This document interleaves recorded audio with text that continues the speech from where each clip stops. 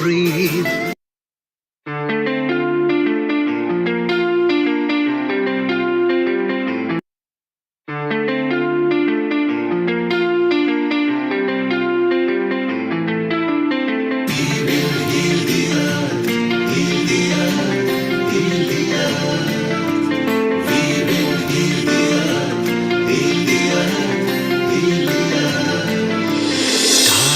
They can tell you stories which are brighter than yesterday. The streets have never been so quiet. The squirrels found a new hideaway. Tomorrow will never be the same. There is so much hope in our hearts. Brick by brick we shall overcome and walk right into a new start. Welcome to the brand new world. We're the children of our Mother Earth. Reach out your hands, let us heal our earth together. Welcome to the brand new world. We're the children of our Mother Earth. Reach out your hands, let us heal our earth together. We will heal the earth, heal the earth, heal the earth.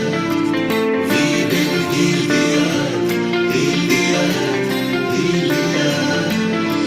Birds are flying strong and fearless. Green is greener in shrubs and trees. The skies have never been so clear. Air is purer for us to breathe.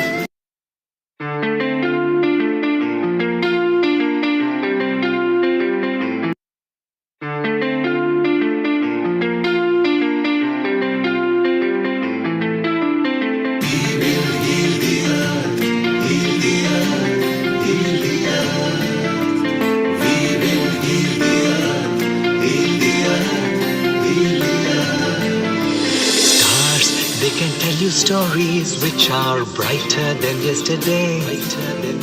The streets have never been so quiet. The squirrels found a new hideaway. Tomorrow will never be the same. There is so much hope in our hearts. Brick by brick we shall overcome and walk right into a new start. Welcome to the brand new world. We're the children of our Mother Earth. Reach out your hands, let us heal our earth together. Welcome to the brand new world. We're the children of our Mother Earth. Reach out your hands, let us heal our earth together. We will heal the earth, heal the earth, heal the earth. We will heal the earth, heal the earth, heal the earth. Birds are flying strong and fearless. Green is greener in shrubs and trees.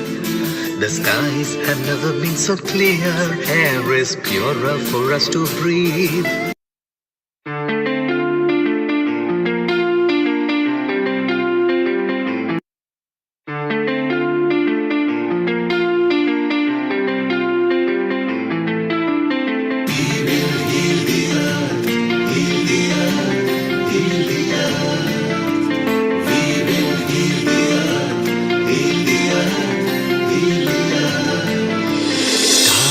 They can tell you stories which are brighter than yesterday. The streets have never been so quiet. The squirrels found a new hideaway. Tomorrow will never be the same. There is so much hope in our hearts. Brick by brick we shall overcome and walk right into a new start. Welcome to the brand new world. We're the children of our Mother Earth. Reach out your hand. 10, 9, 8, 7, 6, 5, 4, 3, 2, 1. Global Namaste. Very good morning, good afternoon, and good evening to all the viewers of Healing Our Earth. I, Amrita Sharma, welcome you all to this episode of Women's Self-Care. Healthy and happy women and happy communities. how a little care that we all give to ourselves can change and can make a big change in our societies, in our lives. We'll be talking and discussing about that in today's episode. So don't go anywhere. Stay on the screen and keep watching today's vibrant episode of Women's Self Care. Before we start, let's chant mantra. You can hold any affirmation of your choice. I'll be chanting Gayatri mantra. Let's join our hands together, closing our eyes, taking a deep breath, a pause for a while. Om.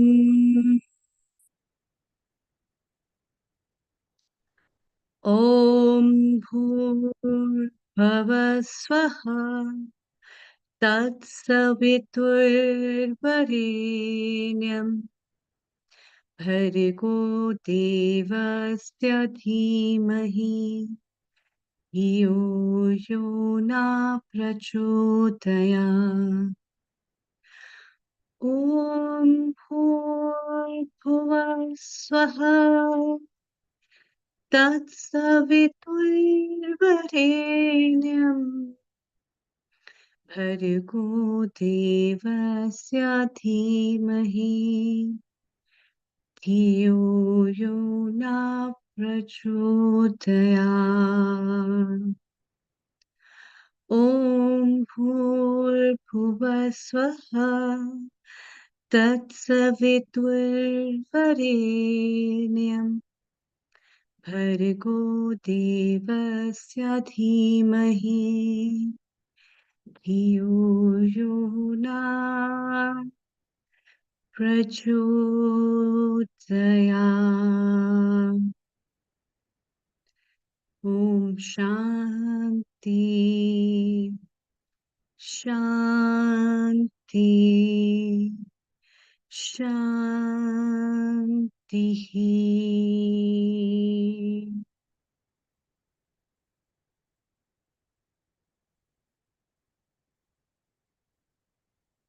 It's time to welcome one of my special contributors, a lovely woman whom I really like and appreciate, and my co-host today, Vaishali Acharya. Before we start this episode, I'd like to say few words about her.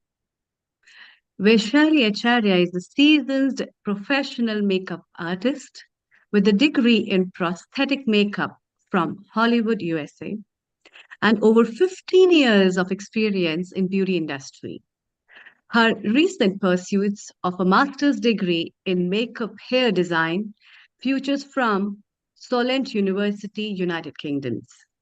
Beyond that, she is also a holistic healer, mindfulness coach, chakra healer, and master meditator. With these spiritual vibes, she is a certified fitness trainer as well and a nutritionist.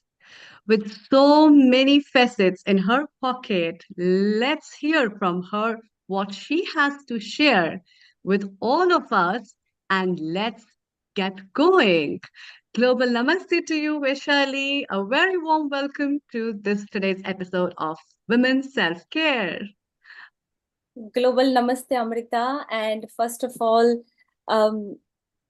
thank you very much for your wonderful, introduction of me. And today, as we are celebrating women's self-care, and it's a privilege to be part of this amazing platform. And being a woman, all I want to say is no matter which field we are, no matter which part of the globe we are, but if we can realize our true potential being a woman, that itself can create a huge impact on the society. It doesn't matter that from where we come from, what is our background, what is our genetics, what is our past, doesn't matter. All matters is if we truly realize who we are, then we can not only change our own lives, but we can change the world as well. And as it is rightly said, that women are the pillars of society. Well educated women, powerful women can pass on the legacy to the next generation. They can not only create an impact on their own lives, in their own family, but to the society as well. And in today's time, it is extremely important, being a woman, I would say that physically strong, woman has to be mentally strong, and woman has to be financially strong as well.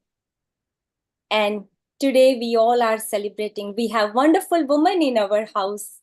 And I can see beautiful face everywhere. Bindu, Vora, Alexandra, oh my God. And I can't wait for this beautiful session and powerful session where we are going to share our knowledge, our experience, which would be really helpful to the society and to the women who are not only just part of healing, but every woman is a family. We are a community, and we are creating an impact, and this is a beginning. There is no doubt that I would say that we all are women of 22nd century, and we are going to pass on certain knowledge, whatever we have been given by the grace of God, or by our experience, by our education and knowledge. And it's my privilege to be part of this platform. Thank you, Amrita. Thank you, Vaishali. Let's get going and have some views from our guests as well before we move to our special guest. So let's welcome. We have Alexandra, and then we move to Bindu. Global Namaste, Alexandra from Croatia. And what are your views and what is your message for women's self-care? How important it is for a woman to take care of herself? Over to you. Thank you. Thank you so much, Dr. Amrita, Vaishali. Thank you for that beautiful introduction to this day, Sunday. I hope sunny and sun shines from inside out as well. And if it does not, it's just also the way we see things. I think the self-care comes from self-love. And we really embody that so easily in giving aspect of love or sunshine shining outwardly. But maybe we can also a little bit absorb of that warmth and love and accept that for ourselves, that we need to replenish, we need to fill up the cup in our own way, whatever it is. It's maybe sometimes small habits that we can just, not be on autopilot, maybe just change after brushing teeth, having 5 minutes just to sit in silence or look at the sky or read a book. Whatever it is, this is a desire for self-love, can be really in a small chunks of time or space or activity. I think this is really important, to be honest with oneself in self-care and have a good foundation and start slowly. Lovely. That's very nice. So from Croatia, let's move to Mumbai in India. Very good evening to you, Bindu Bora, who is a yoga expert and also a healer. Bindu, I have been watching a lot of your videos related with yoga and a lot of your talks on mindfulness. What is your take about women's self-care and how women should take care of themselves? Over to you. Kindly unmute your mic so that we can hear you. Yes. Your lovely Now? voice. Global Namaste to you. Global Namaste, everyone, and such a beautiful audience here, and always being so joyful and to be part of this Healing Our Earth family and sharing the views and ideas of. And today is the most interesting topic of women's self care. That as I'm a yoga expert, yoga practitioner, and how yoga can balance your mind in our busy life, We don't have an excuse that we can't do it. It's everything in your mind, everything is in your heart. If you wish to, if you choose something, you want to do it. We all women have so much of potential to do things on our own. We can't be dependent on anyone. We can create a magical world around us by just creating our thoughts, putting that thought in the action, and putting that thought in a positive manner. So I have practiced yoga in such a manner. I have reversed, I have turned my life 360-degree by changing my mindset of doing it, and not to think that no, this is impossible, I can't do it. No, it's what you thought you put in the universe. Universe will convey that thoughts over to your body, your mind, your creation of your life. So never think that you can't do it. Always be positive, stay happy, love yourself, and everything is possible. So, Bindu, before Wow. we go ahead to the Hmm. same on a same note, I would like to ask a little bit a quick question. That you are such a you have got a beautiful body. No wonder that your yoga vibes and the way you teach, your Yeah. yoga flexibility, it also leads Yeah. to a great body because shape of the body is a byproduct. But a quick Yes. self-care first tip of the day, if you would like to, just self-care. What do you do? What is your first tip for every woman for self-care? First thing, yes. First thing, good question, Vaishali. That don't go by looking at others that, oh, she has a good body, she has good hair, she has. Be confident in your own skin, and that's how will make you look so beautiful. It's genetically, sometimes they are blessed that people have a good body, good hair, good eyes, or anything, but you are blessed with your own self confidence. Wear the things which is only 500 rupees, but you wear with that confidence that you are wearing such a brand clothes. So wear that confident only will make you look very, very beautiful. Nothing, don't compare yourself, don't judge yourself, and never doubt yourself. That is only I follow in my daily routine life, which has helped me to achieve where I am right now.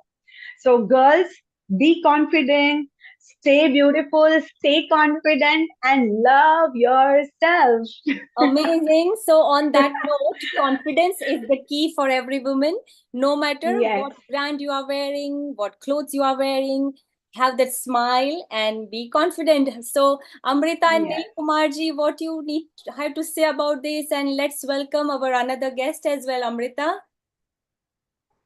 Yes, let's hear what Neil Kumar has to say, our Yeah. founder and director. But everyone has been talking about self-love, self-confidence, and building up the self-resilience to be what you are and your own individual entity. So, Neil Kumar, your comments before we move to Hirul. Over to you. Thank you, ladies. Welcome to Healing Our Earth. This is a special women's self-care. And we'd like to remind people in our Zoom, we are actually broadcasting live on several social media channels, YouTube, Facebook, website, Twitch, Twitter, which is now X, and other media partners. And we remind everybody to put their camera landscape so we get the maximum view of you. And we would like to shortly welcome our special guest today, who is not only a beauty futurist, but she is a top 100 influential person in the United Kingdom. So we'll be moving over to Sharon Floyd in a moment. Let's take a comment from Hiral and Danada, and we move on to Sharon. So Hiral, you can unmute yourself. Your self-care tip from Mumbai. Stay around and we'll go to Sharon Floyd. Over to you, Hiral. Hello, Global Namaste. I'm Hiral Merchant from India. Thank you for giving me this amazing platform to talk about like how Vaishali told that we can tell and we can share our knowledge. So today I just came from a beautiful workshop and I became a practitioner of you can say 3-day body class. And I like to tell about our body, that we, as in like how you can self-care, how you can take care of our body. That is also one of the most important thing which we always need to take care of our body. So basically it is connected for everything, well-being, your wellness, the yoga, everything is connected with, the body. So basically two things, three things I like to tell about loving ourselves. It's very easy to say, love yourself, love yourself. Do you really love yourself? Do you know how to love yourself? Do you know how loving ourselves makes a lot of difference in everyone's life, our life? Everything can be changed through you, through your body. So basically, I like to tell you something about two, three tips on body, what I have learned, and I like to share it to you all about how to love yourself. Basically, body is a kind of like, a soul is a machine and body is a vehicle. So if the soul is there, but if the body is not with us, how we are like a spirit. So basically, we need to acknowledge our body, whatever it is, whether we are fat, whether we are thin, whether we are whatever, skin, this, whatever happens, but acknowledge it. And that's called self-love for your body. So once you start loving yourself, loving your body, loving everything about you, what you have, God has given us, we can change anything. And second tip is just talk to your body. Hey, hello body. Hello body, do you like this? Hello body, do you really want to eat this? Hello body, how I'm looking today? Do I'm looking good?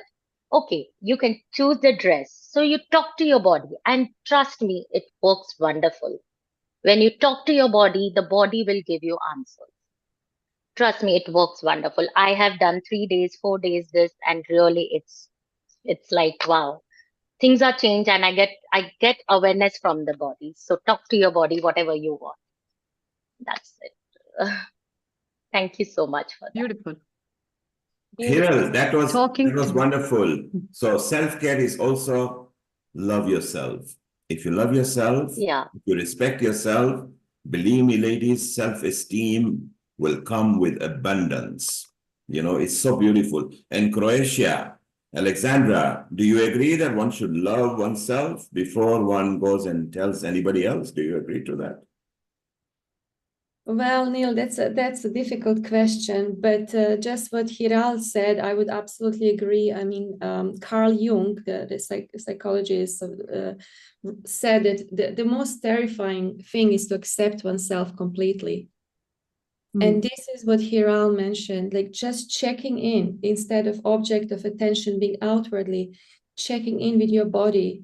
How are you feeling? Reconnecting with your own wisdom, creativity, and then as a byproduct of what Vaishali said about the body maybe becoming more flexible after doing yoga, also the self-love will, I think, come eventually.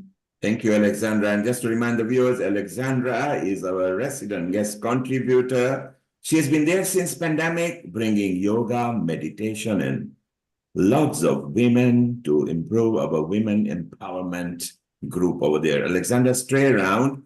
We move from Croatia, we leave India for a moment, we come back to United Kingdom. Vaishali, take it over with our special guest contributor, Sharon Floyd. Please introduce her. And Sharon, welcome to Healing Our Hearts. Sharon, what can I say for this versatile personality? I think even if I would introduce her for a whole day, it would be not enough. But Okay.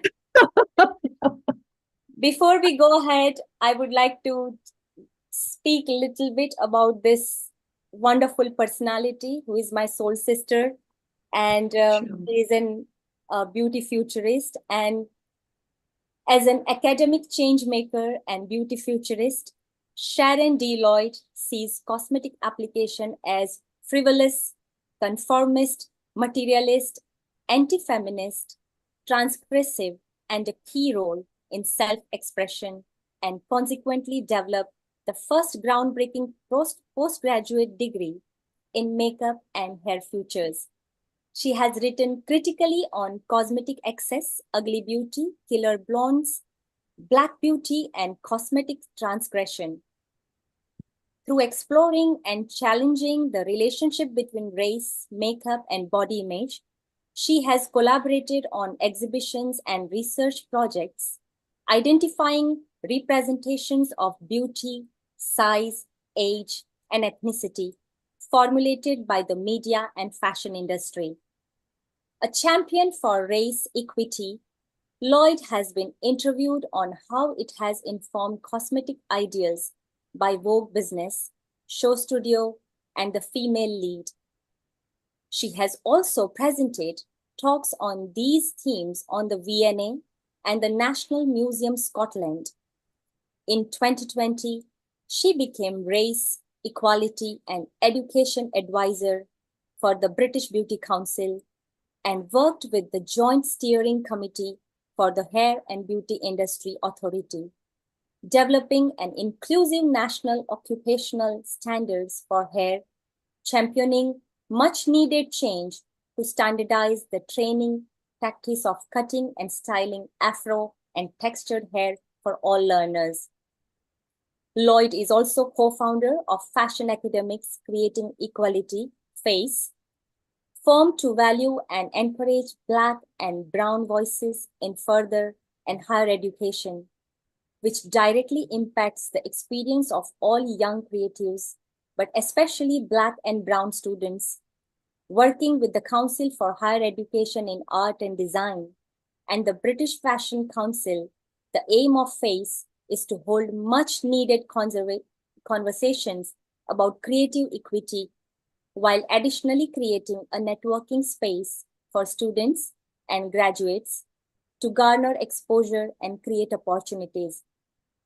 In 2023, she was awarded the title of Champion of Change for the Vogue 100 Innovators list. As a thought leader working towards making an equitable future for all, she is currently co-chair of the British Beauty Council's Diversity, Equity and Inclusivity Committee and trustee board member of the Cultural Trust Southampton Forward. So without further ado, I would like to welcome my soul sister, beauty futurist, and a versatile personality, Sharon D. Lloyd. Global Namaste, Sharon, and welcome to Healing Our Earth family. Thank you so much. Wow. That was Namaste, a big Sharon. introduction. What an introduction. Hello. Hi, everyone. What an opportunity to appear today. Today on this, it's really sunny for once in the UK. So I'm sending everyone joy today on this Sunday afternoon. And I'm saying again, thank you so much for inviting me to talk today about beauty, of course. Lots of introductions from a variety of people today, talking about loving oneself, which I think is really important. I just want to say, Croatia, so interesting listening to you. You know, I'm going to, because you mentioned the idea of loving yourself, but I think that loving oneself and liking oneself, two different things. And so I think what we also need to do is talk about how we like ourselves. And I think that there's a journey that we all go on. I'm getting very serious very suddenly. A journey that we all go on. And I think that particularly since the pandemic, we've all been on a very interesting journey in reconnecting to ourselves.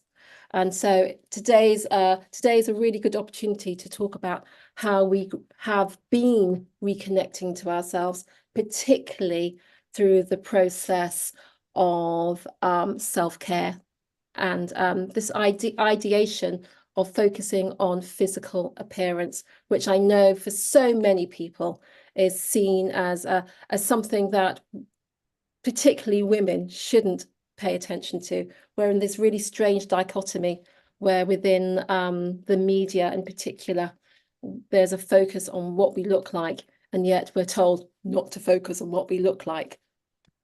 Where do we go with this one? So the idea of beauty, self-care, inner beauty, outer beauty. We, I think, as women, are stuck on so many paths. We're on so many crossroads, rather. You know, what is the area that's going to bring us ultimate inner happiness? And when we achieve inner happiness, of course, it reverberates outwards. And there is the sense that there is a longevity to the happiness that we incur within those that surround us and those that we impact on. So that's one of the things I want to talk about today. Croatia, later, I'm sure. I think I'm just going to say that what we need to also do is remember that the conversations that we're having today, I talked about this reverberation, we need to carry it on to others. It doesn't end just today. This is an ongoing conversation that we should all be having and focusing on each other. So yeah, I'm really enjoying talking. I'm going to really enjoy talking about some of my thoughts later on. And absolutely amazing, Sharon. And it's always lovely to, you know, hear your ideas, your ideology. And because I'm so blessed that many people don't know that you were my course leader for my master's MA Makeup Hair Design Futures. And I'm absolutely blessed to be able to learn each and everything about cosmetology, cosmetic culture, beauty futurism, speculative design, and all those beautiful modules. So Sharon, before we go ahead, my first question to you, because you have an ocean of, you know, knowledge, and in terms of, you know, sharing your thoughts on, so what is your self-care routine in terms of what do you feel about self-care? Like you said, the self-care is not just a loving, it should be liking as well. Also, another point which I really like, you said that longevity, you know, it should not be just for today. It should be talked over and over. You know, this is women self-care is must needed topic that we all should be, you know, discussing. But what are your what do you do for you have a beautiful face, and you know, you have eaten your age. I don't want to disclose your age, but age is just a number. But I'm not ashamed. Listen, I listen, we as women, there's this bigger discussion where we say, do we look our age? And I'm going to say I look my age. Yeah. And I'm 60 this year. I'm so proud. I look my age. Amazing. So it's about really appreciating being in the moment. And you talked about my self-care routine, and I'm going to say I didn't start off by looking at the area of beauty. It's through sort of teaching and being introduced to the subject and lots of discussions that I've become fascinated with ideas surrounding beauty. I originally was a textile designer / researcher. So I've always been looking at surfaces and colour and pattern. So it was very natural for me to, when I started teaching within beauty, why I would be so fall so much in love with this area of practice. In terms of my own self-care routine, I have to say, like lots of women, I started off soap, water, moisturizer. I was done. But I have learned to appreciate my my beauty routine as a way of taking time. And I think that not just as mothers, because we're not all mothers here, but I certainly know that as a mother that I immediately became time poor, and taking time to put my makeup on every morning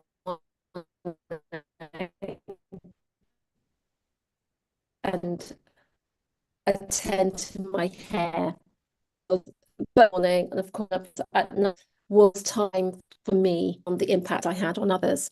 And I think that, you know, beauty is seen as an area that, well, it's constantly denigrated. Just think about all the terrible words that are in everyone's vocabulary when we talk about beauty practice. And I think it's been really interesting thinking, actually, how can we turn this around so it's a very positive experience? And so I tend to take time, of course. I've become a bit of an expert in retinols, vitamin C. I was about to ask the same question to you, that cosmetic applications, and because we are in a beauty industry, and however, I know that, you know, your main focus is accepting who you are, accepting your age, accepting your skin, your color. Everything depends on how you accept yourself first. But still, we are living in a world where there are pollutants, environmental aggressors, and it does affect our skin, isn't it? Oh, and so in that case, I would like to know, because you are the expert, you are the beauty futurist, you are the expert. So we want to know that what is your skincare routine? How do you look after your beautiful skin? It's always glowing and tight and shiny. We want to know those molecules that you use, your AM/PM routine. Can you please share something with our audience, Sharon? Well, I mean, you know, there's the and can I just say it's not consistent, which is the thing that they say you need to be consistent.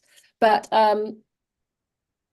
I think taking time every day to do a beauty routine, and it's not a set routine, means that I can tinker with it. So it means that at night, you know, I've discovered that my skin likes oils. It likes a good oil wash. You know, I use a hyaluronic acid and then a retinol. That's it at night. And then Aquaphor.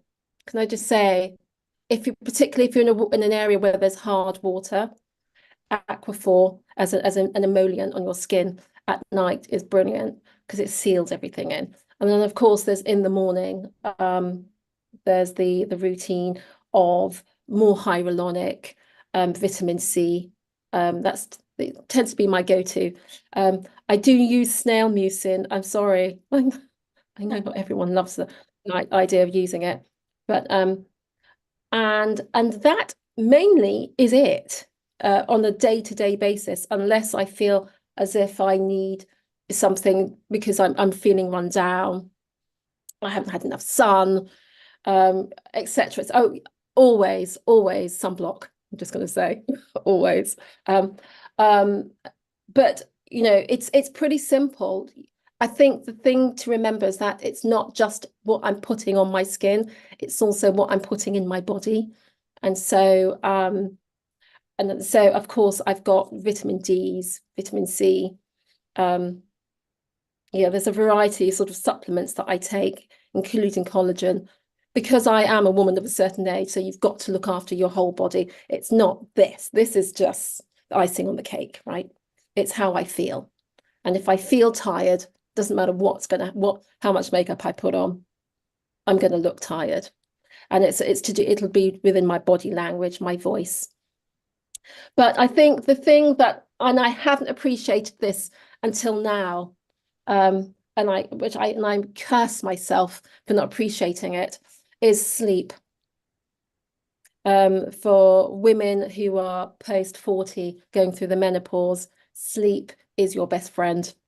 And sleep, you know, clean sleep. And by that I mean being uninterrupted sleep throughout the night. And so that's really important. I've learned that. Thank goodness I've learned it. But yeah. So that cosmetic beauty, when we think about practices, it isn't just how you spend that 5-10 minutes in the morning and at night focusing on you. Apologies, and how you've gone on throughout the day. It is also how you look after yourself throughout that day as well. That's really important. Lastly, peace of mind. peace of mind. And you know, we don't always, it's not easily achieved. We think it's so simple. You resolve a problem and you have peace of mind. But I don't think it's not so simple, really. Peace of mind takes time to forgive yourself for things that, apologies, lots of people contacting me here.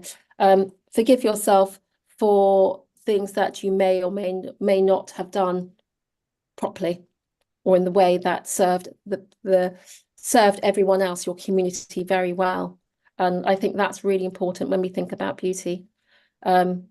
Yeah, so that carries through everything we do. And I think it's really interesting. If I don't have peace of mind, my makeup becomes more extreme when I do, you know, when I'm putting my makeup on. When I have peace of mind, I'm not so I'm focused on looking healthy, glowy. I'm not thinking about the impact that I'm making. There you go. That's a hint. Amazing, Sharon. And our founder, Neil Kumarji, what are your comments on Sharon's wonderful explanation about self-love, self-care, peace of mind, self-forgiveness?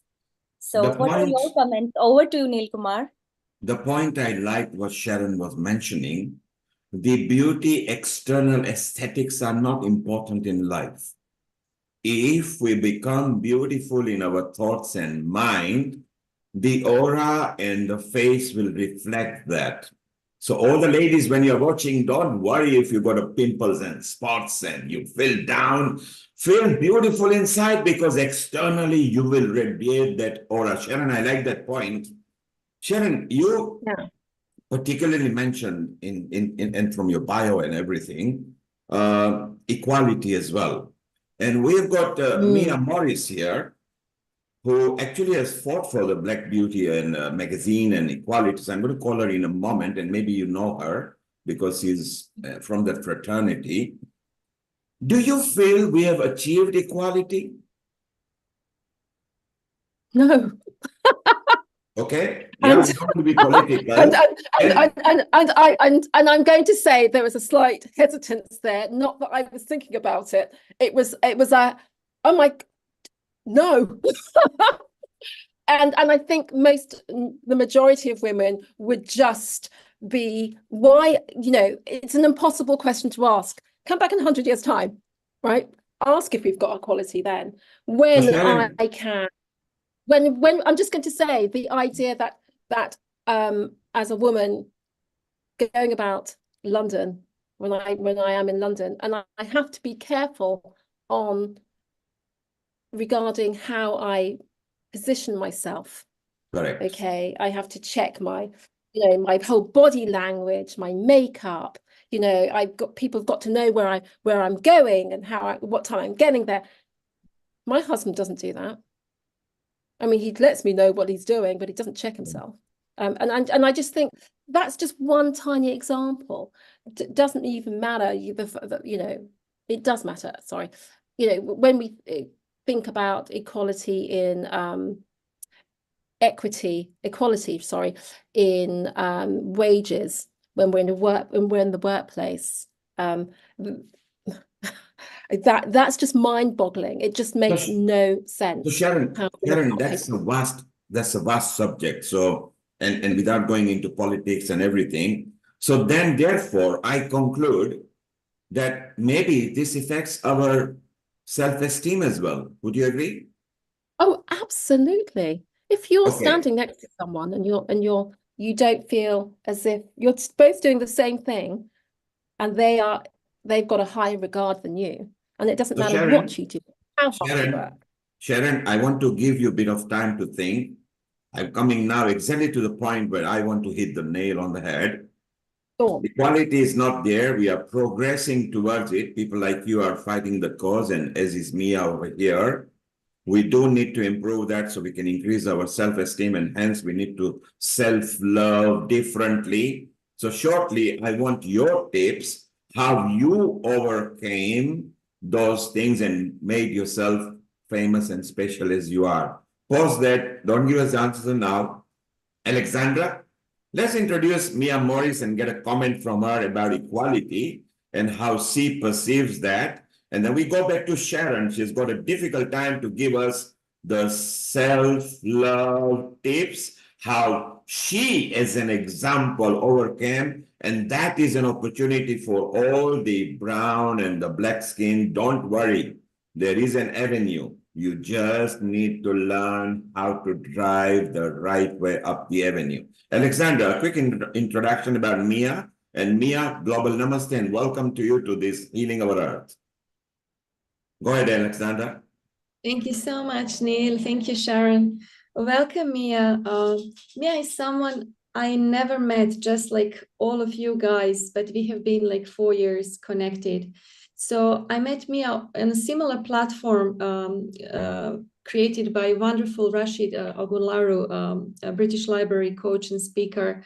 And he created something during the lockdown called Compassion Check-In. And Mia was always there. Every week we would meet Wednesday at noon. And Mia was like somebody who was this just way of being, the character, the purpose, the responsibility. So for me, she's just someone who really embodies all of that we talk about today in all these past events. But I would really like more to Mia to give her to introduce herself, because I know her as a person. I know a little bit what she does, but I just have so much respect for her as a person. I know that she's an activist and she's been doing for 40, 50 years amazing things. So maybe Mia, if you would like just to say something about yourself. Yes, Mia, welcome. Mia. Mia, welcome. Well, we are proud. Welcome everyone to the platform. Welcome everyone. What can Mia, I say? Good afternoon. Mia, I always start with a quote. So someone gave me for my birthday an ashtray which say, "Courage is the magic that burns dreams into reality." So when we talk about self-care, it's about how we look after ourselves. But you asked me a leading question, which is, who am I and what I'm about? I'm older than Sharon, possibly older than anyone else in the room, possibly. And I've been going as a cultural community activist. I run a website called Black History Maker. And before that, I ran a Black History Month website for 17 years. I go back to the days of Ken Livingstone with the GLC, and I've always been the go-to person where people organize events, whether it's with authors or writers or commentators. During the day, 3 days a week, which is where I met Alexander, I work for an organization called Sound Minds, which is a mental health charity. And that's been going for 32 years. And I have a team of 14 people who I look after, who visit patients on the ward and help them with their recovery journey. So that's me. And I've got an OBE. I'm a member of the Royal Society for the Arts. So Mia, we are very proud of you and what you have achieved. My question to you is this, and I asked Sharon, and we don't want to be political about it. Nobody's here to defend. Do you feel, because you have done it for, I believe, maybe about 40, 45 years, do you feel we have progressed, and do the black and brown faced women, do they now hold some better position, and do they need to fear, or they just need to learn the tricks and techniques to go forward? What do you feel? I think I am working with the next generation and a generation before that now, helping them to understand the importance of self-care so they don't burn out. Racism is still an issue. Equity is still an issue. But I'm one of these people where I say, find a way of getting on with life, finding your allies and finding people that speak the same language as you, even though you might be the other side of the world. The world changes eventually, but in my opinion, not enough, but I will still continue doing what I'm doing. So Mia, what I love is the positive note from you that, hey, we don't stop, we forge ahead. And I believe you mean current generation. I think you're talking about Gen Z, because this is the new terminology that they That's use right, nowadays. yeah, Gen Z, yes. Yeah, we are all learning that. I know that you are up to date, but it's beautiful. And both of you mentioned about Sharon's age and everything. Sharon, you will need to provide a proof that you are 60 because you don't look anything more than 40 plus VAT. So just Well, chill. Age is I'm just more a than that. number. I'm more than that. Yeah, yes, and you might have more VAT on you, Mia, but the important bit is that both of you have contributed to the community, and maybe we can bring through the knowledge of self-care, self-building, self-confidence. We don't have anything to hold us back. We need to forge ahead, and this is the right time to change the communities and societies. Vaishali, we're going to go for Sharon stay. Mia, stay around. Alexander, stay around. We'll come back to you for panel discussion. Vaishali, I also know that every time you appear on Healing Our Earth, some of our hosts and people talk about your hairstyle and the makeup that you apply. So if you've got anything lined up for us, we'd like to a demo from you. But before that, the ball is back on Sharon Lloyd-Scott.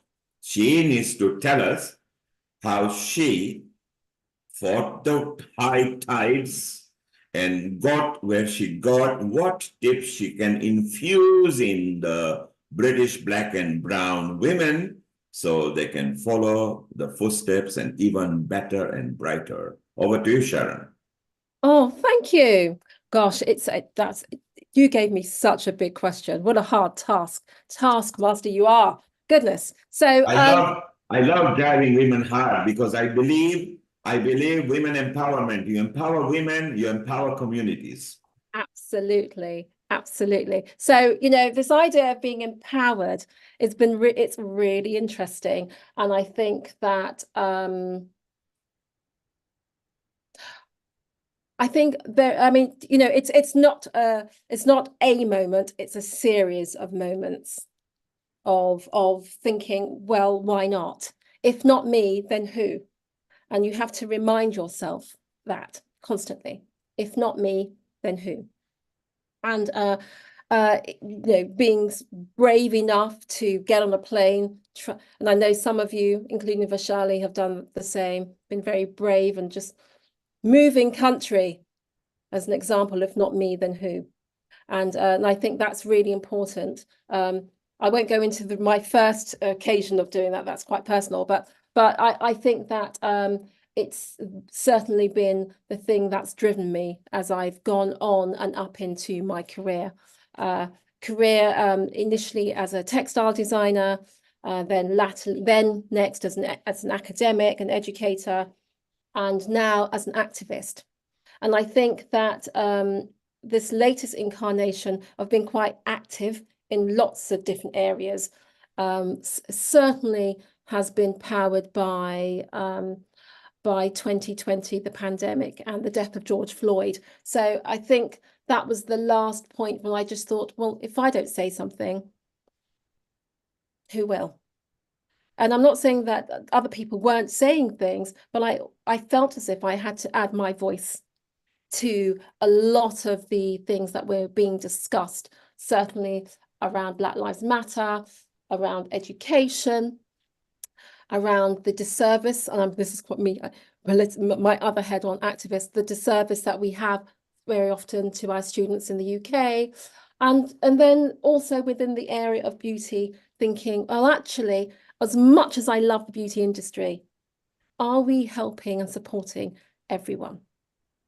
It's sold as and talked up as an industry that we have equity in a way that we don't in so many other areas. And yes, there is a sisterhood and a community, but when we start to drill down into what that community consists of, that's when I start to think, oh, is it that fair? We're so supportive of each other in many respects. But there is this one area, particularly in beauty, in the beauty industry, where I think actually we could do better. And that's where I've been, particularly in the last 6 months, I've been most vocal. We can do better. We should do better. In fact, I'm just about to launch a major campaign next month. Watch out for it, with the British Beauty Council, where we will have to do better.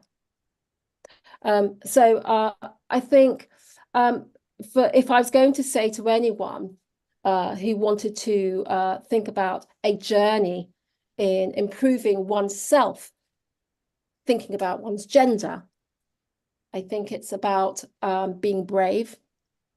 Again, we talk about bravery a lot, and talking to other women, having your heroes around you, surround yourself with that love and that care, which is why I'll be emailing so many of the women out on here later, because I can see that they are on the same wavelength of love and self-care, and sharing that, making sure that we are this larger community.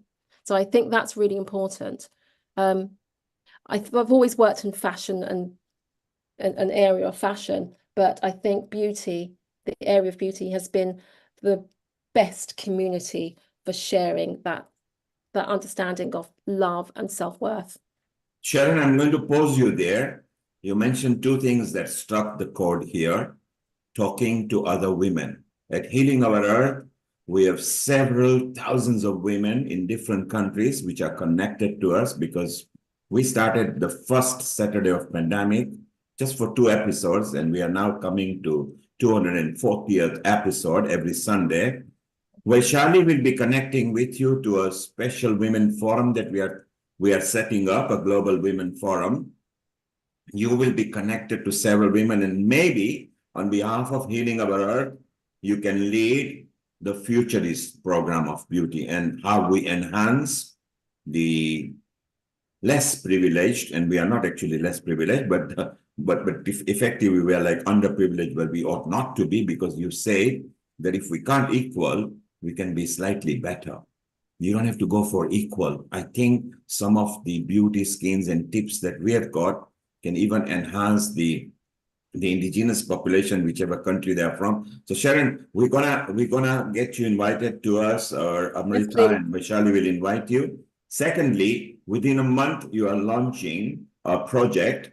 So at Healing Our Earth, at your convenience to the next available date, maybe we can help you launch that idea after you have launched to the women of the earth, because that's what Healing Our Earth does.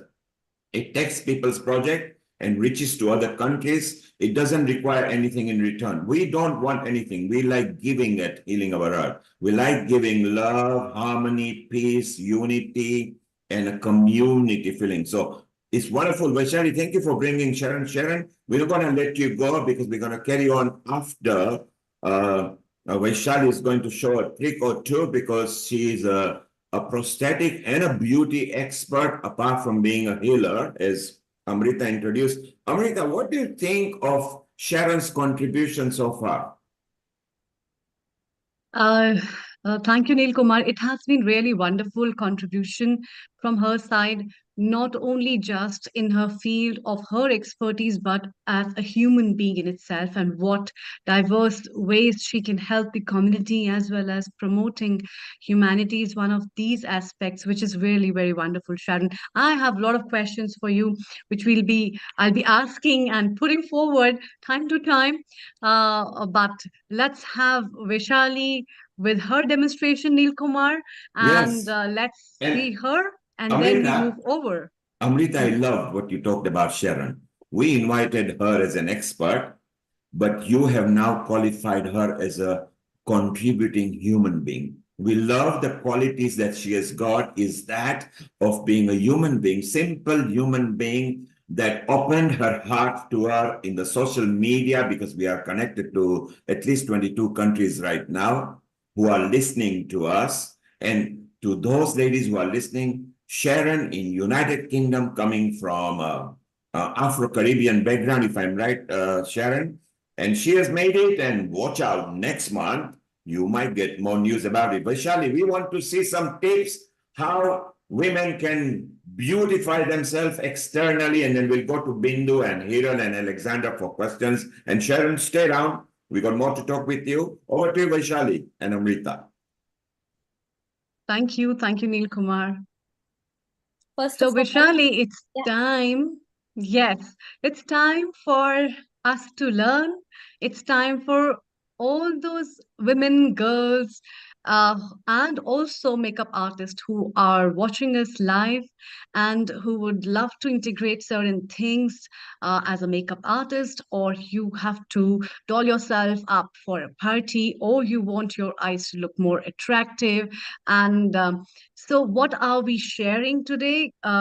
Please throw light on that. And also, what are the simple steps for all that? So, over to you. Thank Amrita, you. before Vaishali does that, what I like about Vaishali right now, her mentor is there from her course, Sharon. Although Vaishali's beauty expertise starts from Los Angeles, where she used to be there prosthetics, she's actually quite senior. But some of the tricks that Sharon has infused in Vaishali, and she is willing to do it right in front of her. So this comes with good self-care, comes self-esteem. With self-esteem comes confidence, and just be the real you. Vaishali, we wish you all the best. Go for it and hit us with some beauty tips. Thank you, Amrita. Thank you, Nil Kumar, and my mentor, my soul sister, Sharon. And what a privilege. I mean, life is sometimes I feel that I had never thought that, we are going to have such episode where Sharon will be witnessing my demonstration, makeup demonstration. So Sharon, you are my guru and you remember our first meeting. So seeking your blessings first. Yeah. Before I am sending you so much love. You don't need it from me because you have it within yourself, and we are all here for you. Thank you, Sharon. But during this demonstration, because since you are here, it would be like an interaction. And Okay. even I want you to, in between, share your thoughts as well about what I am showing at the moment, showing and teaching. So that would be even better, education to our audience. So let's say whenever we say about makeup, and right now the focus that I feel that eyes are something that most expressive, facial feature. Everybody wants to have a perfect eyeliner, perfect wing liner, smoky eyes. And I think every woman's dream is to achieve a beautiful eye makeup. Some wants to have a cat eyes, some wants to have a smoky eyes and natural beauty eyes. So right today, I'm going to talk about smoky eyes. And as you can see, first of all, today I have applied my rest of the makeup, but purposefully I have not done anything on my eyes. That's just a plain eyes so that I can demonstrate eye makeup for our viewers. And before I go ahead, let's say it's very important to first analyze your eye shape. How many women know that what is your eye shape, right? So first of all, it's very important to first understand your own, and it's not a rocket science.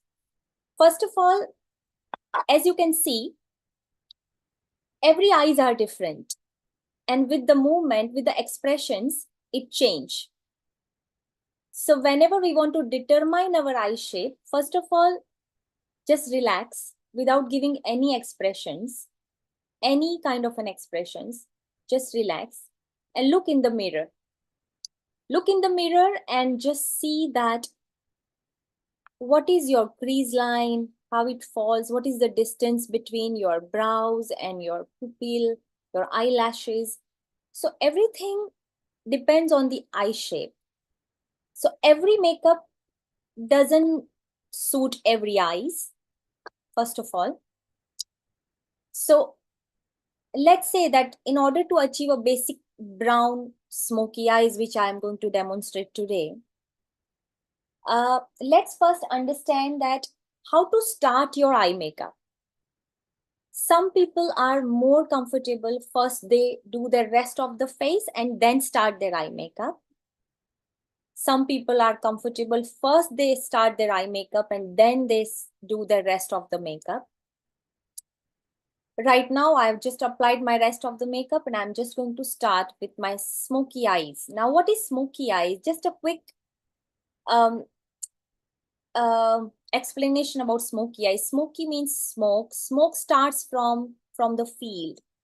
So let's say that it is most intense at the first level where it starts, and gradually it comes up smoke and it diffuse, it blends.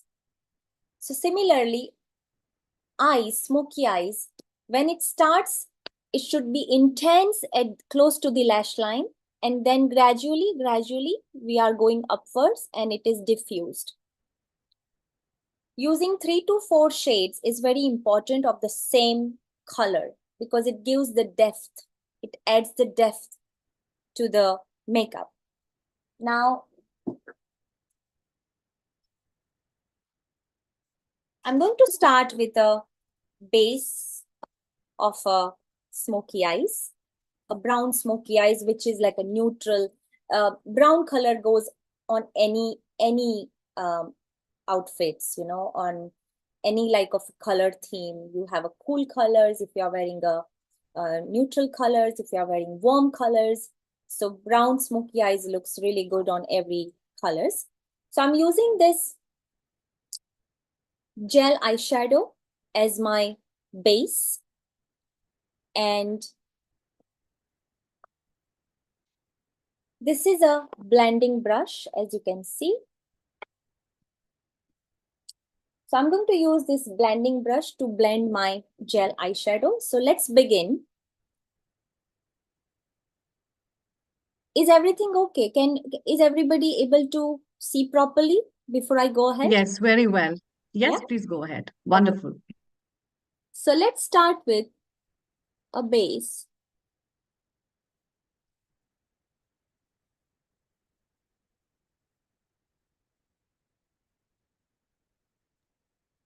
And I'm just going to say, while Vaishali is working on her eye, that with so much focus these days on looking at screens, we are seeing ourselves in detail like this on a daily, almost on a daily basis. So I certainly for myself, I work from home at the moment, and I'm constantly having meetings 3-4 times a day. Where I'm not just looking at that person, but I'm also looking at myself. So we're spending a lot of time analysing our faces in a way that we've never happened to do before, which has been really interesting. So it's no wonder that that smoky eyes have become a really great way of waking ourselves up and making our faces look more alive on a screen. So it's nice product, by the way. I don't know what product that was, but you did that, the brown, but it was very good.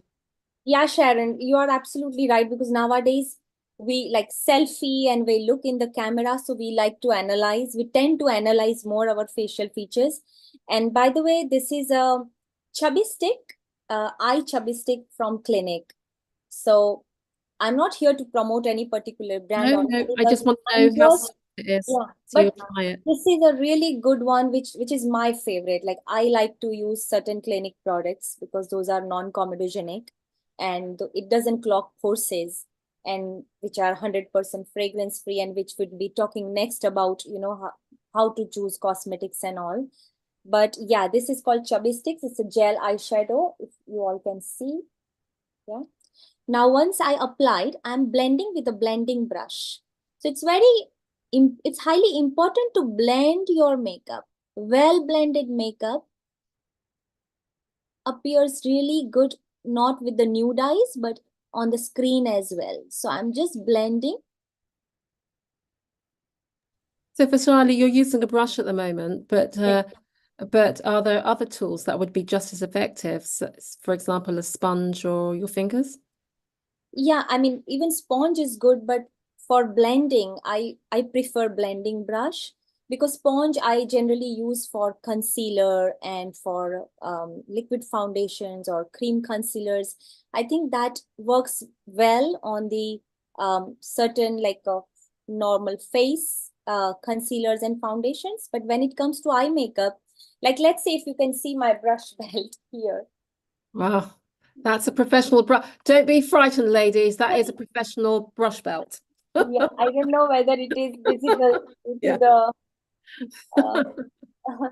but so I'm right now just applying with a blending brush, which is my favorite technique. And So this is a blending one. So I'm blending. As you can see, it is blending, isn't it? Sharon, is it visible? Yes, I'm loving it. And do you know what? This is where it drills down to when you say why buy this product as opposed to this product. And I'm hoping what you're all seeing is the smoothness that it's going on. That I have to say that's what you pay for. You know, it when Vaishali was applying it, it went smoothly over her eyelid and didn't pull the skin. That is what you're paying for. And look at the way it's brushing out, it's blending out very gently. That's what you end up paying for. True, Sharon. Very true. Blending is our best friend as a makeup artist. Yeah. And now, as you can see that we have done our base of our eyes, because since it's a brown smoky eyes, that's why I selected brown, right? Remember, because it's a brown smoky eyes, you can select different shades according to your color that you are choosing. You don't have to go for brown. If you are going for a purple smoky eyes, then in that case, you can go for a purple base and then build up. So now, as you can see, Vaishali, I also wanted to ask you whether the brush has to do from in to out, up to down. Can you just tell our viewers about that as well? Thank you. Sure. So the stroke should be always inward. So as you can see it looking, it's all inward, okay? All the strokes, because we don't want all the, like a cat eyes, unless it's a fashion makeup, high fashion makeup, then we like to, take it little far from the, little far from the eyebrows. But since it's, again, even if it is a smoky eye makeup, it's a beauty makeup at the end, Sharon, isn't it? So we have to maintain the shape of your eyes. That's very important, because at the end, we should not forget that we are doing a beauty makeup. We are not doing a fashion makeup, high fashion makeup. Isn't it, Sharon? And to also remember that I think sometimes when we do makeup and you see something in a magazine or a catwalk, you've got to wear it all day. And makeup, you should be able to put your makeup on, and if you're out all day, just make a few additions to it and transform it from day to evening, or be able to. Sometimes I have done it. We've all done it, where we've gone in too heavy, and then you're like, oh, what am I going to do now? And you've got to get out the house. And so to practice doing this gentle application, take your time. It'll be much more effective in the long run. Absolutely, Sharon. And once we have done, this is my brown palette. If it is visible to, I'm not sure. It is slightly blurred. You're going to have to pull it out a bit. Can I just say that this is, you're showing the ladies like the big sort of step into makeup. And I think that's okay. But I think it's also, I'm just going to say, you don't have to buy the big palettes. You can start quite gently and buy the smaller palettes and experiment that way too. True, because see, this is a smaller as well, like you can see. Oh, what one's that? One smaller as well. Who's that? What brand is that? That's Charlotte Tilbury. Of course it is. Yeah. I should have known from the packaging. Okay, lovely. That's a good one. You can use this one as well. And this is because I have this brown palette, so I thought let me use this one. But our viewers can, like you said, you are right, that you don't have to invest in a big palette. You can just go for 4 shade, and it is available in every brand. You just go and explore in the store, like MAC, Bobbi Brown, Clinique, Charlotte, every brand, Clarins, Estee Lauder, or any brand, even in a drugstore brand, L'Oreal, and every brand has a mini palettes. It can be easily, you can carry in your purse. So now the next step is to go for a powder eyeshadow on top of that. It is to build the powder eyeshadow. So can I just ask why you would want to put the powder on top of the cream? Because I think lots of people are never too sure about why you should do that. Yeah, good question, Sharon. It's like whenever we are applying any eyeshadow, smoky means we want the depth. So more we build up, more we apply different texture, differently on the same eyes, more we blend, we can create that that oomph, that smoky effect on your eyes, which we all want to achieve, isn't it? Because even right now, it's looking good. It's not looking bad I at know. all. It's looking great. I was just, as you're talking, I was admiring because you had gone in. And now remember, outside, in, out. I think it's so easy to naturally brush outwards, outside, in. Makes a massive difference. Yeah. Outside in, absolutely. And now, since I'm choosing one brown shade from my palette, so I'm first using this brown. This is a flat eyeshadow brush, which is for depositing the product. The blending brush will not deposit the product, but flat eyeshadow brush will deposit the product. So now it's time to deposit the product. Another tip I would like to say, I would like to show here, I always, like, as you can see, the maximum amount is on the tip of the brush, not at the beginning of the brush. So I always keep my brush upside down. Can you see?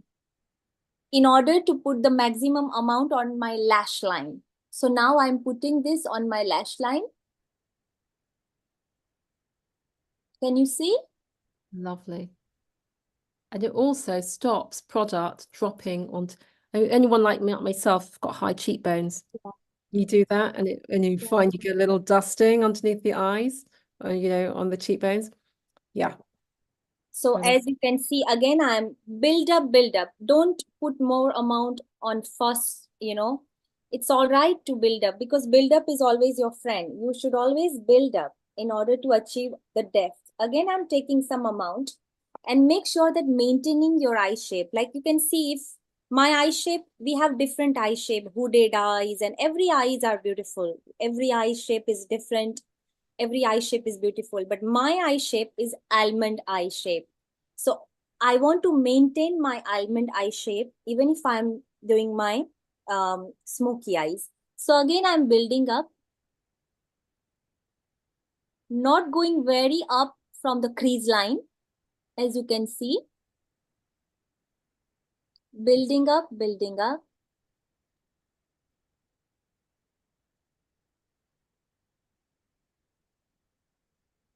Now again, once we have deposited the product, again I'm taking one shade darker than the one that I use. Not darker, but kind of same, but the texture wise, it is a different texture, okay? So I'm using the different texture here, little matte.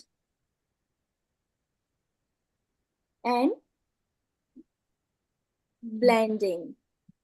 Nice.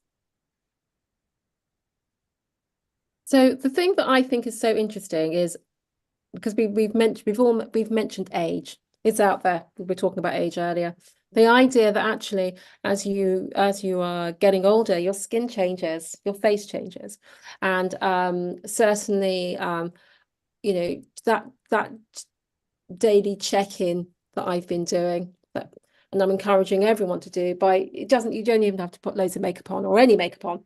Just spend 5 minutes doing your face. But that check-in means that you get to observe the changes in your face and be okay with it. Yeah, absolutely. Be okay with the changes in your face.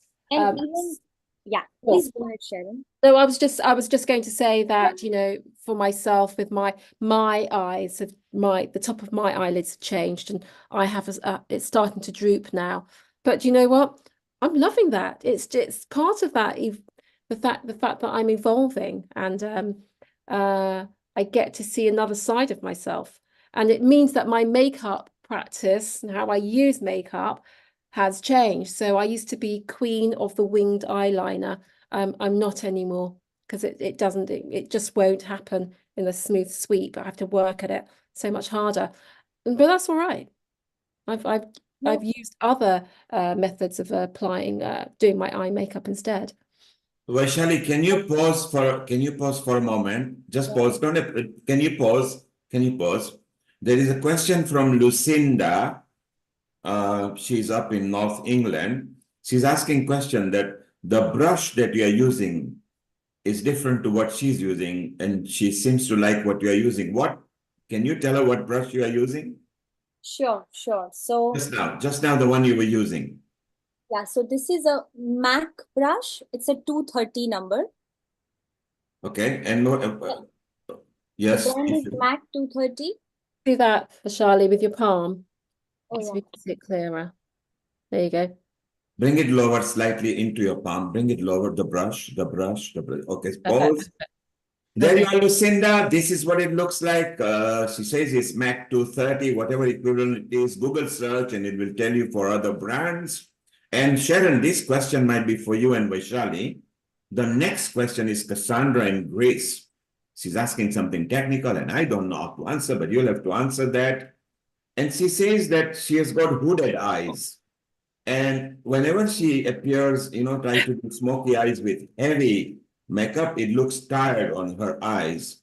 She has been advised she should use lighter makeup on hooded eyes. Is that right? Hooded eyes. Yes, yes. Hooded eyes is absolutely right question. And I would like to say that, when you see a lot in the inner corner, so basically, and none half or a third of the way to the outer corner, like you likely have hooded eyelid, right? But often this may appear like the skin under the brow folds over to the outer corner. So before Sharon, I mean, I know you have a much more tips than me, but I would like to give just one tip over here, that hooded eyes are like also easily accentuated with color, and if you want to make them seem bigger, like experimenting with bold colors in the waterline and under the bottom lid. So it draws away from the hood that can cover up where we are usually taught to place our colors. I mean, what do you have to say, Sharon? And it's interesting because I mean I love a good smoky eye. I tend not to have the smoky eye so much now because of that makeup fall away, which can happen. And so and I mentioned earlier the idea of a winged eyeliner. I don't tend to do that either. But what I will do is use a really soft pencil across, and I will blend that out. So that's my quick go-to. So Sharon, when you say soft, I believe you mean don't use heavy, use lighter for hooded eyes. Is that right?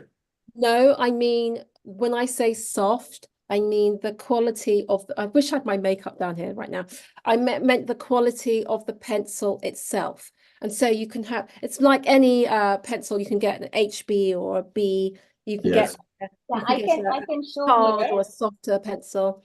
Thank you, Vaishali. Yeah, so like here, it's a Clinic Technocol liner. So it has the highest pigment. Sharon meant that soft means this will give a very heavy effect, right?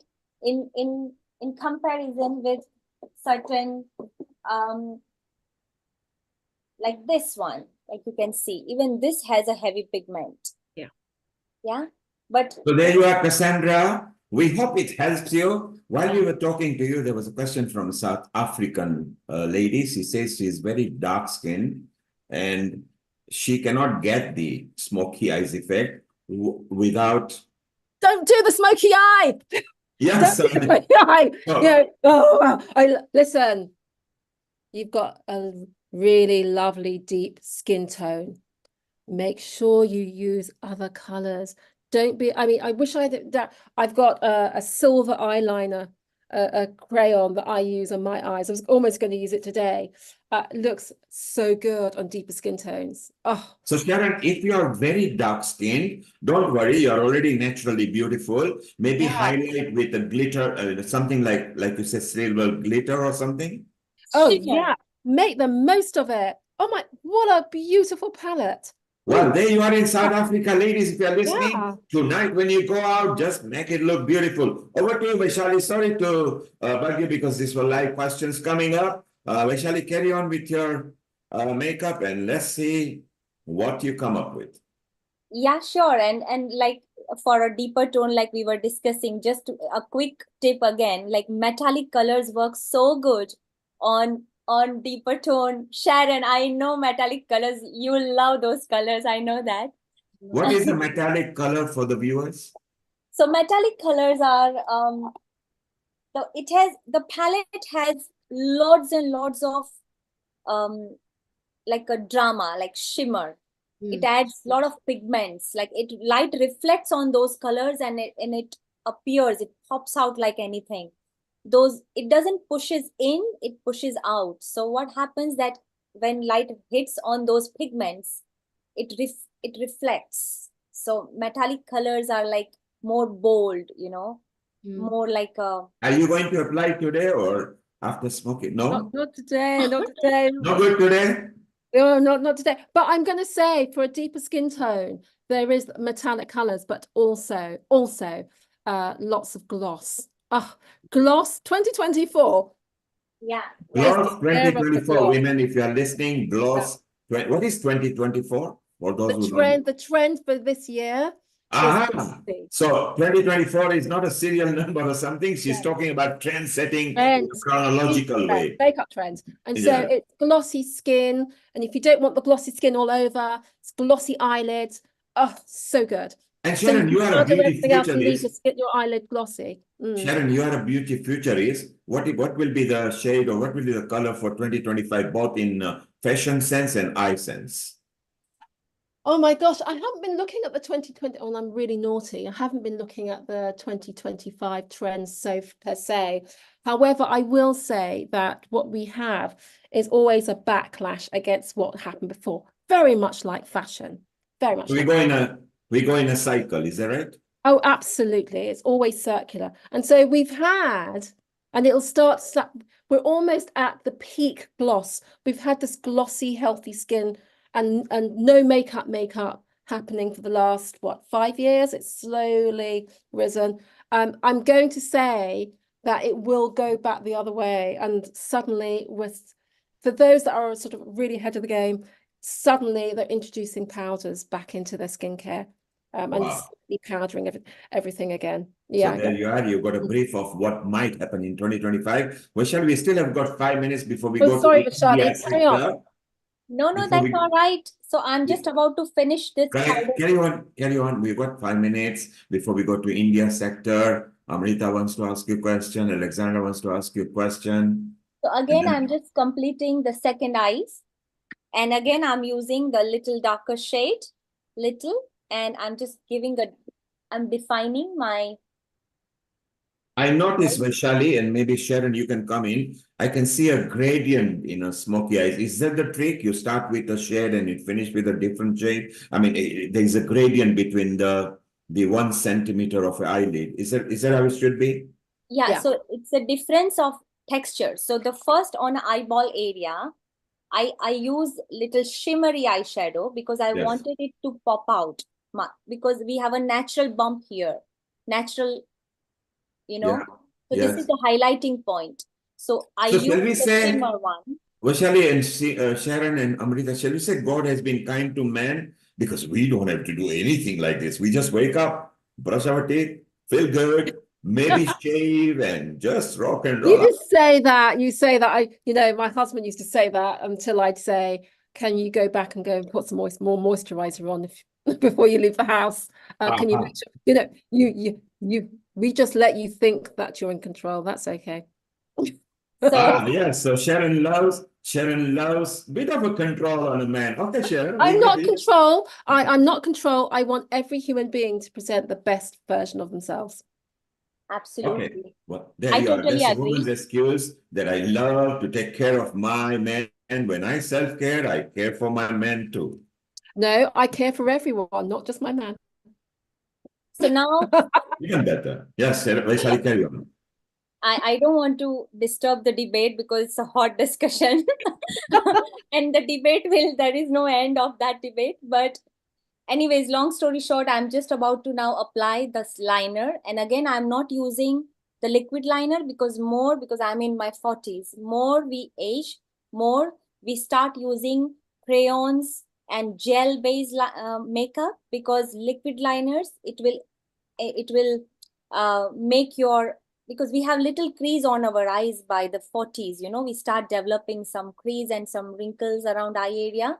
And any makeup which is liquid base, and it will have that zigzag line. I don't want that zigzag line to be visible. So what I'm using this black liner. And this is a liner I'm using, as you can see, very close to my eyes. And it's really, I mean, I'm so glad you mentioned that, Vaishali, because actually that's so lovely. It's a real reminder that actually we evolve our makeup practices. Okay, just because, and I know that there are women out there that they found a really good way of applying their makeup or their, their eye makeup or their lipstick in their 20s, and they stuck with it. Yes, don't do that, play. absolutely, Sharon. Very, very good point, that it is very important for as a woman to understand the changes in our body, changes in our skin texture, skin type. Even skin type do change with the age. I was skin type 2 before, and now I know I'm more into skin type 1 in terms of like more dryness, more on a dry combination side. I am drier side. So it's very important to understand your own skin and accordingly decide your makeup. Like you can see, I have done my eyeliner is done. It is not a liquid liner. It is just like a pencil liner, but it looks like it doesn't accentuate or exaggerate or my fine lines and zigzag, where I don't have much fine lines though, but still I have little bit compared to 10 years back. So I feel like I should be extra careful while applying eyeliner. Similarly, I'm applying on other side, very close to the lash line.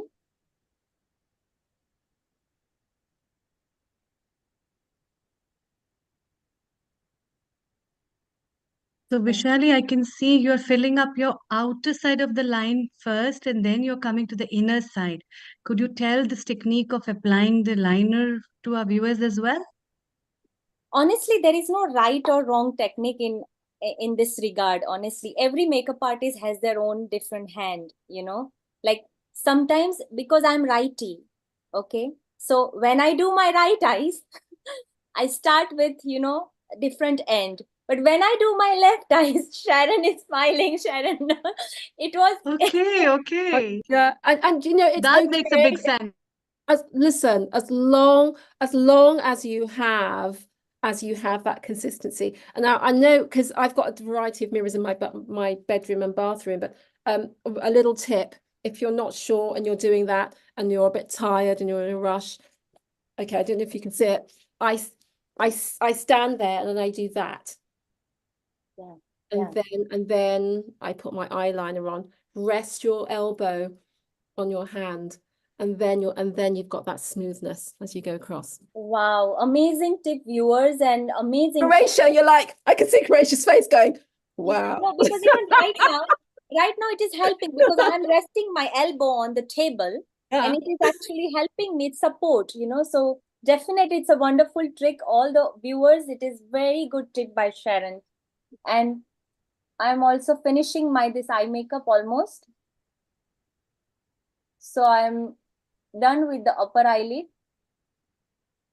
So is this called brown smoky eyes? Yes, it's a brown smoky eyes, just using 2 shades of brown. I have used even the crayon is a brown crayon. I use gel crayon. And Sharon, is the brown smoky eyes the most popular or common to everybody? It is. It is a very common eye trick to use. But I think, you know, if you are someone that's really into trends, I'm a little bit into trends. You know, Well, Hiral, I love a good thought green as well, particularly on brown skin. Greens, so good. Hiral in Mumbai liked it, and she said, if you're 40 plus, which Vaishali claims she is, and she said that's a good one. Hiral, your comment? Oh, yes, I actually love the way she's explaining, because I love makeup, and almost every day I use makeup. I'm a very big fan of Bobbi Brown. So I use Bobbi Brown foundation and of course, we have Lakme here. So basically, I applied today, if you see, and I was thinking I don't want to apply kajal here, and I want to just do a liner. Like I have a eyes like this, like God gift. It's just like What is a a spooky. kajal for the viewers who are not Indian? What's a kajal? So kajal is, Okay. yeah, please go ahead. Yeah, you can tell Sharon or Vaishali. Vaishali, No, what's no, the no. kajal? Just quickly, please. Yeah, so kajal is just like a heavy pigmented crayon, pigmented. Like I know even what kajal is. even Okay, thank you. kajal. So shortly we will be going to our India sector where our producer Rotanian Lal Goyal is waiting. We still have 5 minutes with a lot of people asking questions. So what we'll do, let's go to a bit of India sector and then we'll come back. Sharon, you stay around. Vaishali, stay around. Let's give people a close-up look of what you are. Deepti in Egypt, stay around there. Deepti, I bet you've got some tips for some self-care from Egypt over there as well. So we want you. Bindu is now getting ready. Bindu loves trending. Bindu and Hiral loves going to nightclubs. I'm sure they are ready for that. Vaishali, let's put a close up on you to Yeah, see what it is. Just I finish would, it. Yeah, carry yeah, on. I would like to say that the way that I applied my upper eyeliner, I just applied my lower eyeliner as well with the same product. Now, this is like a nice line, but now I'm going to use this smudger brush. It's a smudging brush. I'm using this smudging brush to diffuse the line on the lower side. Okay, now you can see the difference while I'm diffusing the line.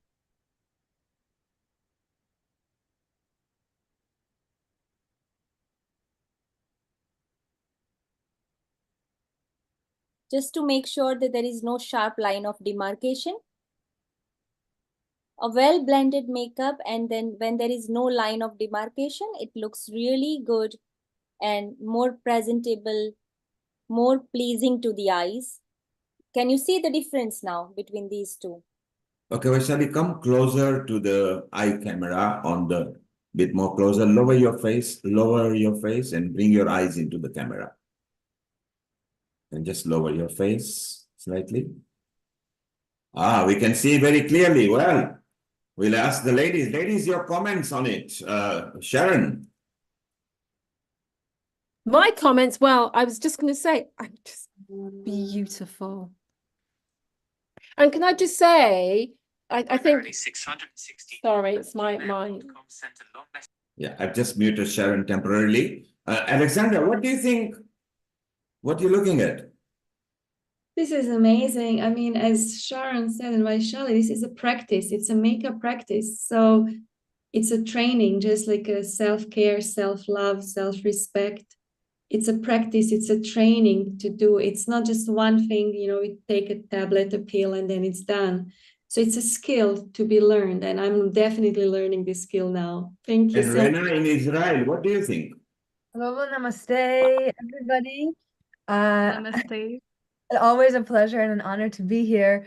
I think it was Sharon who said this. I actually wrote it down and I hung it up on my mirror. Beauty is about presenting the best version of oneself. I never thought about beauty that way. So thank you for that.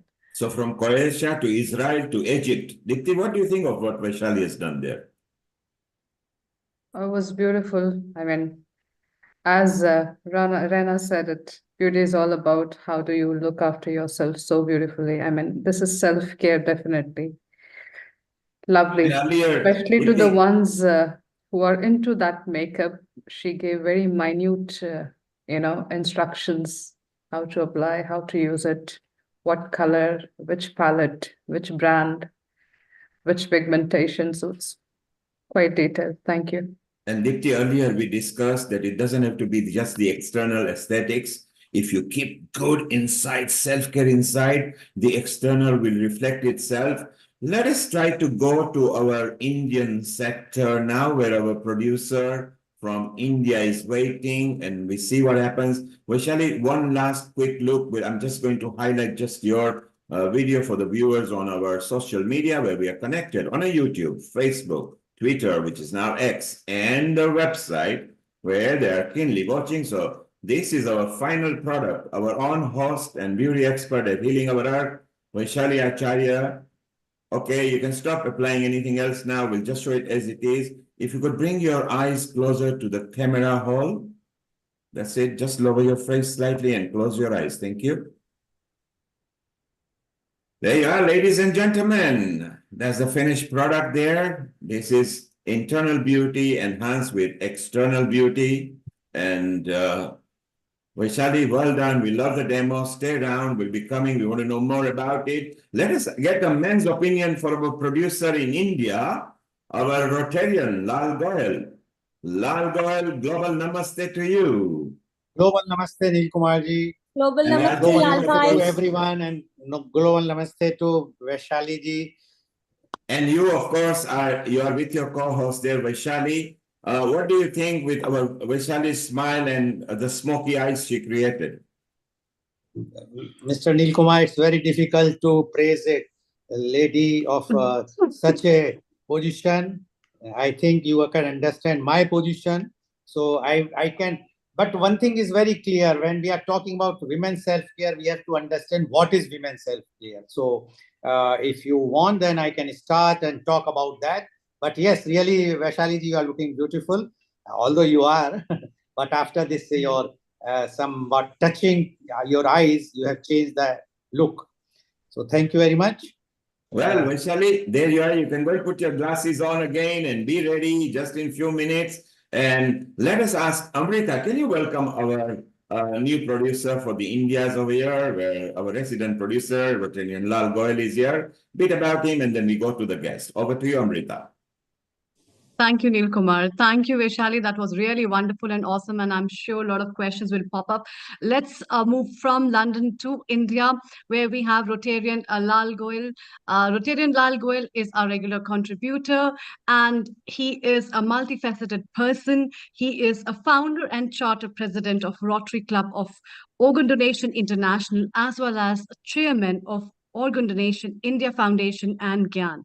And in every episode, we have him with his wonderful guests who give a good insight on different facets of life as we bring up the topics. And today's topic about women's self-care, we have awesome guests with that I can look at, whom Lal ji, it's all yours, and please welcome. I welcome on behalf of the Healing Our Earth family, everyone who is here. Over to you. Thank you. Thank you very much, Amrita, and Global Namaste. When we talk about women's self-care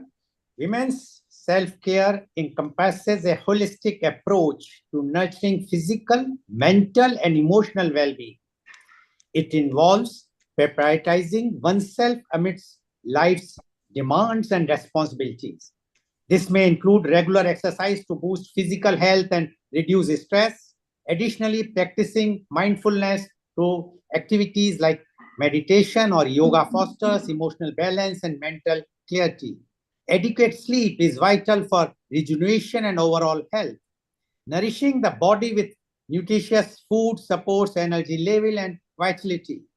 Setting boundaries and saying no when necessary empowers women to protect their time and energy. Engaging in hobbies and creative pursuits provides outlets for self-expression and enjoyment. Seeking social support and fostering meaningful connections nurtures emotional resilience. Prioritizing self-care rituals such as skincare routines or bubble baths promotes relaxation and self-love. Lastly, practicing gratitude cultivates a positive mindset and enhances overall well-being. So with this, I would like to welcome my esteemed guests who are joining from India, the beautiful ladies. And I would like to invite my first panelist guest, and she is Miss Parul Jindal.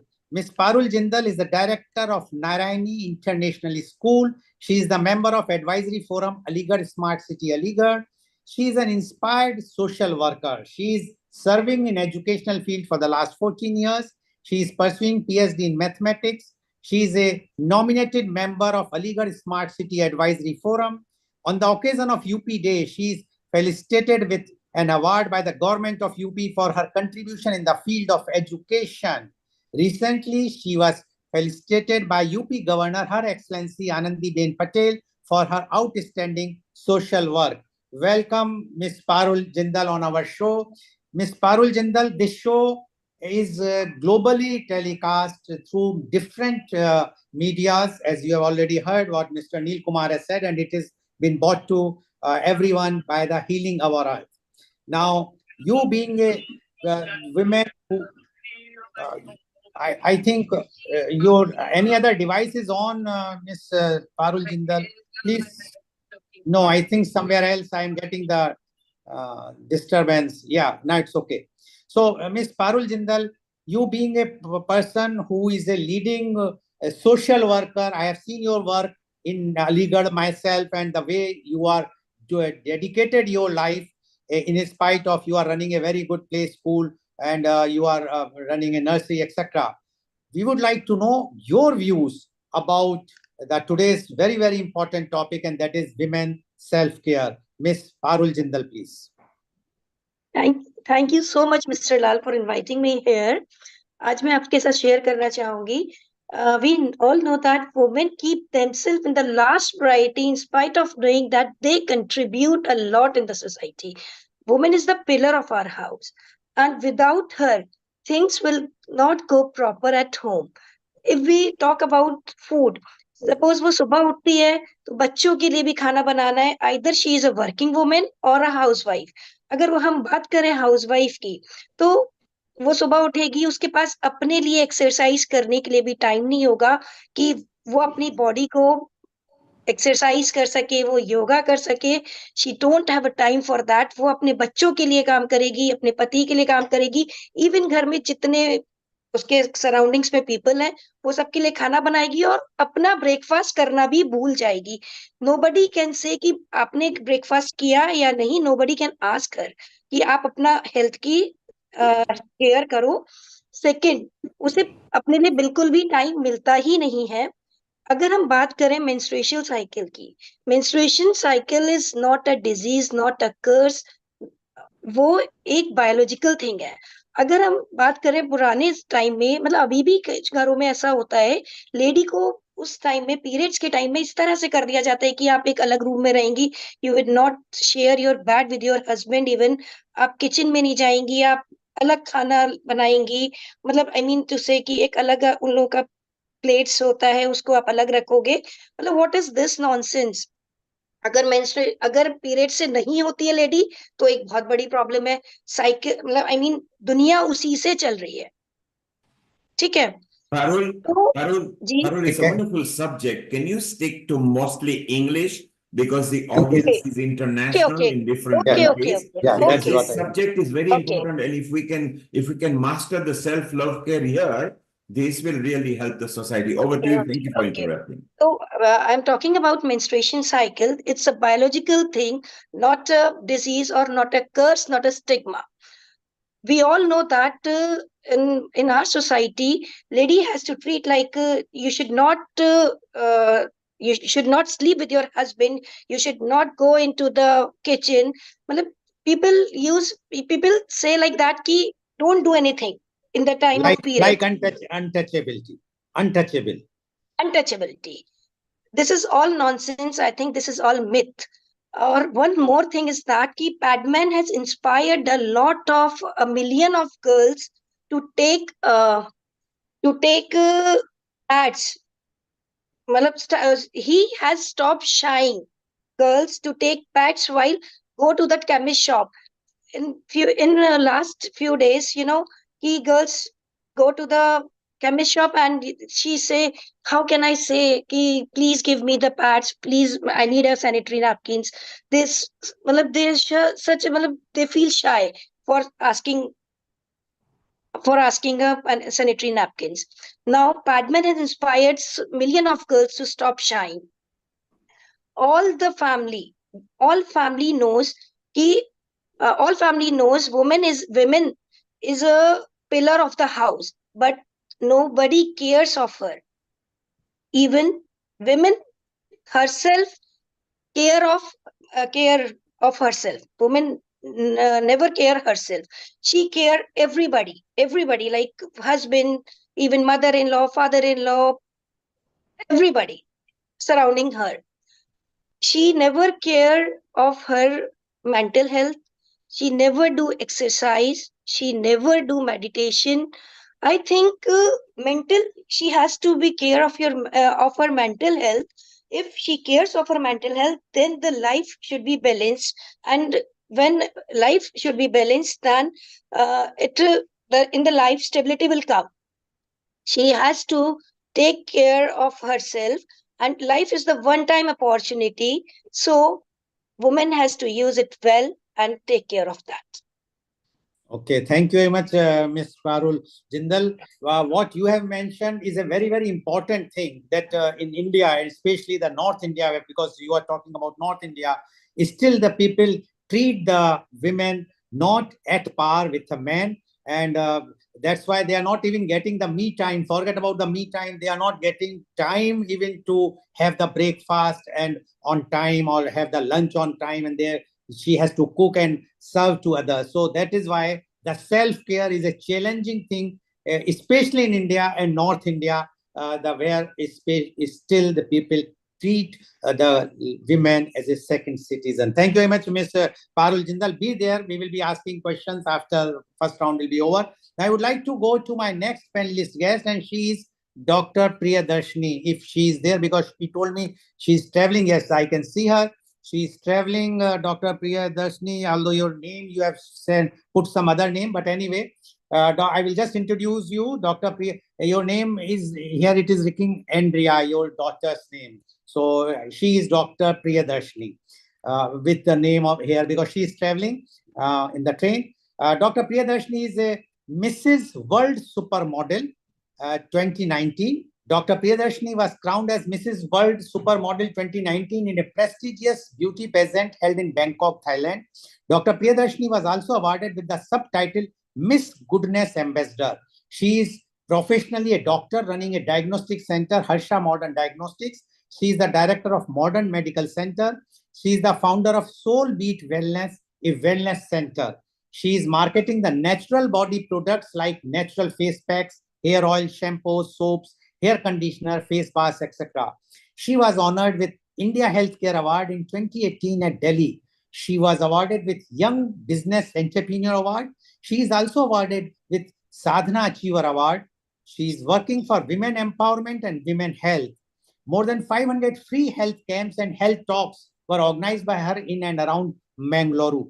She was the president of the First Lady Lion Club, Kaveri of District 317D in the year 2016-17.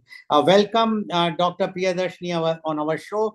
Dr. Priyadarshini, you yourself being a Mrs. World Supermodel, as well as you have been subtitled Miss Goodness Ambassador, and you are running a wellness center, and you know about the self-care about the women. And you are also marketing the products, natural products, and which I know that you are, by that way, you are empowering the women of those who are not of, these are the weaker section women. I would like to know from you about this today's very, very important topic, and that is the women's self-care. Dr. Priyadarshini, please. Thank you, Rotary Lal. What name is she signed under? Andrea. Andrea, yes, we can be located, and here she comes. And then she's traveling in a train. I'm traveling. I'm extremely sorry. There may be some disturbance and network issues also, but I didn't want to.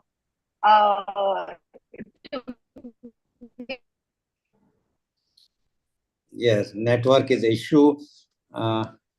Yeah. Please go ahead.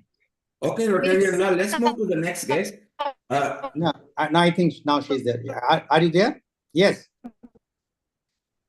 Okay. No, I think, yeah, we lost. So we will move to...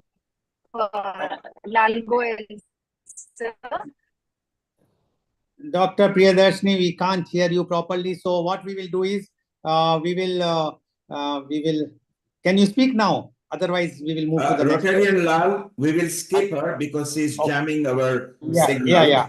Let's Okay. go to the next guest, please. Okay, I would like to invite now the advocate Avishi Dhaka.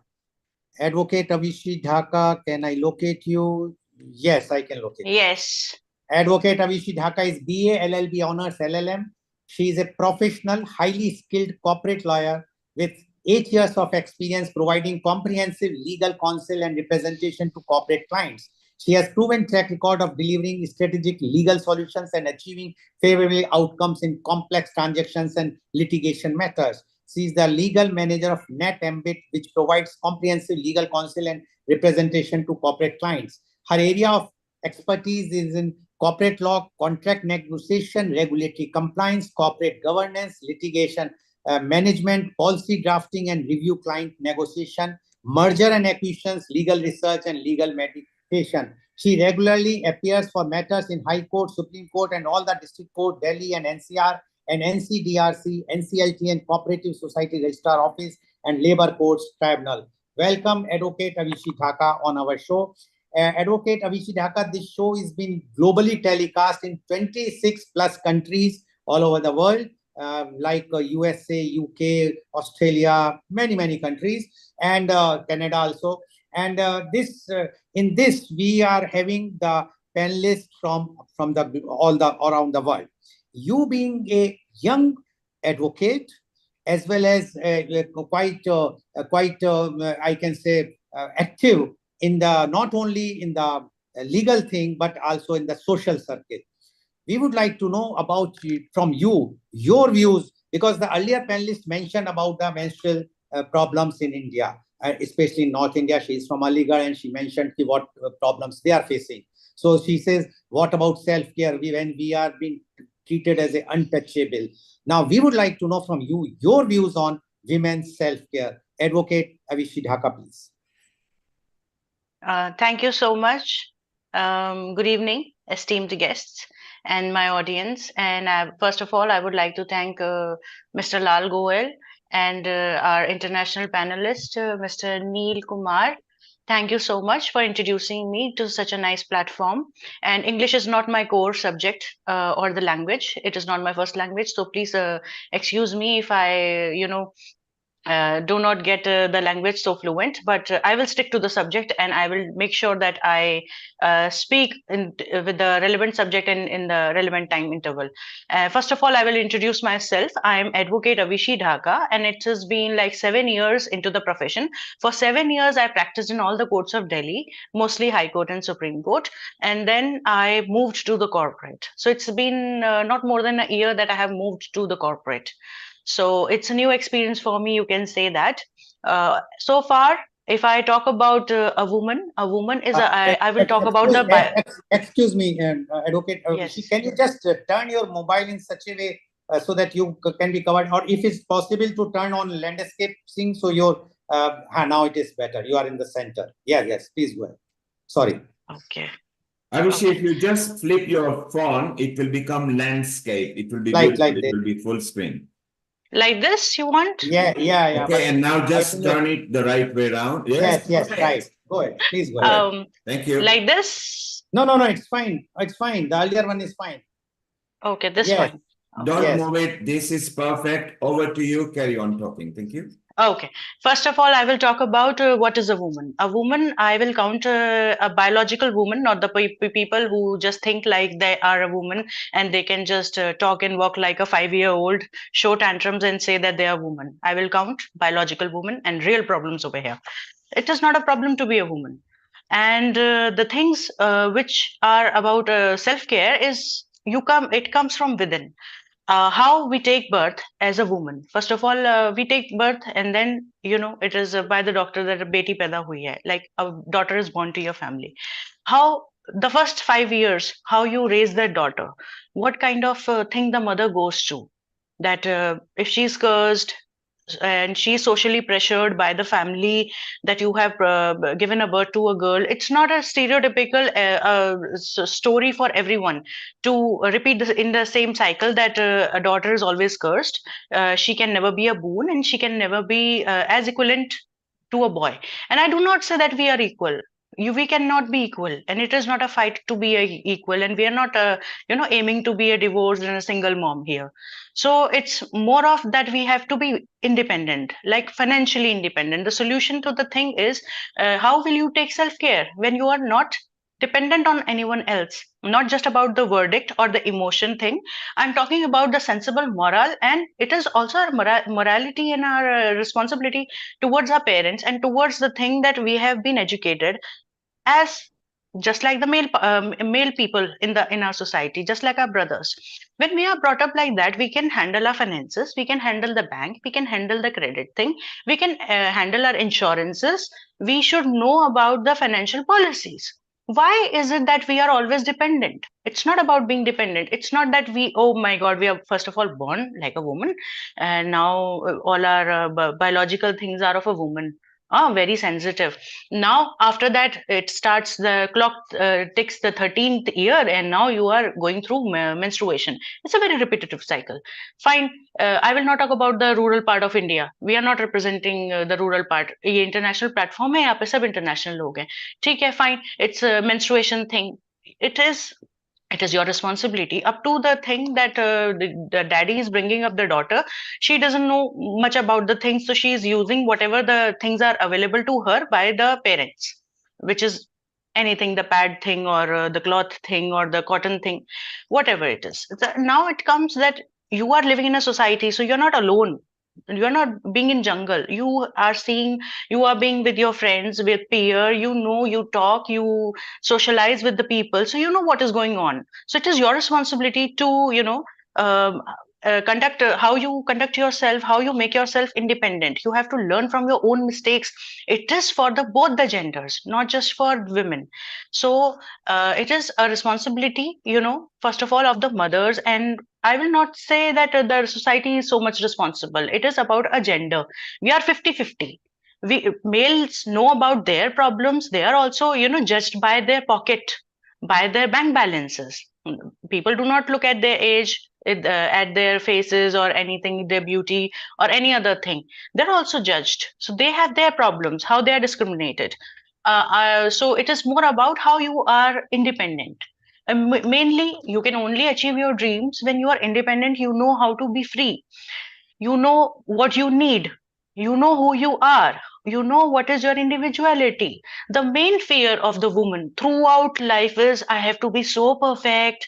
I have to be there for my family. I have to be the best example for my religion, for my family, for my culture. And the another fear is, I have to do it all alone. I have to be super perfect. And then I do not want to get lonely. And because of those fears, it's not always actually that you land lonely if you pursue your dreams. If you are an independent woman, you stand alone. Because you are intelligent, you are pursuing your mind, you are pursuing your willpower. That doesn't mean that you'll land alone, or you will stay alone in the end. You won't get a husband, or you will end up alone. That's a main fear of the woman. Whenever we tell them that take a step anyway, about not just about being in the law field, anywhere we see, like in the corporate one, in my litigation, I saw cases like property cases or civil cases or criminal cases or matrimonial ones or the domestic violence ones. But in the corporate world, like for the normal people who do not engage in cases, for common people, it's like women are working, and suddenly it's like a prevention of sexual harassment, I see, or the labor laws, they're not getting paid for their work or equally, or something like starting a family, mainly when they are either kicked out of the job, or the issue which is a maternity relief act, something like those. So all of there's a fear. They will not start the family just because they might lose something. They might have to do that. So not everything is going to be perfect. We have to stop being fearful of the thing that something will come into my in my way of getting my things done perfectly. Nothing is perfect for anyone. The fear is to be perfect all the time and get everything on time. So it's not a clock, it's not a time bomb that it will go on that time. So something have to be sacrificed for something. If I'm sacrificing my freedom, my individuality, I'm getting family, I'm getting praised. Wow, you sacrificed everything. And you can say that, look, I was bringing you up in the. Usually, our moms say all that to us. I was bringing you in the world, so that is why I, sacrificed everything. So it is up to her how she thinks that. I cannot compensate it, although I respect my mother. But I need to know the exact figure what she has missed. Being practical, that will give her some kind of confidence to me that I'm burdened throughout my life, that she has sacrificed something for me. So it is for the women who have sacrificed all over the world that you do, because if your husband has to like change a job, change the place, so you cannot say no until unless you are earning more than him to make that a choice. You simply change the place, be with the family, and whatever is the thing, we go as per the rule of the family. The head of the, and who makes the rule of the family? The head of the family, who's earning the most, who's bringing the family. So it is that we have to be free, and we have to decide who we are, what is our individuality, and be ready to sacrifice for practically what we want, how we want it, and what's our plan. Most of us, we do not have any plan, we do not have any strategy, and then we complain throughout life that I did not do my self care because of you, or these points. So it is mostly about self care. So it is about you. You have to prioritize your things, your family, your environment, and the list is endless to be perfect all the time. So this is about me, and I think we can only help. The other genders cannot help us. It is us, Okay. it is our life, and only we can help ourselves. Thank you. Okay. Thank you very much, Advocate Vishi Dhaka. And you rightly said sacrifice, but sacrifice for yourself, not for the others. If you want to sacrifice, just see how you are going to be benefited. And then it is self-care. Otherwise, if you are sacrificing for your children or for your husband or your parents, you will be always complaining the whole life, but you will not succeed. So it is very much required today that all the women should wake up, the girls should wake up and see to it whatsoever their parents have done, very nicely done, very good, but they should come up now and take their own care, and that is why the women's self-care is required. Thank you very much, Advocate Vishi Dhaka. Please stay. So we will come and ask questions in the next round. Now I would like to, Dr. Priyadarshini, are you there? Can we hear from you now? No, I don't think so. Dr. Priyadarshini is not there. I can't see her now. Okay, so I will move to my next panelist guest, and she is Dr. Prerna Sharma. Dr. Prerna Sharma is a renowned memory girl from Noida. She is a counselor. Her motto is work hard in silence and let success make the noise. She did her BSc in Industrial Chemistry, MSc in Chemistry from B.R. Ambedkar University, Agra, and PhD from World University, USA. She also did MSc in psychotherapy, in which she learned the therapy to cure depression and anxiety. Her life was changed by a very famous quote by Robert Frost, which is I also have I also love this quote. The woods are lovely, dark and deep, but I have promises to keep and miles to go before I sleep, and miles to go before I sleep. Just like our first Prime Minister, Pandit Jawaharlal Nehru, she also keep this quotation on her table, and it kept her inspiring, motivating her. She has many achievements and records on her name, such as India Book of Record, Asia Book of Record, URF Record, Limca Book of Record, Guinness Book World Record USA, Guinness World Record Nepal, Guinness World Record Iraq. She won several awards. Few of them are Rani Lakshmibai Puruskar by Honorable Chief Minister of Uttar Pradesh, Atal Bihari Vajpayee Award, Avantika Award, Top 100 at world stages, Nari Shakti Award, Beti Awards, many more. In her guidance, 20 students participated at national and international level. She also helped 15 orphan and poor students to participate on national level. She was selected as Youth Icon of Mathura by Honorable Chief Minister of Uttar Pradesh. She is running her own Prerna Sharma YouTube channel. Welcome, Dr. Prerna Sharma on our show. You are a renowned memory girl. And but the topic today is women's self-care. And you know that you yourself is a icon of Mathura and Noida now, because you have shown the people how you have made yourself becoming a very, very renowned memory girl. So first we would like to know from you, your views on women self-care. Dr. Prerna Sharma, please. Good evening, everyone, and thank you for giving me the opportunity to express my view about a very important and interesting topic, that is women self-care. First, when we learn about self-care, maximum people think self-care means us being a selfish, especially in terms of women. But self-care doesn't mean being a selfish. It means to take care of your mental and physical health and save from toxic and negative environment. Here I am going to take an example of my mother-in-law. My mother-in-law is a pillar of my family. We can't imagine our life without her. But when she is young, she compromised their sleep cycle, diet, health, and everything to take care of their family members.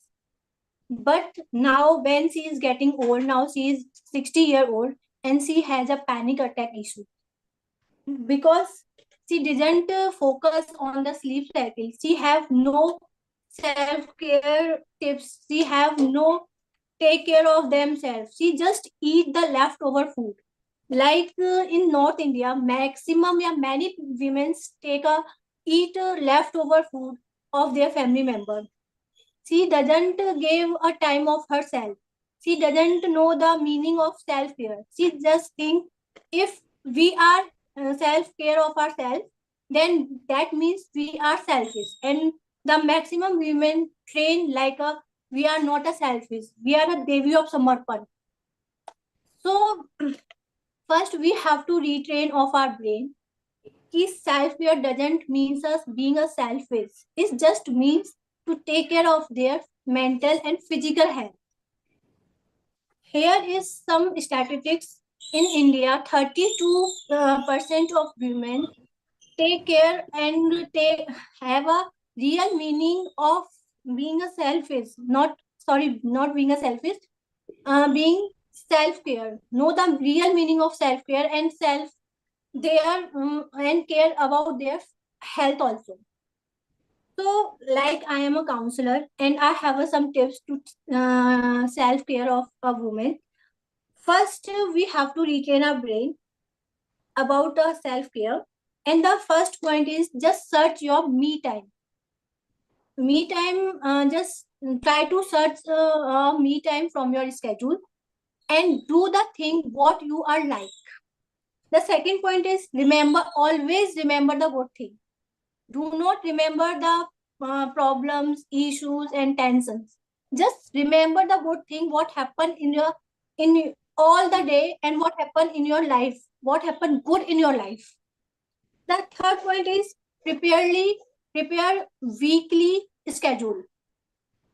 So many women, so many housewives have the anxiety and have a tension to prepare a food menu, to prepare a schedule. So just prepare a weekly schedule. And the fourth point is join the yoga classes, exercises, and for walk. That is also a help to cover the anxieties and depression also. And like I'm a counselor, so many people ask me how to forget bad things in our life. I just say, just take a good sleep and write the notes in a diary. What happened, done bad in your life, just write it on the diary and just forget it. That writing a diary is a very helpful to prevent a mental issue, because now North Indians think women's doesn't express their emotion to anyone. So that the point is that just write it on the diary. Do not find the person I just have to discuss with the husband, with the father. Nobody have a time. Just write it on the diary. What you are feeling, what is your emotion, what you are going through. Just write it on the diary. So So maximum mental and physical problems all there. And when you are search the me time, like Mr. Lal said, just when you are find the me time, just do the what you are like. Some people do makeup, some people dancing, some people practice the singing. Just do what you are like. Actually, now we are thinking ki self care means just go to the vacation. But vacation is not a long term solution. Like it is not like a charging your phone for 5 minutes and thinking ki your phone working whole day. That doesn't mean vacation doesn't work for a long. Vacation just give you the refreshment for a 1 month, for a 2 month only. Then after 1 and 2 months, then you need to be a refreshment. The daily refreshment, the long-term refreshment to search a me time and to take care yourself. And the advantage of then the advantage of self-care means he just save advantage of self-care, save the marriages, save the friendship, and move us out from the isolations also, and save our mental peace also, and support a career evolution. So the self-care, so this is the very myth. The self-care means being a selfish. That doesn't mean the being a selfish.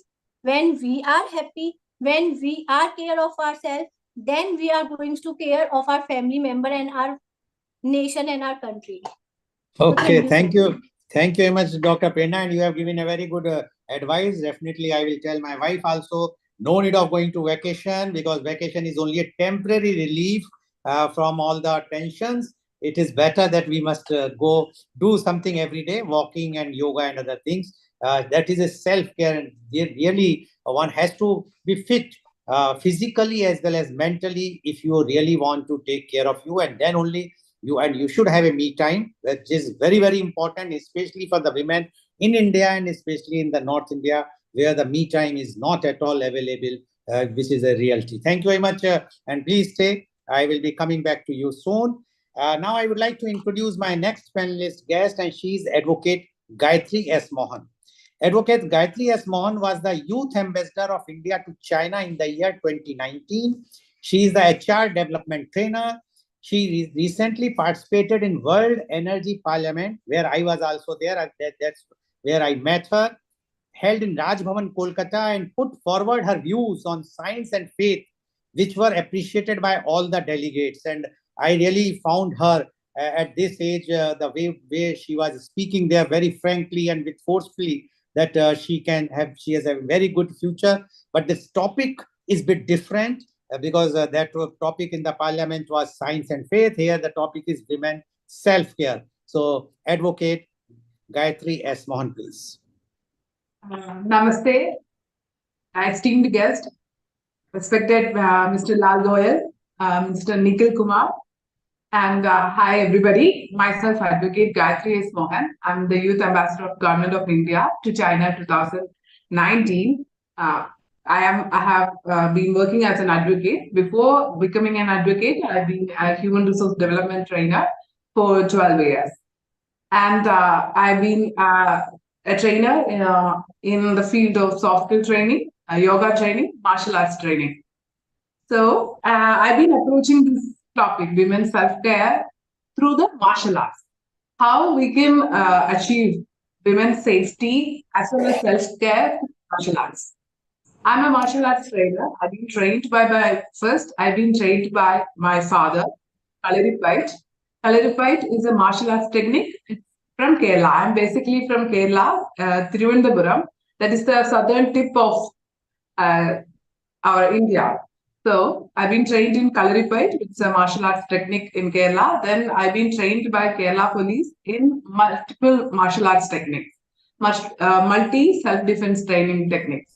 That is through karate, Krav Maga. That is intermix of different martial arts techniques. I've been trained in that.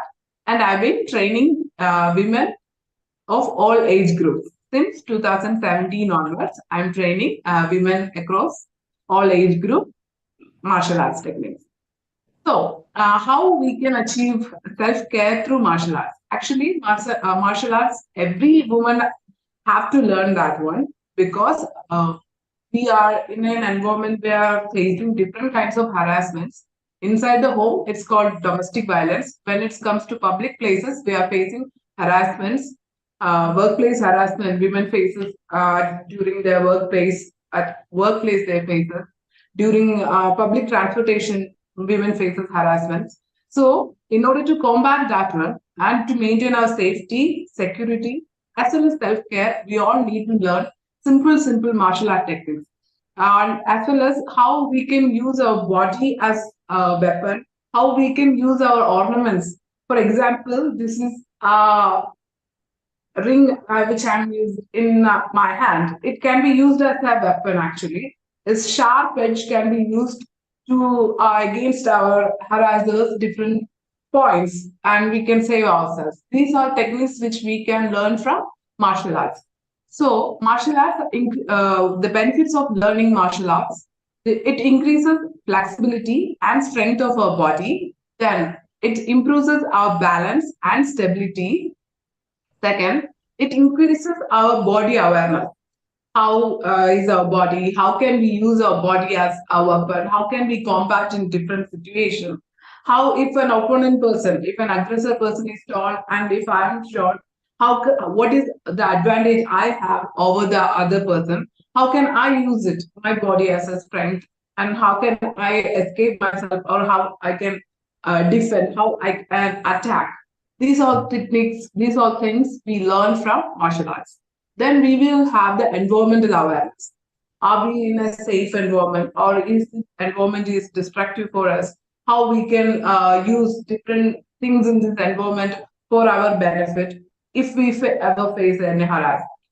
Or then practicing martial arts definitely increases our endurance skill and stamina.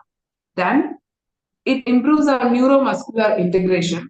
Then it's a great stress buster, because one of the things which keeps women away from great things is fear.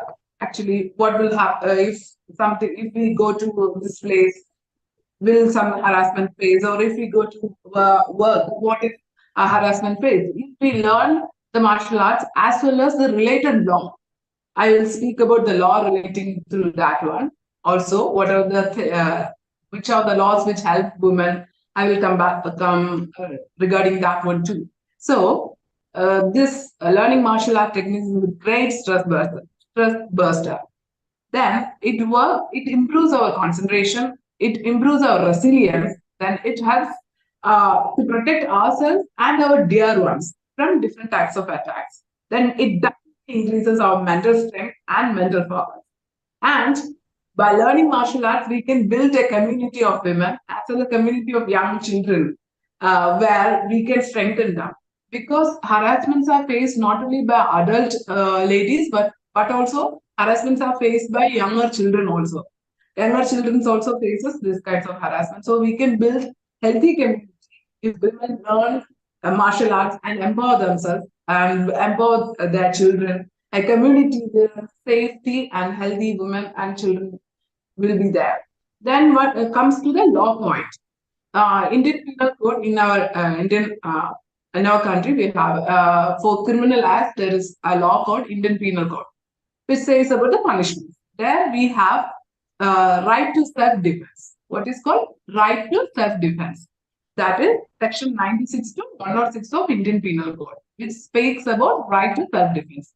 If someone tried to kidnap us, or someone tried to show unnatural lust towards us, or someone tried to rape us, we can attack that person. We can even, if other person shows aggression that we fear, maybe rape or death will comes to me, I have right to even kill that person, which comes under section 100. If you use right to self-defense, you are not going to go in the jail, because it is a right given by the country for every human being, because not every place, police can be there with all the time. So we have, the country gives us the right to self-defense, right to attack back, right to fight back. So you learn the law, which is beneficial for us, section 96 to 106 of IPC. Then learn the basic self-defense techniques, how we can use our body as weapons, how we can use our simple ornaments as weapons, how we can use even a pen, putting them, yes, learn it. So through martial arts, we can have self-care as well as self-defense and self-safety and safety of the community. Okay, thank you very much, Advocate Gayatri. I am lucky that you have not used any martial art on me in Calcutta or not slapped any legal case against me. But it's a really good thing, because if women are aware about their rights and if they learn these things, then they can care, and self-care is required, because then it also builds up the confidence which is required, so that you can do many things. You can have even a say in your house. You can ask for the me time, because they know that you know the conditions, you know the legalities, you know the things. Thank you very much, Advocate Gayatri, for your views. Now over to you, Amrita or Mr. Neil Kumar, so you can ask the questions. Thank you. Thank you, Rotarian Lal. That was wonderful panel that you had. Let us, because this is particularly about self-care, I want to go around the panel with the Indian contingency.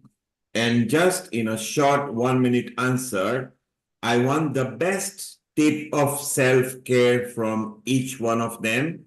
So let us start with Avishi. Avishi, what is your one tip that you use to self-care for self? Unmute yourself.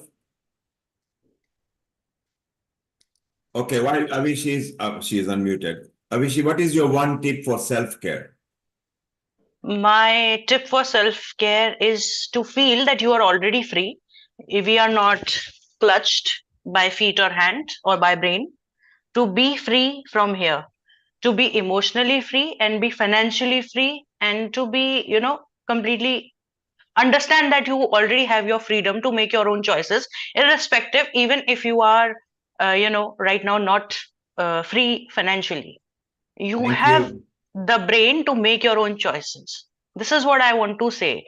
If you have a mental freedom, then you know what you want to do. The main thing is, it's a whole life ahead of you. You have to make smart choices for your own self. It's as the Noida girl said, that it's not being selfish about yourself.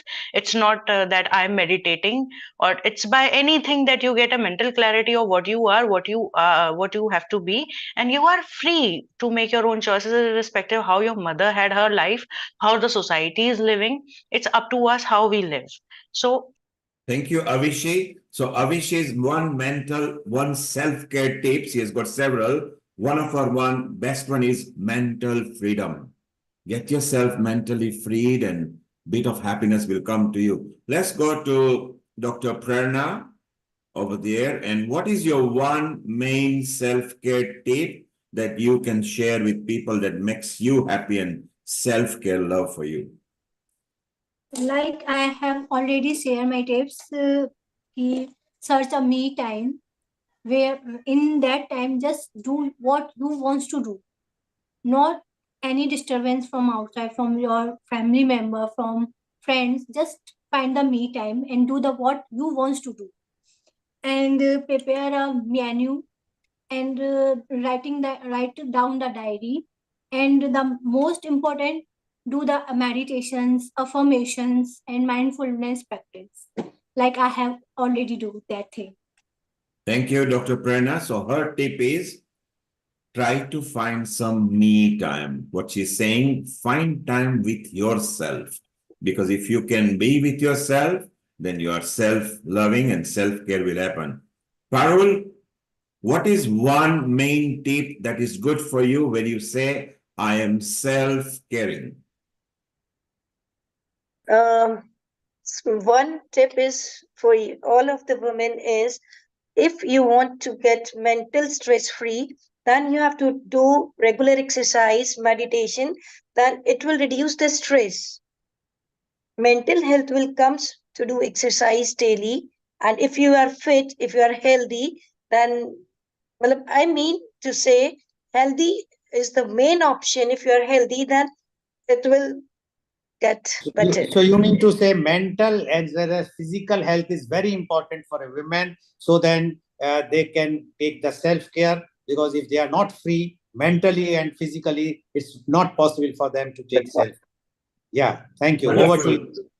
Wonderful, Parul. So Parul's tip is very simple. Try to stay healthy, because health is the biggest wealth. And if you are mentally stable and you are happy and healthy, then you are self-caring. Thank you, Parul. Amrita, what did you think about our panel from India with the different self-care tips they had and a bit of their experience they shared with us? Amrita, over to you.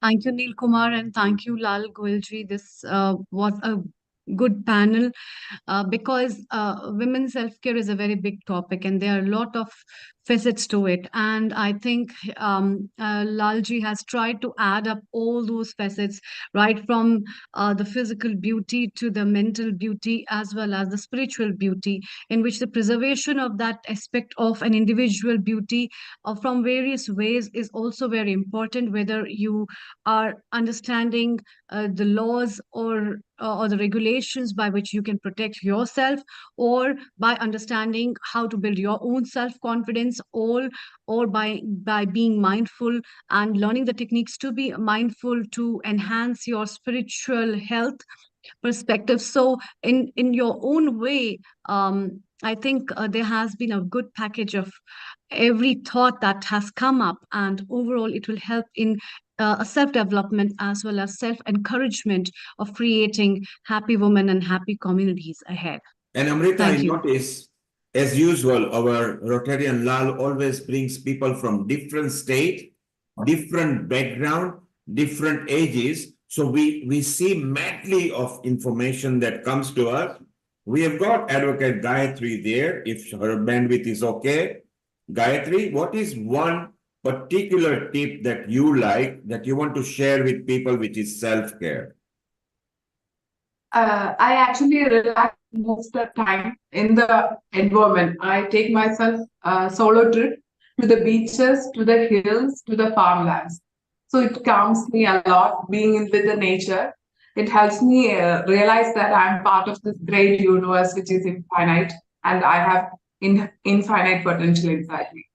Thank you. Gayatri So relax. shares what Dr. Prerna shares. Have a me time. Have a me time.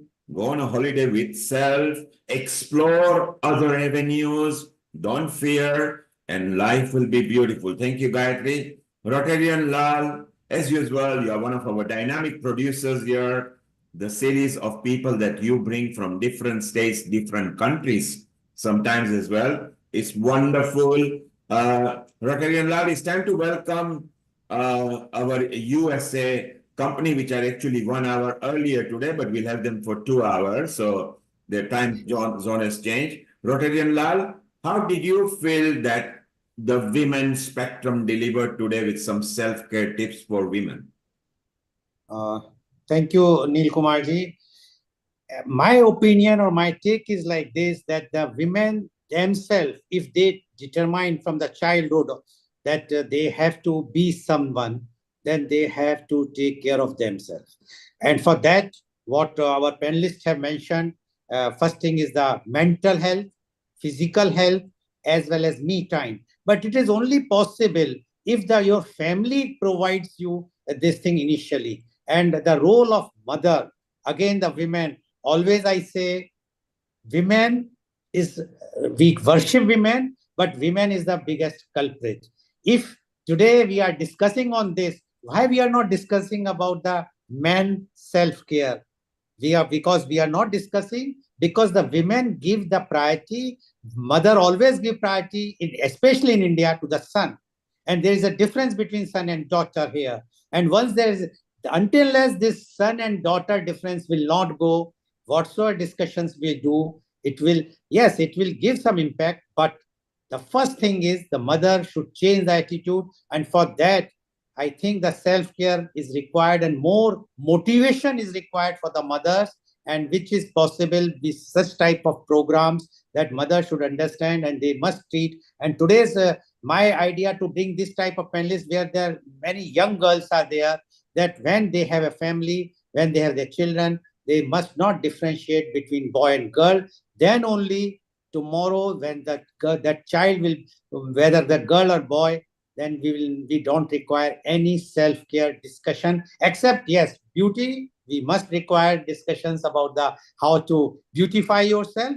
Although I always believe that beauty is from inside, not from outside. The eternal beauty is always from the soul, and that is why I always treat all the women beautiful. I think that they all are beautiful, which whether of caste, creed, religion, nationality, it makes any difference. This is my take, Mr. Neil Kumar.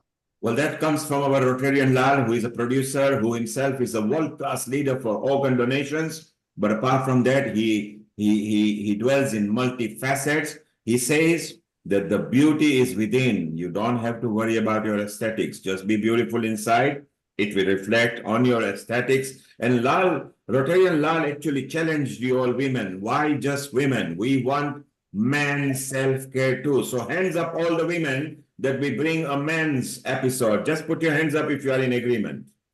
1, 2, 3, 4, 5. Well, the whole panel, everybody has raised their hand. So Rotarian Lal, you win. Sometimes maybe in July we'll have a men's self-care. Thank you very much. Stay around. Let's go now to, so we were in Croatia, then we went to Egypt, then we went to Israel, then we went to many other countries, and we went to India too. But now what we will do, our USA contingency has come 1 hour early. Well, because the time zone has changed there, and we will have them for 2 hours with us.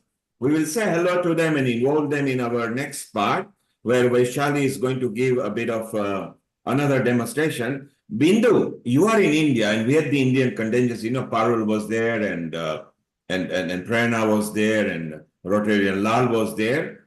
What are your thoughts? Did you resonate with some of their self-care tips and everything? Because you are in Bharat, in India as well. Yes, Neil Kumar, thank you. Wow, it was so filling with the pouring of beautiful knowledge from beautiful ladies around the world, and especially Indian women. They have expressed their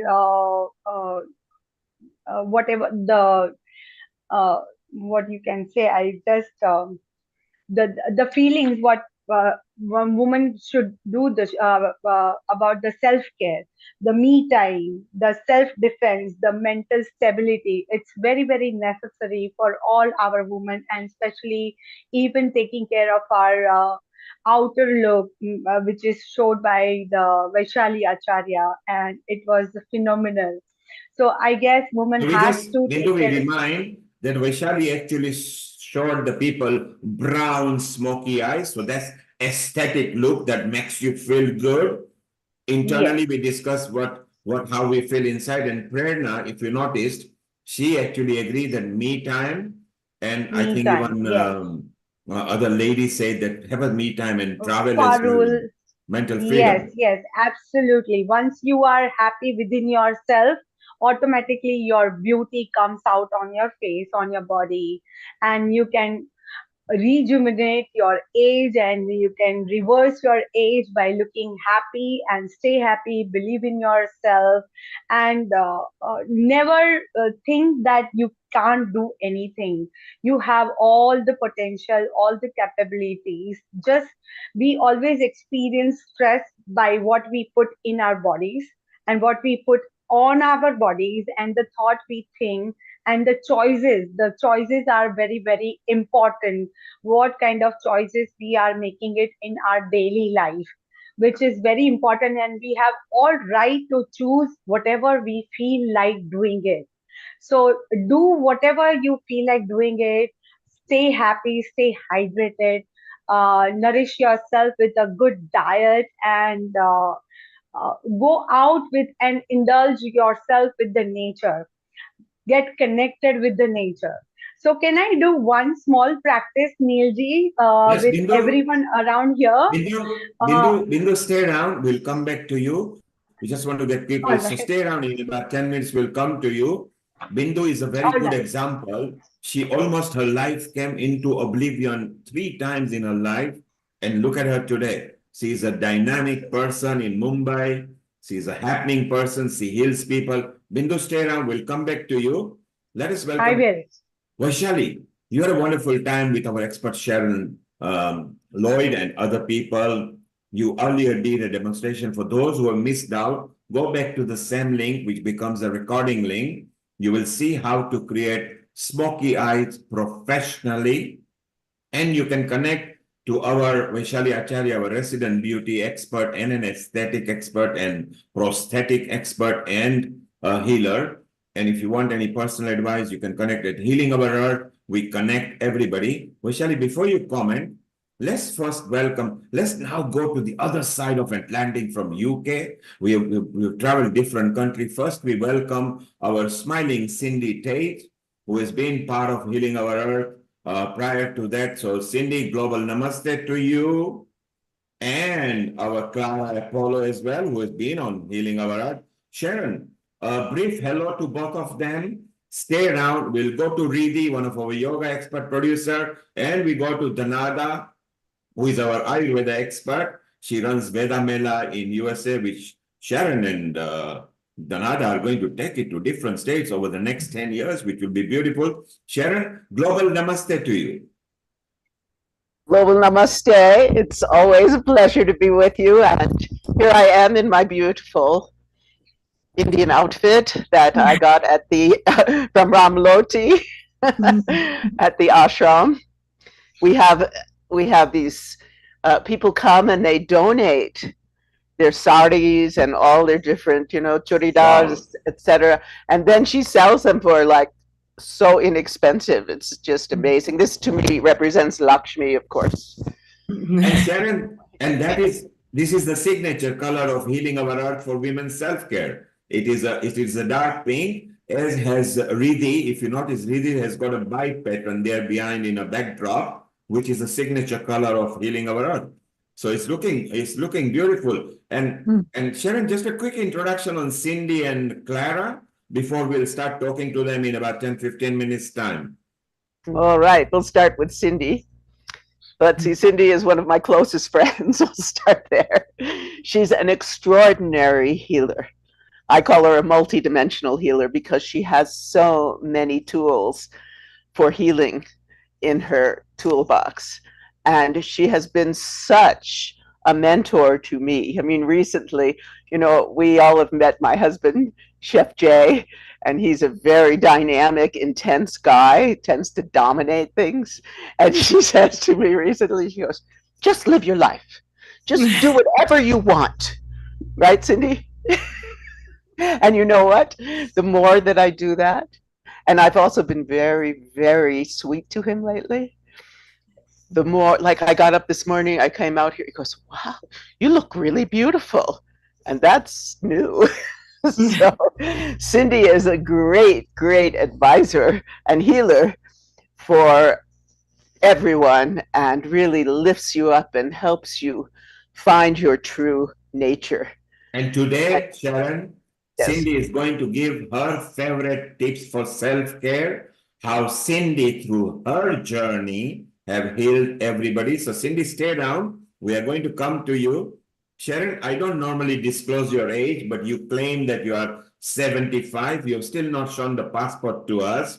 I always tell people they're only 50 plus VAT. So you are a very good example how you have maintained yourself, how through dance and artistic flair you have done. So we want some self-care tips from you too as well. Tell us a bit more about Clara, and then we'll ask Dhanada to say something. We'll go to Riddhi, Vaishali, and then we go back to Bindu, who has got a little mini self-care demonstration for us. So Sharon, Clara, tell us more about Clara. Clara Apollo. She's a world-class Qigong teacher, and she's worked with thousands of people, letting them understand and helping them through Qigong, helping them to discover the beauty of Qi. and find greater health, abundance, self-care, success in life via the magic of Qigong. But not only Qigong, so she was a host. I don't know if you're still doing this on a show called Chi Time out of UK Health Radio. She's an amazing host, and we should have her host some things on Healing Our Earth. And she's just a wonderful, brilliant woman, and was also doing a lot of work in the area of women's empowerment. So I'm thrilled to have her back with us today. Thank Clara, you. global Thank you so namaste. much. And Sharon, something that you might know, I mean, you didn't know, Clara is an animal lover. And just in the panel, we have got another animal lover, which is Bindu Vora. And Clara loves her cat, as does Bindu in Mumbai. Can we say about the cat saying hello to each other? Can you bring the paw out, Clara, your cat, please? Ooh, she's just jumped down. Classic. Yes, because she understood what we were about to do. And Bindu's cat is similar. The moment you mention her, she runs away. So look, Bindu is chasing her. Okay, at some point, we will introduce the cats to either the... And you know, one of the self-care about life is, if you have got a pet and there you are, Misri, look, that's Bindu's cat. She doesn't like being looked at. She's fighting with her. Just exactly. She's actually sleeping, and I got her to say hello to everyone. She's my lovely daughter. And one of the Hello, self-care tip is Mystery. loving an animal, you know? It can actually really, yeah, she's telling you, leave me alone. Okay, let I her know. go. We don't want That's to her disturb come to her. sleep. Riddhi, let's come to you. Let's welcome Riddhi. She's our yoga and meditation episode producer. She also helps other episodes. And like Amrita, she comes on whenever it's required. Riddhi, global namaste to you. And a lovely pink background, and you got the correct signature top on as well. And how do you feel? Are you ready to part with some of your tips a bit later? Of course I am, ready as ever. And Riddhi is also very good, and she's a we have to be careful here because we have to say things without prejudice. She's a lawyer. Okay, so we have to be careful there. And Riddhi, we're gonna come back to Danada in USA again, who is actually exploring some close project with Sharon and Amrita over there, which is beautiful. Danada, you have to give us a self-care tips, including the Ayurveda and Vedic style as well. So stay around and say hello to everybody before we go back to Mumbai. Namaste to everyone. Thank you, Neilji, for having me. Global namaste to you. Okay, Bindu, you have got a bit of mini self-care demonstration for us. So we are now going to be connected to the other side of Atlantic, to United Kingdom, which is our American sector. We visited several countries earlier. The panelists came from different countries. We are connected live right now on social media, Facebook, YouTube, Twitch, Twitter, which is X now, our Facebook, so you can connect to us wherever you feel like. Stay connected. Bindu, over to you. What have you got lined up for us? Yes, thank you, Neil Kumarji. Okay, let's have some small exercise. So let's everybody sit comfortably, and whatever you have in your hands, just keep it aside. Pay attention to your body, and slowly and gently close your eyes. And now inhale with me through your nose. Exhale through your mouth. Inhale through your nose. Exhale through your mouth. Now repeat this after me in your mind. Inhaling love. I'm exhaling all the gratitude towards the world. I'm inhaling the peace. I'm exhaling all the stress I'm having in my life. I'm inhaling the love, and I'm exhaling all the hatred I'm inhaling all the acceptance. I'm exhaling all the intolerance. I'm inhaling all the courageous. I'm exhaling all the fear of my life. I'm inhaling all the unconditional love. I'm exhaling all the toxic thoughts of my life. I'm inhaling all the positivity. I'm exhaling all the negativity. I'm inhaling just the good shit of my life. And I'm exhaling all the bullshit of my life. And just keep a hand on your heart and repeat this also after me, that I will take care of my body, mind, and soul. I will give myself 6 months to get into the habit of practicing radical self-care and self-love. I will block all the unnecessary numbers which is no longer required to me. I will declutter everything which is so unnecessary of my life. I will wake up earlier and I will get dressed up even though I am not going out. I'll put on makeup on myself to look beautiful, to make myself so beautiful. I will eat healthy food. I will write journal. I will have spa days and me time. I will do my exercise. And this is only my life. And I will do whatever I love to do. And I enjoy every aspect of my life. No more waiting. And I'll be the person will always wanted to be. This will be not like other times. This is time to challenge, to change. And I will stick to my habits. I love myself. I love myself. I love myself. And thank you, everyone. You can open your eyes. You can hug yourself and say, I love you. I am beautiful. How does this feel? Well, let us ask the ladies how they felt. And Vaishali, how do you feel what Bindu just did a mini demonstration for us? Yeah, Bindu, first of all, whatever affirmations that you said, it's so important as a woman because every affirmation has an energy. We all know that whatever we speak, we think, it has an energy. It goes out into the universe and it comes back to us, you know.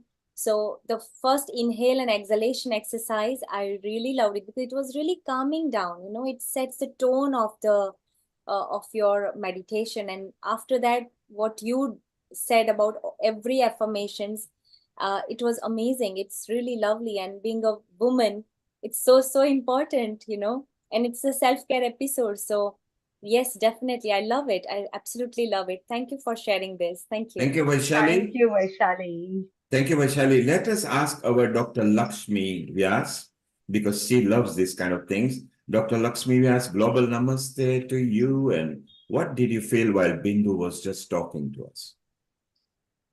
Global namaste to all of you. Bindu, it was wonderful. Thank you. Like it gave you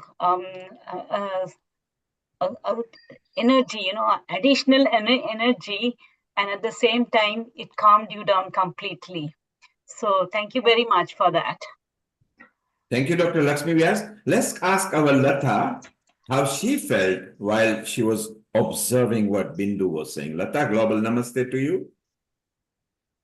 Global namaste, everyone. Global namaste, Neilji. This is one of our favorite episodes, isn't it, women?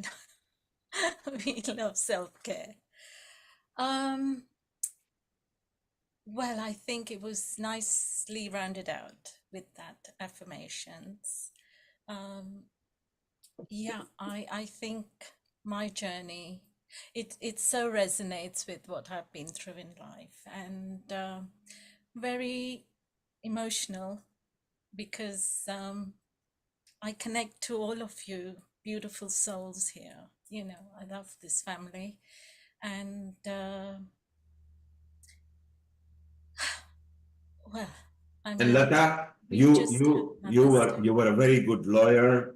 You still are because you still write very well. And how well you have done whatever you faced in life, you started self-healing. And look at this. You are nearly there now, and you're gonna help a lot of other people.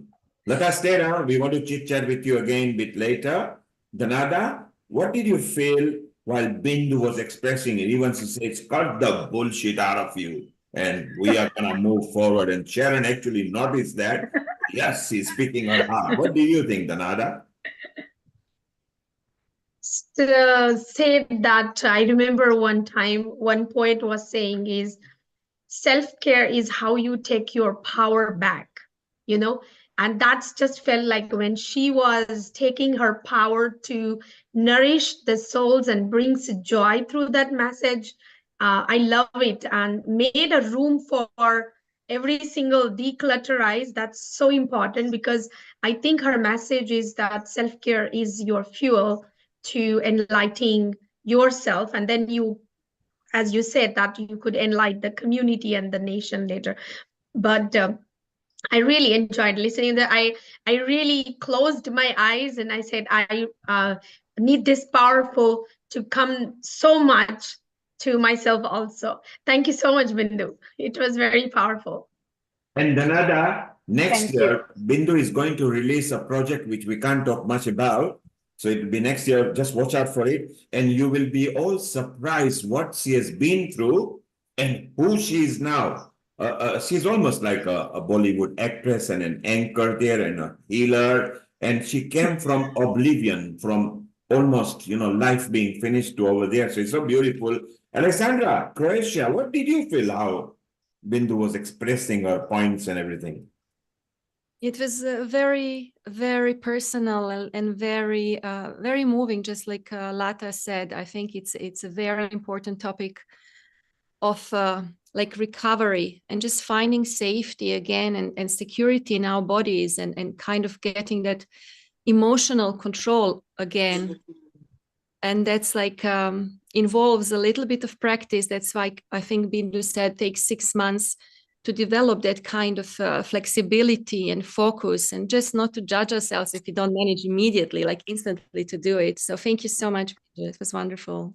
I love that succinct description, Alexandra. And we like to remind people who are watching us on a social media at the moment that Healing Our Earth is setting up a global women's forum where some of the leaders who are here, Alexandra, Sharon, Amrita, Bindu, Vaishali, they will be in touch with you and actually get you involved in a group that is going to go global very soon.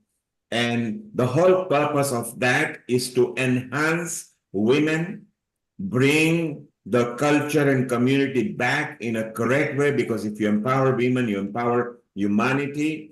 And they will be talking about mental health of women, education of women, unprivileged people, how to enhance them, the younger generation from Africa, how we can bring them forward. So there are all the aspects we can do to enhance women, and in so doing, enhance the humanity. So watch out for it. You will be connected soon. People will be slowly approaching you. They've got your connection over here, so that will be very beautiful. Prerna, you are a new member to Healing Our Earth. Rotarian Lal Goyal brought you there. Prerna, are you feeling good at Healing Our Earth? And do you feel you are getting the self-care love from listening to different women from different country, different age? Yeah, exactly, sir. Like like Bindu ma'am doing the relaxation, I feel so relaxed. I feel so relaxed, and I am also doing this thing to my client. Then this is a relaxation therapy also called. So and the affirmations she used, that is very, very positive and that is very positive, give me the very positive vibes also. So So it gets me. Prerna, you need to be connected to Bindu. Rotarian Lal will connect to Bindu. The good thing about healing our earth is we connect everybody seamlessly. Why we do that is because we want to be one big family. Why do we want to be one big family? Well, if we are one big family, living in harmony, love, unity, peace, liberty, then we can also help those who are not living as a family. So we as a family, we start with it here. We, some of the men at Healing Our Earth, we very much vociferously believe that women are not just equal to men. We believe they are slightly ahead of us because they actually give birth to humanity. So, Vaishali, what have we got lined up? Shall we actually do, because you got another demonstration, but shall we go to Sharon, have a bit of chit chat with Clara and Cindy, okay? And then come back to your demonstration. And then we go, you, Riddhi, Clara, Cindy, all the panel that we discuss further and bring some more self-care. Is that okay, Vaishali? We go to USA. Amrita, is that right? We take the USA arm. So, Sharon, over the next 15 minutes, Sharon, you Yes. had a wonderful video reel that you shot about just a few months back, which was to do with women empowerment, different women having different views. If you are ready, you can show that to us now. Okay. Or chat with Cindy and Clara and show us the video. Then we go for live demonstration by Vaishali. Over to you, Sharon. Take it away. Well, let's watch the video. Okay.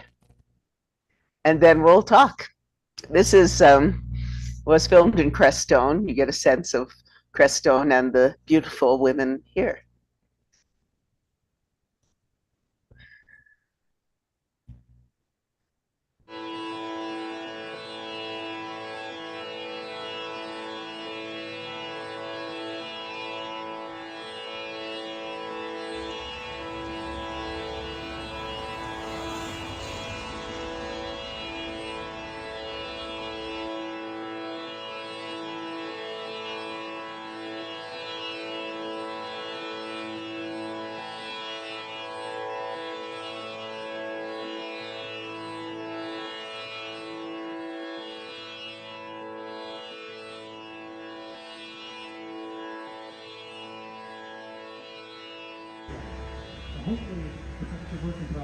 Crestone Energy Fair, our 34th year, and this is Kim Engard, Dr. Kim, and I just wanted to share that I need to be empowered as a woman for this festival, and the way that I do that is just to make sure that I have time to rest my spirit in between the energy that needs to be expended for an event like this. All of us are volunteers and putting 150% in, but I feel great and I have wonderful energy here. It's an energy fair to support us and help us be able to be vital and full of wellness. So thank you. And thanks for Healing Our Earth and everything that I've been involved with such a wonderful group. Thank you. Hello, my name is Yvonne, and I am here at the Crestone Energy Fair to give power back to people who need it. We deal with women, women's health, self-care. I came into this program making this syrup so that women could reach back first thing in the morning and take the energy they need to make it through the day. One night, the universe spoke to me and said I should try CBD. And I did. And it works phenomenally. So I have a product that I make. It's 3 simple ingredients. CBD, it's with dates, full spectrum CBD, and distilled water. I take it every day. Starts my focus off first thing in the morning. I had 2 knees replaced last year with it. So I'm gonna keep going and offering the opportunity for other people to heal the same way. My name's Lindsay, and I am a wife and a mother, and I live at the Crestone Mountain Zen Center. I work with my microbiome and the microbiome of the earth, and my psyche being of the earth, and that's how I kind of feel most alive. And then my practice is, relating to my children in that way, and my marriage, my partnership, and my friends, and trying to be just as embodied and authentic as I can. I find we're being called to a new level of sovereignty, and so really looking at our old guru-teacher relationships, or what books tell us, or the internet, and developing a inner voice and an inner knowing, a gnosis, so that our power remains in our body and it's not given away to false belief systems or anything that you prescribe to that's not really you. And so this is the time for women to come back and reclaim what motherhood is, what marriage is, what being a beautiful feminine being is, and each woman that's going to look completely different, and that's the beauty of it. So yeah, just right now it's like women unfold and unravel who you are and what your uniqueness is, with no compromise, none. So I'm Star Sights here in Crestone at the Energy Festival. I used to live here. I love this community. I've been trying to get back, but right now I'm living in Santa Fe, which is a wonderful alternative. Well, I can't say that I feel 100% empowered as a woman. I would like to feel that way, but it's a process that one goes through. Just following a path of wisdom, spiritual practices, and readings or whatever, studies, all that helps develop one's spiritual sense, and through that one can become an empowered person, an empowered woman. Well, I think most women on the earth were born because they were traumatized in other lifetimes, and we're here to heal the past trauma. And that's a long process of working on oneself through meditative practices, or just feeling or experiencing, not pushing any emotion away, but walking through the emotion and whatever experience that leads us to help clear the trauma, because that's a lot of what's happening right now, is we're clearing trauma from past lives way back and this life. And in the process of that, one becomes increasingly more empowered. Women, for the most part, come in with a whole lot of feeling less than, because that's been the female experience throughout the ages. And now we're, at least in being born in America, that's so we can be re-empowered. Not the whole world, but a lot of places in the world are re-empowering women. Hi, I'm Zena, and what I do to take care of myself is I like to do skincare, and it just really gets me going, and it's like, it's really good for your skin, and it like cleanses me, and I feel so refreshed after. And going on walks daily and going outside and taking deep breaths really takes care of my self-care. Love, that's the key to self-care.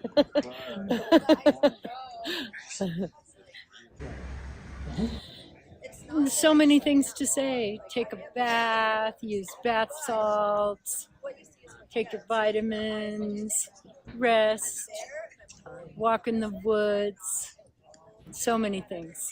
Well, it's Cindy. We all love you and know you. Thank you. I know you have done so much to empower me. So tell us a little about what you do for women. Well, it's not just women, but I encourage everybody to do their divine connection so that they can feel confident and happy about who they are and what they are. Okay, so my name is Brooke. I'm the owner and founder of Botanicals Wellness. These are all my essential oil blends that I make. Each of them are gemstone infused. You can take the lids off of them. This is the specific one that's for the heart center. It's the Anahata, and it's blended with rose, geranium, spearmint, and lime with rose quartz gemstones infused. And this one here is the third eye chakra. So for intuition, each of these blends are formulated to balance and unblock any of our energy centers. This one has lavender, helichrysum, frankincense, and lang lang. with purple amethyst gems, and there's gemstone spheres that you can actually use to roll on to avoid the oils and rub them on wherever you feel called. You can use all of these specific blends to balance and unblock your energy centers. So I have the 7 primary. There's the root, sacral, solar, heart chakra, throat, third eye, crown, the 7 primary blends. And then this one here is the soul star. And there's really beautiful rainbow fluorite gems infused in this blend. So this is a yoni goddess oil. This is infused with rose petals, calendula flowers, lavender buds, jasmine, lang lang, and it really smells amazing. It's all infused in an MCT coconut oil base, and it's actually designed to support pH balance. The way you would use this is you would massage externally in the yoni space, and it really helps to moisturize and hydrate and support pH balance. And so this is a really lovely blend to work with. Thank you. My name is Alina, and one way that I find empowerment as a woman is through my martial arts journey. I feel that martial arts gives me a strong sense of who I am and what I'm meant to do on this earth, and really just having that confidence, I find that it helps me carry myself through life, maybe avoiding problems because I can recognize them and I have that like almost coat of armor on. Yeah. Hi, my name is Elza Bieta. I run a martial arts dojo called Inshin Crestone, and I have a 25-year background in clinical care, working with the treatment of chronic disease, lifestyle medicine, and supporting chronic pain, as well as women's health. Every woman is so unique and has such a unique situation, and really I think the most important thing is being able to be in touch with yourself, being able to understand your own desires, understand your own priorities, and understand how to be able to create boundaries to stay connected to that. With that being said, I think one of the most important things that women especially can do is heal their mother bond and heal their relationship to their maternal and all their female energies and their ancestors, because it is within us, those gifts, that sometimes also become the difficult parts of us, the trials and tribulations of our lives, or even, the issues that we face. And being able to make space for ourselves to empower our deficits and turn them around and transform them into our strengths, and really be in touch with that which came before us, so that we can empower those that come after us, especially as mothers.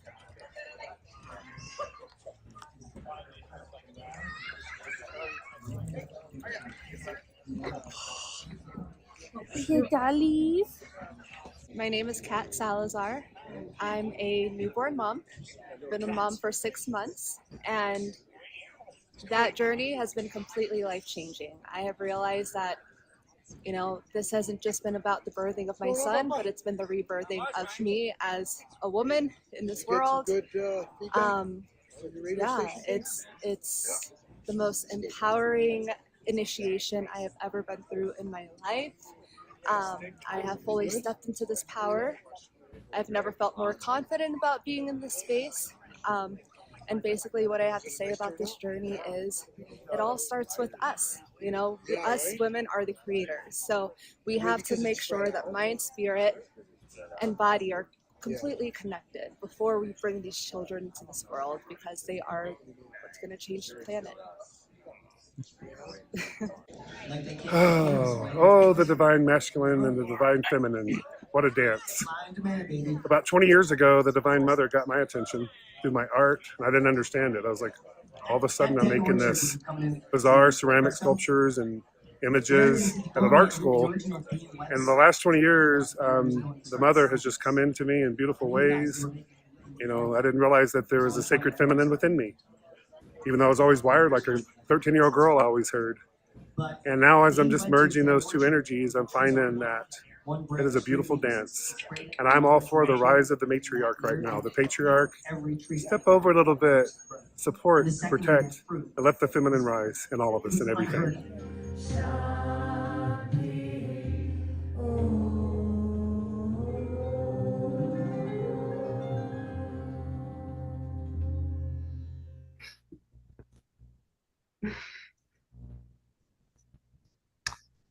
Hi, Cindy. Hello. You forget how beautiful it is here. It was, and all of the beautiful women. I haven't seen that for a while. So yeah. And is Clara with us? Clara, are you there? So that was really fun to create all these beautiful women in a beautiful setting. My nice iPhone camera. Sharon, I want to say something after watching your video, and you started that you feel like Lakshmi today because you are wearing what you are wearing, and the end of the video, you know, it's a goddess Durga, and all the women who talked about, you know, feminine energy, and it was like it took me in a different dimension. I'm telling you honestly, this video is not just a video. I'm not sure, but what I felt, because I would really like to know that what I felt, if anyone from this room felt the same, because the video itself has that vibe, you know, that connection. And feminine energy definitely is the strongest energy. It's a healing energy, and everybody needs that energy. And amazing, Sharon. And you know, I want to do pranam, you know, in your Bharatnatyam, like Kathak style, you know, like I really wish I knew that, you know, how to perform that namaskaram to you. But yes, Thank you. namaskaram to you for that. Amazing. Thank you. Truly grateful for this video. Amazing. Riddhi, what did you feel about Sharon's video? Did you feel the same connection, what I felt? First of all, Sharon, a global namaste. And thank you so much for bringing together all of these different healing modalities. It's just absolutely fascinating to see how the masculine and feminine can come together in all of these different ways as a beautiful dance together in divinity, bringing together the masculine and the feminine. And something that really, really stood out to me there was in terms of the whole dojo and martial arts, being able to defend oneself as being a woman, being able to step into that empowerment within that power itself, deep within. And at the same time, it works beautifully on our mental energies, on our emotional energies, everything coming together as a beautiful dance. And I think that is so important. It's actually key for being a woman to be able to grow up with that whole mentality of just being whole, just being complete as we are, not having to go outside for any kind of validation, but being able to validate ourselves from within. And I think that's just purity in itself. And it's absolutely true that we don't have to be feminine or masculine. It's a divine dance of both of them. As we call it in the yoga tradition, it's Shiva and Shakti coming together. As we call it in the Western tradition, it's that whole dance of being able to heal those wounds that are deep within, being able to heal those paternal wounds and those maternal wounds, and just being able to forgive and let go. I think as human beings, that's one of the hardest challenges that we face, is the ability to be able to let go, because we hold on to everything like a tight fist, as if we're holding onto a rope, and we're expecting to go forwards, but we're hit with resistance, which is keeping us stuck because we haven't processed everything around us. But the beauty and the dance of it is to be able to just be present in the moment and to experience life as it is. I know that we have the ability to deal with it. And that's something that your video just reminded me of as well. Beautifully crafted with so many experts coming together in the field as well. So thank you so much for sharing. You're very welcome. You're very welcome. I would like to bring on Clara for a moment. Clara and I were talking about what we wanted to speak about on this show, and one of the aspects that she brought up, and I'd like her to start with this, and I'm sure you all will have something to say, is the aspect of pleasure. Yes, indeed. We were looking at like self-care and self-maintenance and self-management and all that beautiful stuff that's been shared here already. And it's like, you know, talking about doing what you want, doing what you desire, but what about what about this pleasure principle, you know? What really brings you pleasure and joy? So it's almost more than what you feel like doing. It's kind of what you're drawn to do with your passion. So when you have time to yourself, what do you choose to do first? Could you let yourself do a pleasurable activity, possibly before the chores or maybe after? But it is looking at, what does self-pleasure mean? And, you know, it can be, you know, connotated in the sensual way as well. And that is part of being a woman, of course, and not to neglect that aspect of ourselves, because that's our ultimate sort of that sensual creative force that is so key as a woman of any age to be able to tap into. And I just love that this is coming, this topic is now coming in after watching that video, because I was really touched by the pleasure on these women's faces when they were speaking about what they were doing. It was just so heart connecting. I think that's probably what we're all picking up on, and that it was shot outside and they were all channeling their unique flavor of the great grandmother earth, that is the feminine principle that teaches all of us how to self-care. And yes, she can be ruthless just as much as she can be holding and kind, and it's reminding us of that spectrum of being a woman. And back to your topic of the whole self-pleasuring principle and getting rid of that word guilty when the word pleasure is used. Mm-hmm. Yes, for me, what brings me great pleasure, besides being in nature, out there gardening and saying my mantras, is to embody Durga, embody Lakshmi, embody Saraswati. There is a power in that I learned, I have to say, from my Guruji, Sitara Devi. There is a power that we in the West don't really get. You know, who are our big heroines, heroes? What, you know, women that are trying to be men, pretty much, they put that, or women that are just over the top sexualized. And when I went to India and lived with her, I found that the true role models for me were the Devis, were Durga and Lakshmi and Saraswati and Parvati and everybody that show you the highest aspects of who you are, because we are all embodiments of the goddesses. And to bring them into our lives and say their mantras and dance their dances, to me, is the greatest pleasure. Lakshmi ji, what do you have to say about that?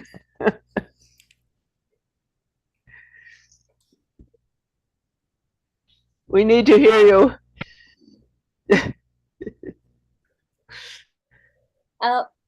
Lakshmi ji, can you please?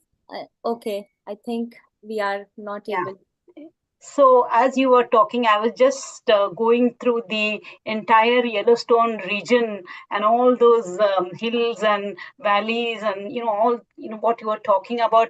It went ringing into my ears, and I said, what if I just go and meet you in your place and see all of you? and enjoy the the weather as well as the beauty of the landscape. I was just thinking, because I'm purely and purely a nature person.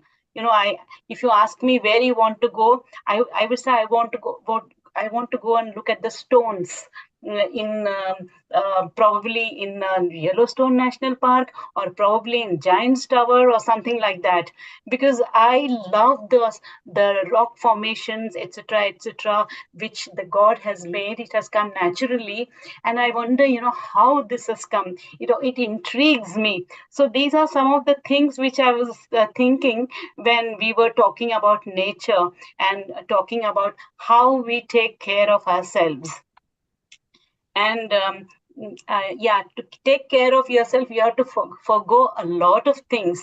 I don't drink aerated water at all, just an example. So like that, so many things I don't I don't take, because I want to keep myself healthy. And probably I'm Sharon, maybe the same age as you are. So we need to both of us need to take care of ourselves. And I also enjoyed what Clara said and Cindy said also, and your people from your land, that is Amina, Elizabeth, Kat, Michael, all of them also spoke so spontaneously, and I really enjoyed whatever they spoke, and so honest and so simple they were all. I admired it. And well, you want me to say anything else? Tell us, what do you do to take care of yourself? You go to all these big conferences and events, and you always look so beautiful when I see the photographs. These saris, beautiful. I generally do not put a lot of makeup. It's only when it is necessary I put something, but I put coconut oil in my face every day morning, just to nourish myself. And basically everything nature's things, products I use. I probably Ayurvedic is the good one.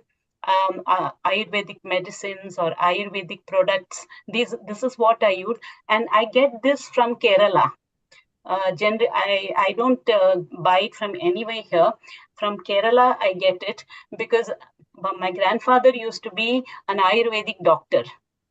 So I have some links, and I get fresh oil, etc., from there, and that's what I use. And in those oil, if you bring up a small bottle, it lasts so long.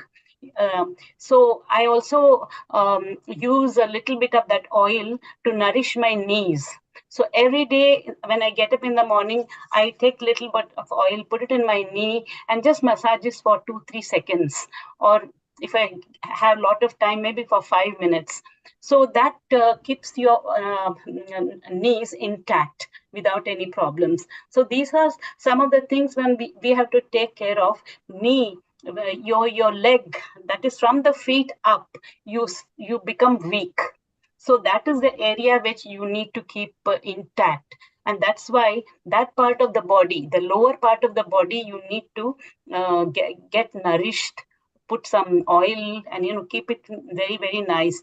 If you see people who are old, the toes, etc., they have no life. Sometimes so you have to keep on nourishing the toes, etc., with some oil. So these some of the things which I learned from my grandfather. I follow all that.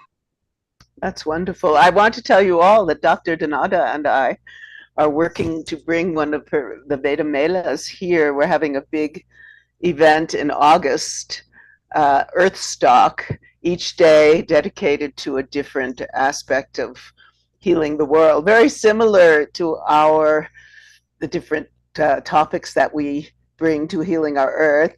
And so we're bringing her Veda Mela for the weekend, so Friday, Saturday, Sunday, here to Crestone. So you should all come join us. and experience the beauty of this place. Where mainly it's going to be in a really, really beautiful retreat center. So that will be, let's see, it's a week long, but there's also a 4-day, 3-day weekend. It's like August 19th to about the 25th. And we'll have the Veda Mela, but we'll also bring in, I hope Clara will be coming, and we're bringing in Qigong and other healing modalities. And we're going to have a little film festival. And every day, one's Environment Day, one's Women and Children Day, one's Peace and Justice Day. And then the Friday is the Veda Mela, and Saturday is all sacred music and dance and workshops. And so Neil has put us together, and we're going to do these beautiful events. Wonderful. Good. Amazing. In fact, after watching your video, like I'm sure that, just like me, what I'm feeling right now, just flying away right now over there. And because the energy is so powerful that you showed in the video, and I can feel it. And like you said, Lakshmi, Saraswati, and Durga, and just quickly, I would like to say that every day I read Saptashati Chandi Path every day since so many years. Not the whole part, but Devi Kavach, Argala Stotra, Kilat, and Siddha Kunjika. This is my worship to Devi. And just now what you said, I felt like just reciting those 2 lines from Argala Stotra in Sanskrit, if it is okay with everybody. Oh, yes, please.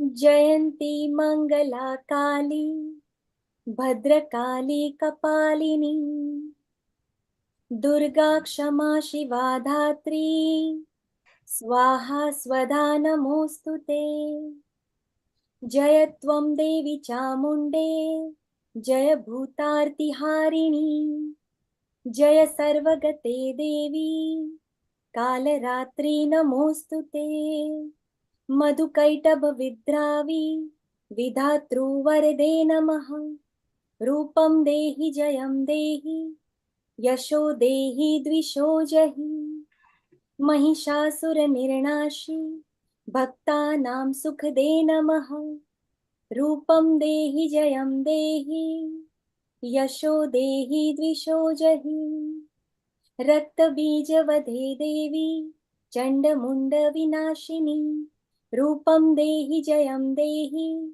Yasho Dehi Dvisho Jahi Shumbhasyaiva Nishumbhasya Dhumrakshasya cha Mardini Rupam Dehi Jayam Dehi Yasho Dehi Dvisho Jahi Vanditangi Drude Devi Sarva Saubhagyadaini Rupam Dehi Jayam Dehi Yasho Dehi Dvisho Jahi. Om Shri Mahalakshmi Namaha. Om Shri Mahalakshmi Namaha. Om Shri Mahalakshmi Namaha.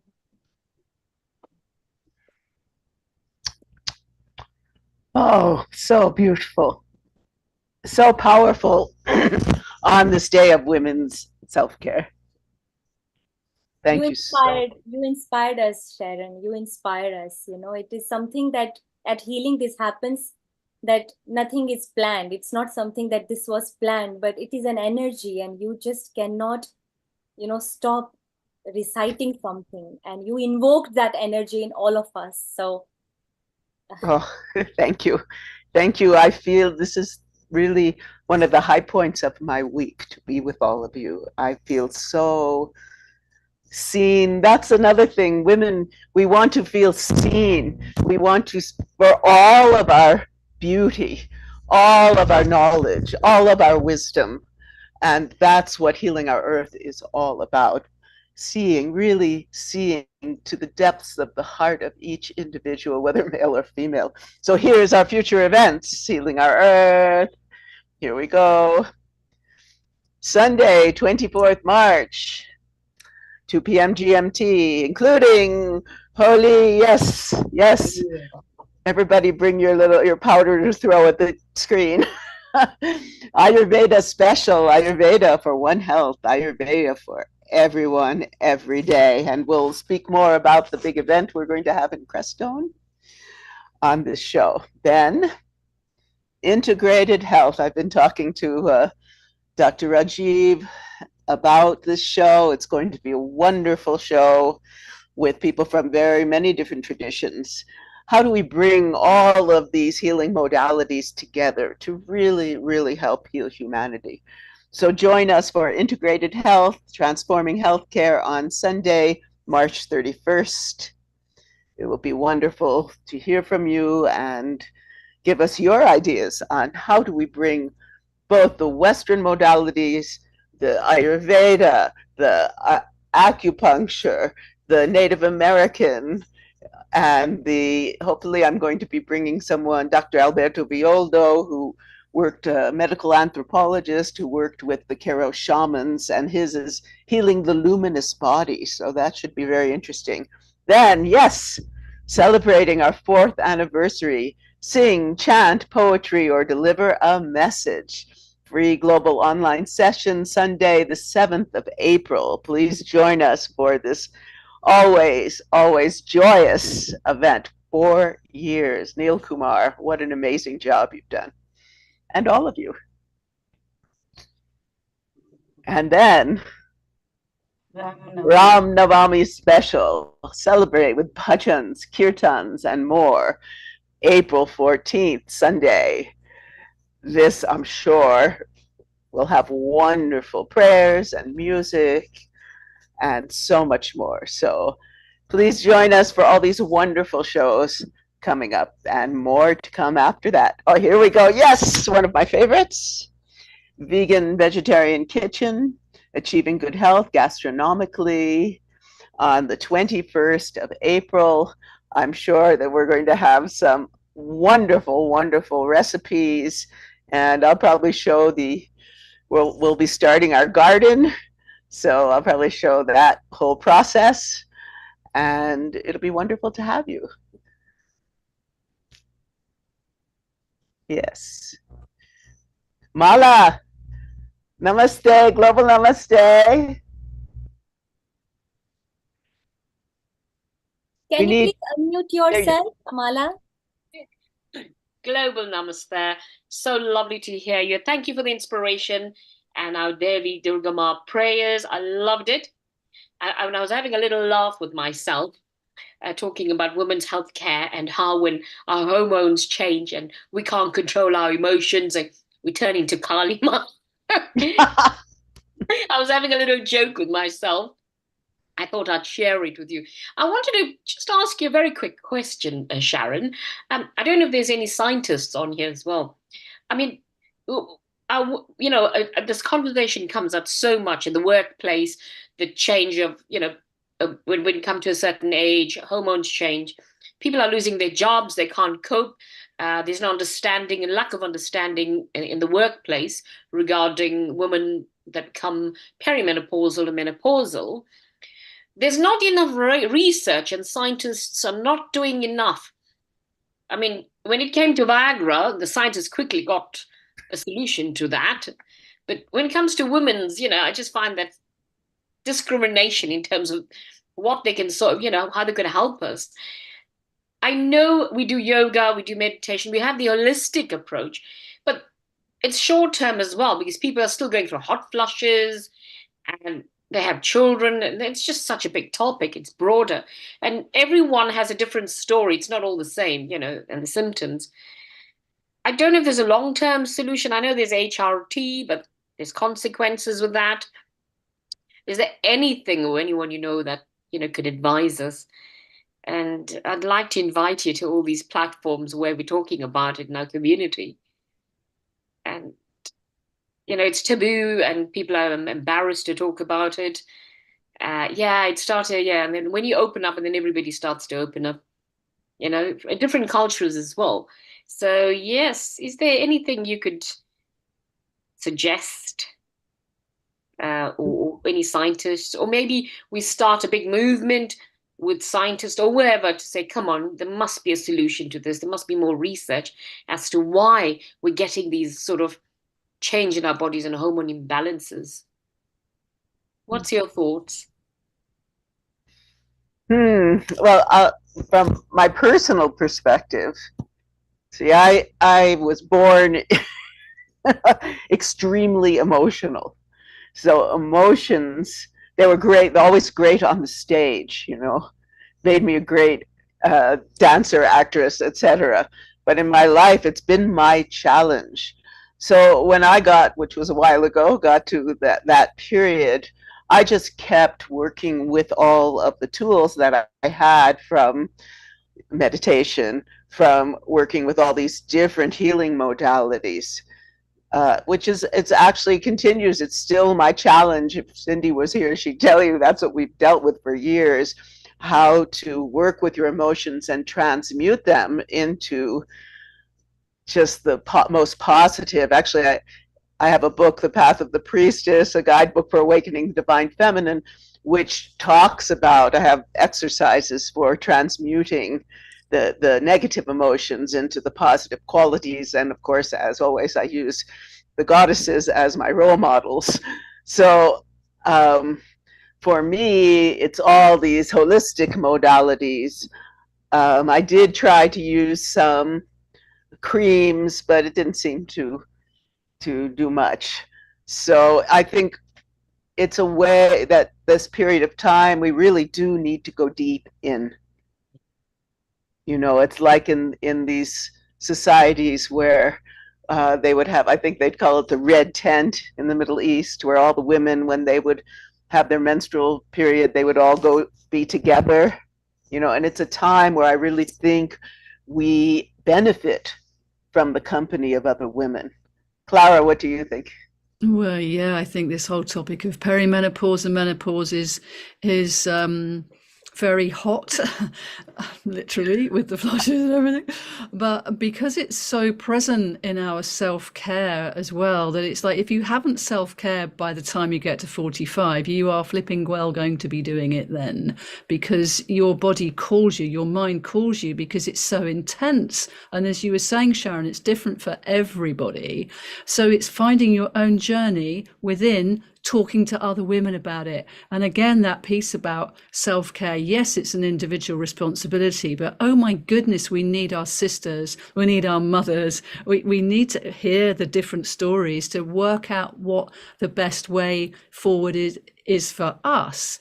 And there's a rich amount of information out there, and there are, well, certainly over here in the UK, there was recently a bill passed to say that women who were in menopause were not to be treated detrimentally. So it is coming through more and more. So I don't know where you are, Marla, but maybe this is heartening for you to hear that indeed there is like a wave of awareness around this time of women's life, which is essentially it's the massive transformation. I mean, yeah, being a mother is a huge transformation. And when I first got pregnant, that was the time that I actually started to look after myself. And then my son grew up, left home, and then at the age of 52, menopause, I then left home for 5 years and I went on travels, as Sharon knows all about this story. But it helped me choose what I wanted and what I needed for myself, even though it was a radical choice to make. And I've now been living here in near Glastonbury for the last nearly 5 years, and I don't want to be home free, as I've referred to it again. So I think that the menopause will take you to where you need to go for your soul's evolution, whether you like it or not. And Clara, Sharon, that's a very good subject. One of the reasons that I've asked the new Women's Forum, that is information, it will take 3 months to complete it, do the formation of it. We must ask and request the women to take their self-care themselves. The men can only educate by reading about it, but the women can empathize, the women can contribute with their tips and ideas, and particularly to the countries like the African countries, where the teenagers, first of all, don't have the sanitation, first. Secondly, even the education, some of the communities are finding it taboo subject to discuss. So PMS is a very big issue in female and menopause. And I think It doesn't have a medicine or something, but it can have maybe holistic approach to a physical attribution, but it should be for the women, by the women, of the women, which will then be better rather than men controlling and say, no, you should be doing this, you should be doing that, because they haven't had it. So the new forum will take this subject very much to it just grab it, the bull by the horn, because that will be very important. I want to pause here for a moment, Sharon, Vaishali, Clara, and everybody. Let's go around the panel.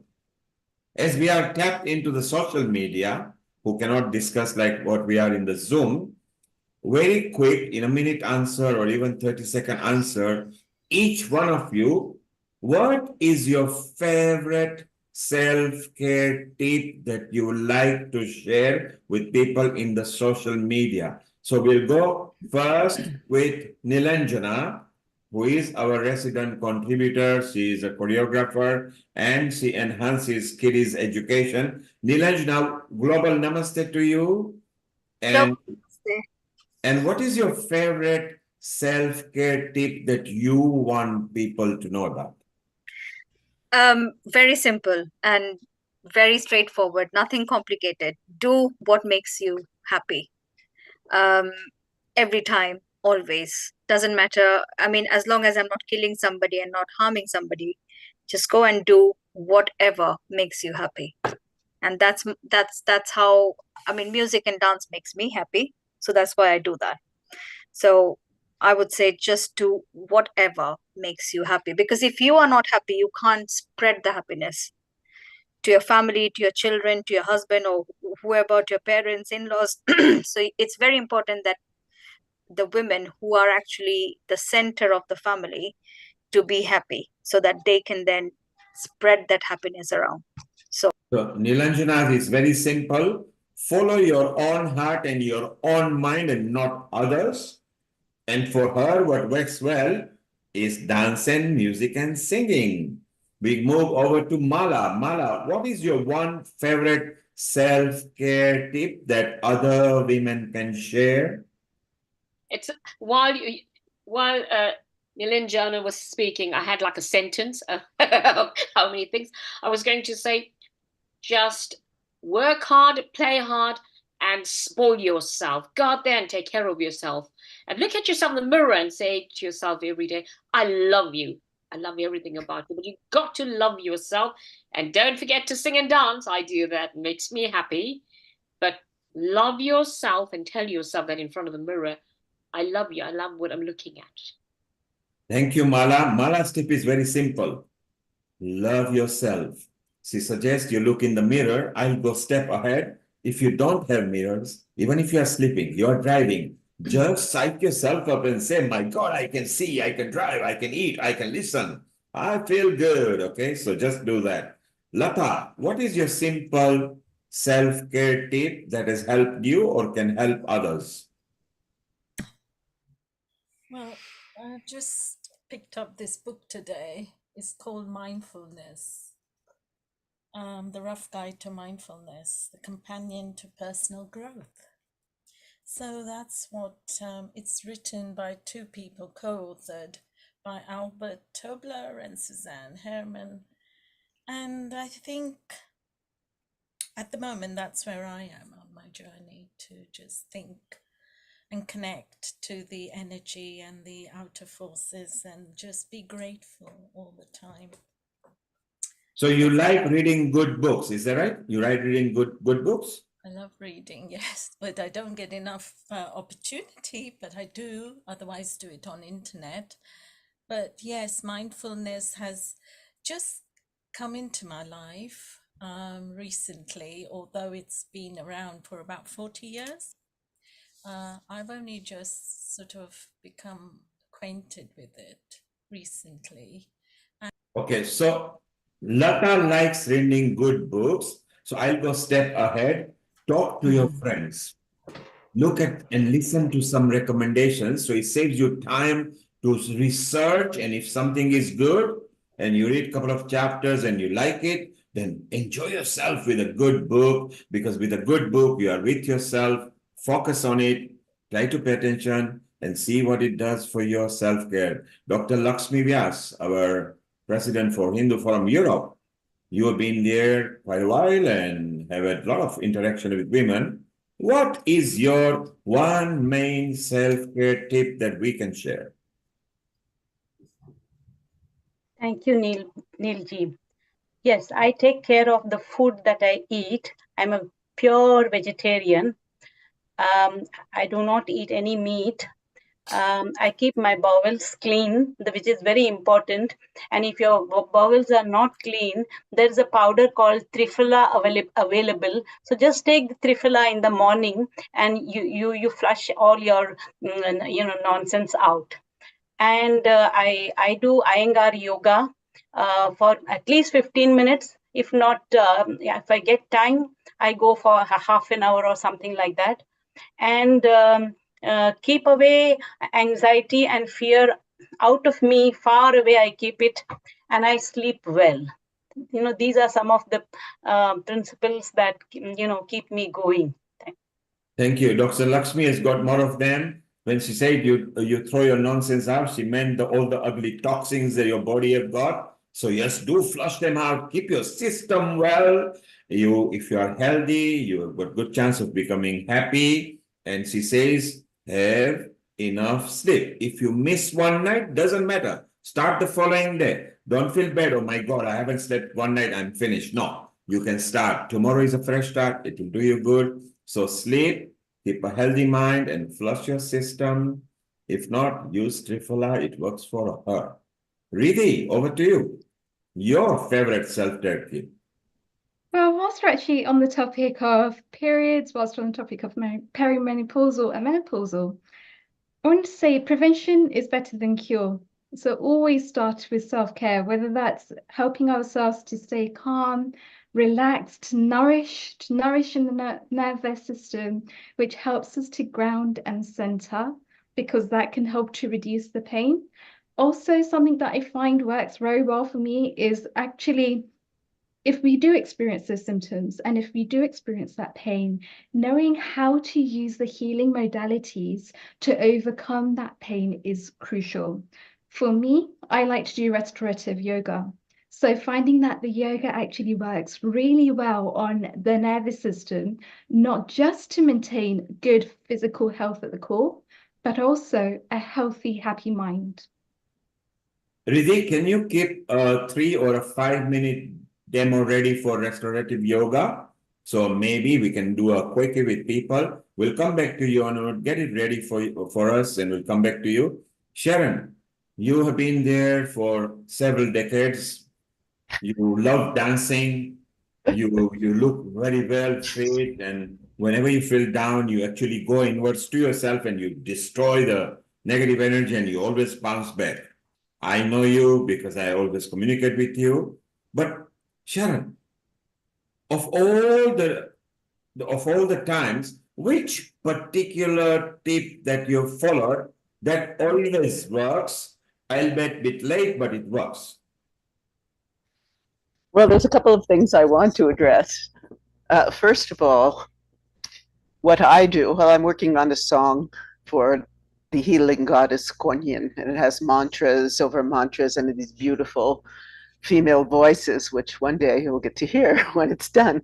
But what I do now is I put that on, and immediately the frequencies and mantras and all that just put me in this healing state, because the words are all about healing. And then I go deep in, and I have a combination of yoga, craniosacral, Feldenkrais, Qigong, that I just do. I go deep in and very subtly go into where I'm feeling pain and move.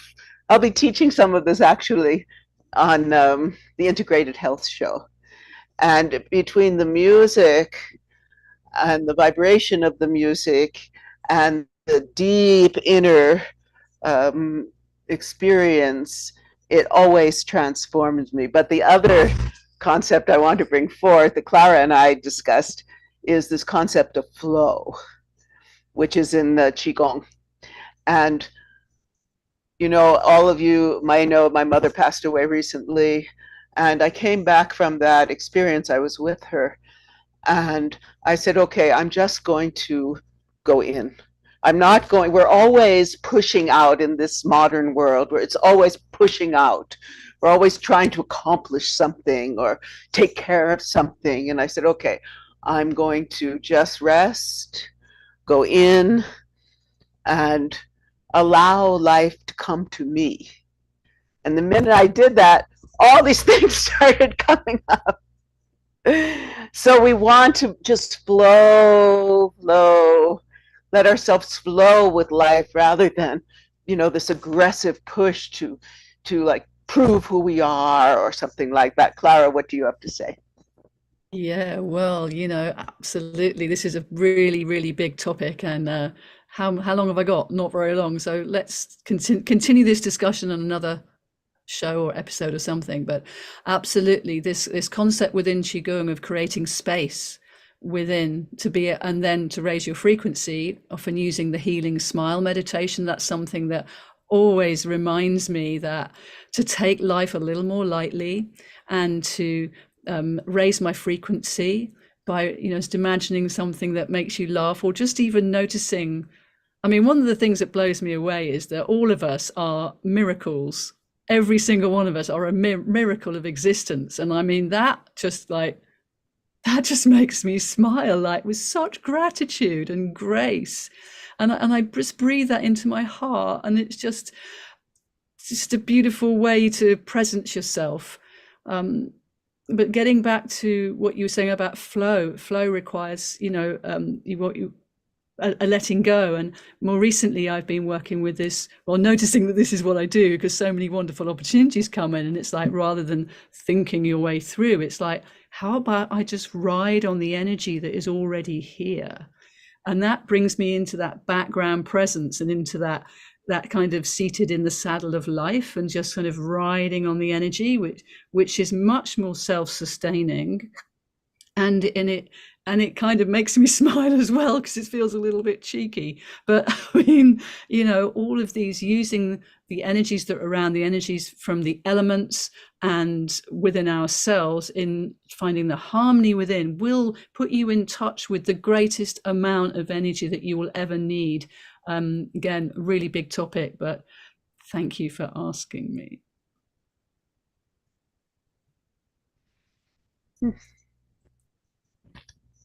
Let's see. Vaishali. Yes, Sharon, and what a beautiful topic, energy. It's one of my favorite topic. Amazingly said, Clara. And Vaishali, the flow.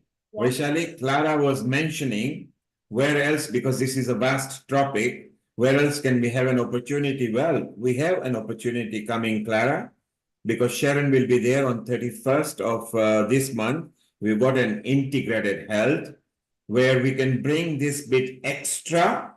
And also on 28th of April, where we are celebrating 25 years of World Qigong and Tai Chi Day, where again Sharon is in touch with Keith and Bill Douglas.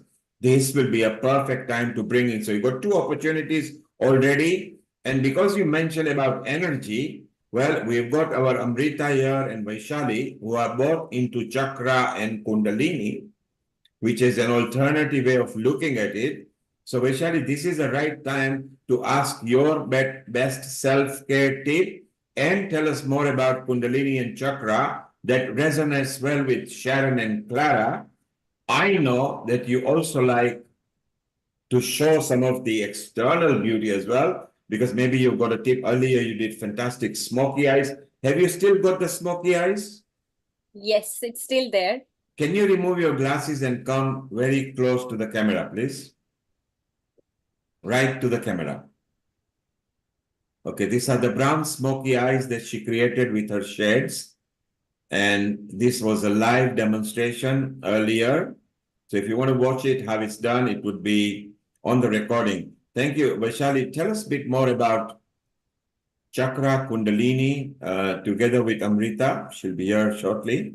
And then we're going to see if we can do a bit of demo, and we still want to carry on our panel chat. Over to you, Vaishali.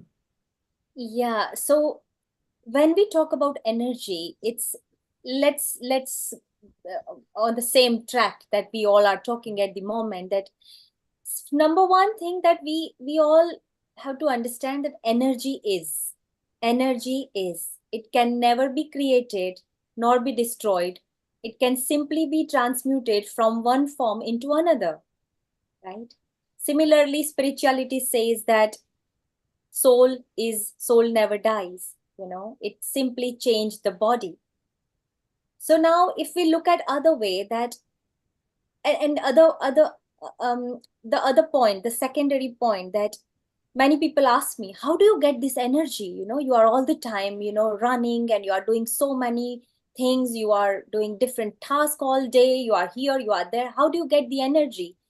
And I always say that we don't get energy, we are energy. We release the energy where exactly we like. So if we spend our days, if we spend our time, what we like, what we love, then we don't get tired at all, because we are releasing our energy in every single activities that we are right now. We all are releasing our energy, we are in present moment at the moment, and that's the reason that we all like it, we love this platform, because every single person sitting here, they are releasing their energy. Now coming back to the chakra, what chakra is, we have 7 main chakras, and even in the video, Sharon, the wonderful lady, I forgot her name, she had an oils for various chakras, heart or anahat chakra for different oils for heart and all. So basically every chakra has different emotions connected, and it is now scientifically proven that all our ailments, it's a psychosomatic, right? Everything is related to your thought process, to your mind. So what we do is we balance our chakras. Now, first is our root chakra, which is Muladhara. There are different emotions, insecurity, and groundedness. And so when we feel grounded and secure, that's the base of everything.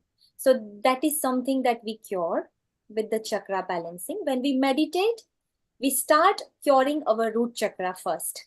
Then second comes, the second chakra is sacral chakra, which is a creation part where we create. So any artist, like even Sharon is an artist, your sacral chakra is wonderful, it's perfectly active, and the way you are able to show your creativity. So every artist have a wonderful balanced sacral chakra, right? Which also is a sexual energy, and it's a creation, so it has to be balanced in order to have, every emotions are necessary. Sometimes we feel that why ego is necessary. Ego is, if it is balanced, for example, if someone has lost everything in their life, everything, let's say if a person has nothing left, no family, no money, nothing, they are at ground zero. For example, I'm just giving you an example. And maybe by some different decisions, he ended up getting that, he or she. Then it's the ego. It's the ego which help us to rise from the bottom again. It's our ego. So to some extent, even we need ego, but it has to be balanced. So solar plexus, the third chakra, which is around navel. And after that, there is a heart chakra. Heart chakra has to be open. We have to be open and receptive to all good in life. But when heart chakra is imbalanced, we feel fear, we feel doubt, we don't feel trusted. So love and fear, they both cannot live together. And if you are in fear, you are in fear. You don't have love. When you have love in your heart, you don't have fear, right? So love makes you fearless, which is true actually. And after that comes here, throat chakra is a vocal. It's the Vishuddhi chakra, Vishnu. Here is the Vishnu Granthi. And every Granthi, sorry, here is a Shiv Granthi. It starts the Shiv from here. And more vocal you are, more expressive you are, more you are able to express yourself. It is the Vishuddhi chakra is responsible for your speech.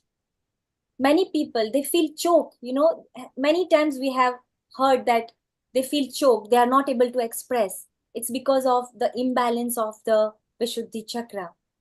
So it's very important to express yourself with the balancing of your Vishuddhi chakra. Then there is a third eye, intuition. So we have intuitive mind, there is a third eye here. It helps us to look beyond the physical reality.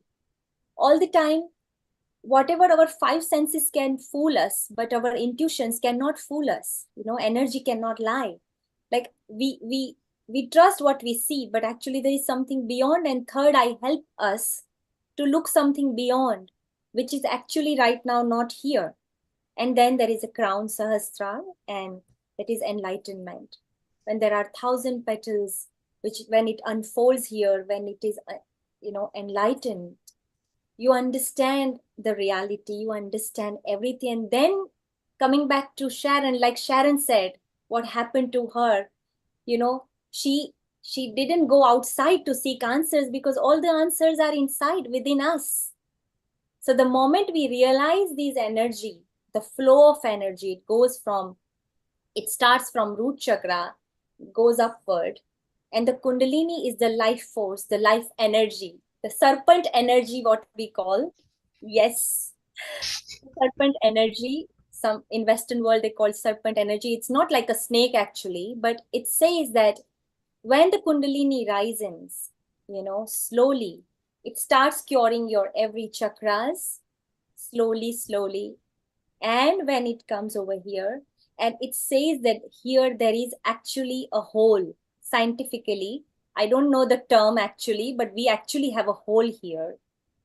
And when from that bindu, that energy drops and again got back in the navel. So when it drops and it goes back. So basically it's not just a spiritual hocus pocus or something. It's a scientifically proven thing that these energy centers help to heal our body, our mind. And so this is a little bit of explanation of chakra. And what I do is, being a healer, I help people to understand their own body, their own mind, and we can heal ourselves. We don't need anybody else. Thank you, Vaishali. I think Clara wanted to say something. Clara, you had a comment on what Vaishali was saying?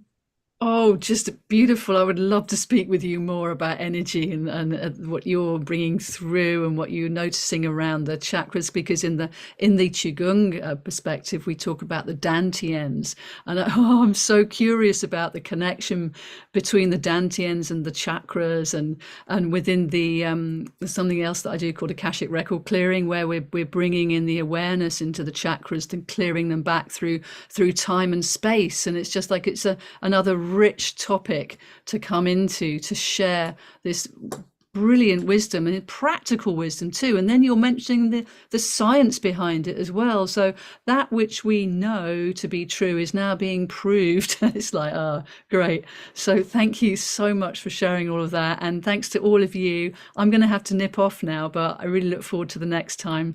Thank you so much, Niels Kumar.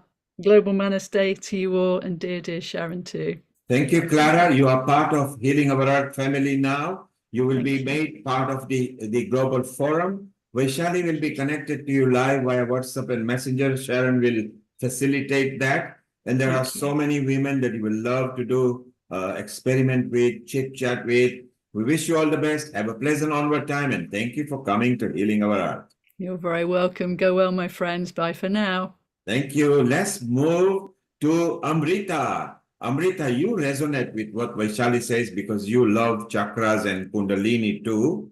But from your point of view, wow, Sharon connected to Vaishali, who connected to Clara. How do you connect self-care with energy, Kundalini, and chakra? Yeah, I was listening to Vaishali, what she was telling.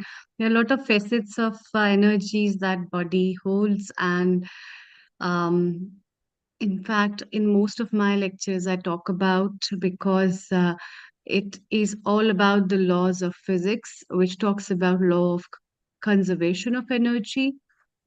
That says that energy can neither be created nor be destroyed, but transformed from one form to another. So we all are hubs of energies and different atoms and molecules in this universe with which different scientists have been working. Uh, uh, talk about those energies. We give energy, we take energy, and these energies resonate at different vibrations in the body, which are stored at different centers, and we in different traditional medicine systems talk about them. And these energies make your aura ideally, and your aura resonates with your oj, which in Ayurveda a term is given which talks about your resonance of enlightened energy within you.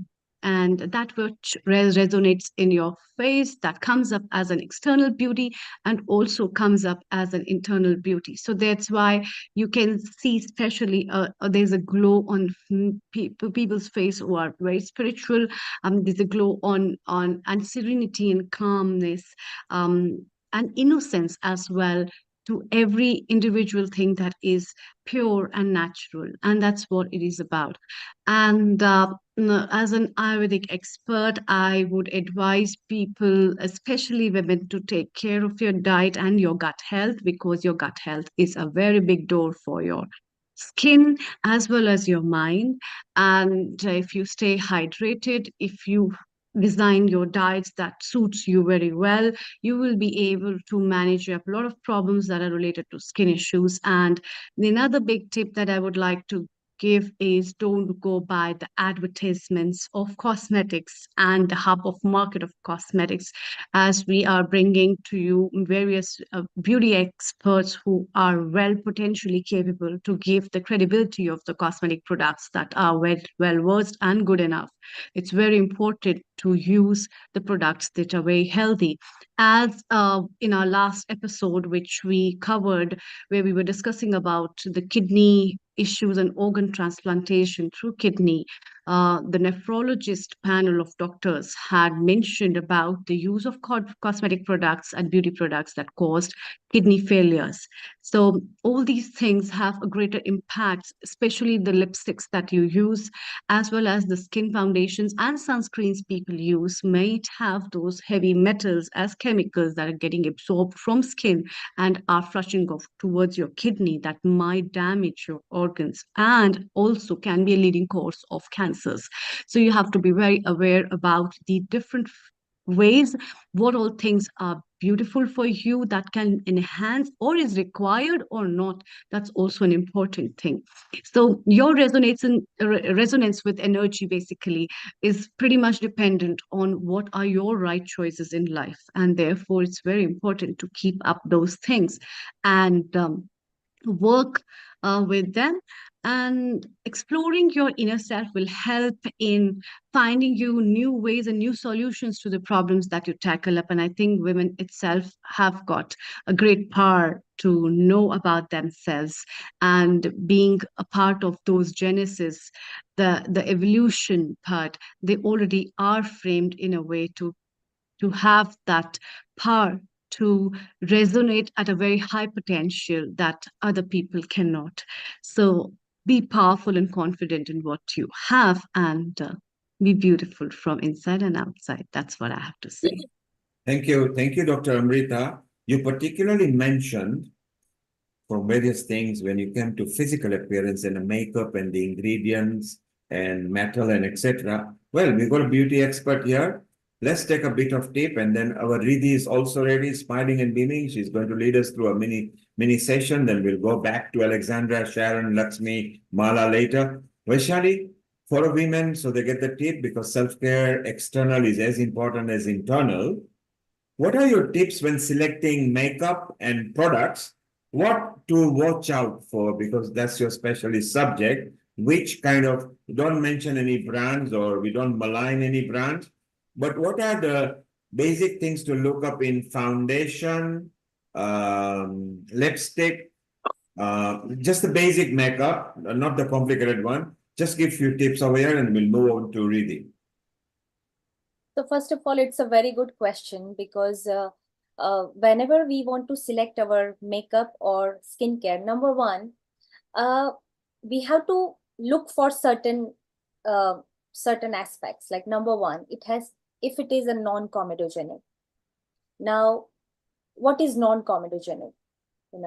So whatever product, first we need to understand what is non-comedogenic. Whatever products we apply on our face, right, or our body, it is going to go inside the pores, whether you want it or not, right?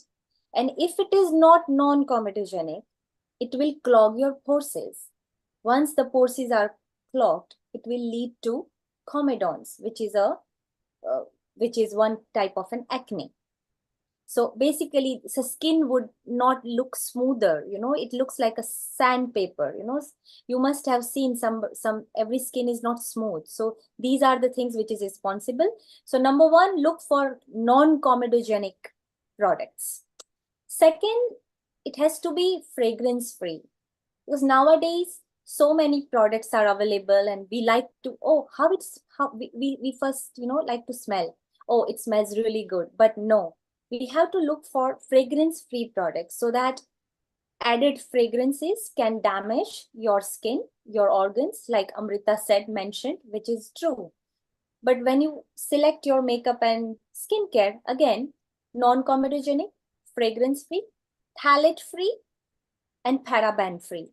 So you need to again make sure that whatever foundation you are choosing, if it is phthalate-free or fragrance-free or paraben-free. So these are the things. Also, it has to be allergy tested. Right nowadays, there is a skin biology, which is called a skin biology. So many factors work behind, because one product you see on the shelf, it is not just like that. Big companies, they do loads and loads of research on that. So there is some, I don't want to mention, but some companies, they have 50 plus years of allergy data. So let's say if you come up with one eye cream, and if you get some kind of an allergy, they go back to the laboratory, they check it again, they do again research on that, then they come up with a different reformulated product. So again, go for allergy tested, whether it is a hypoallergenic, allergy tested. So these are the things that you need to keep in your mind while choosing your products. Thank you, Vaishali. And what we will do, let's now go to an alternative way of Riddhi style.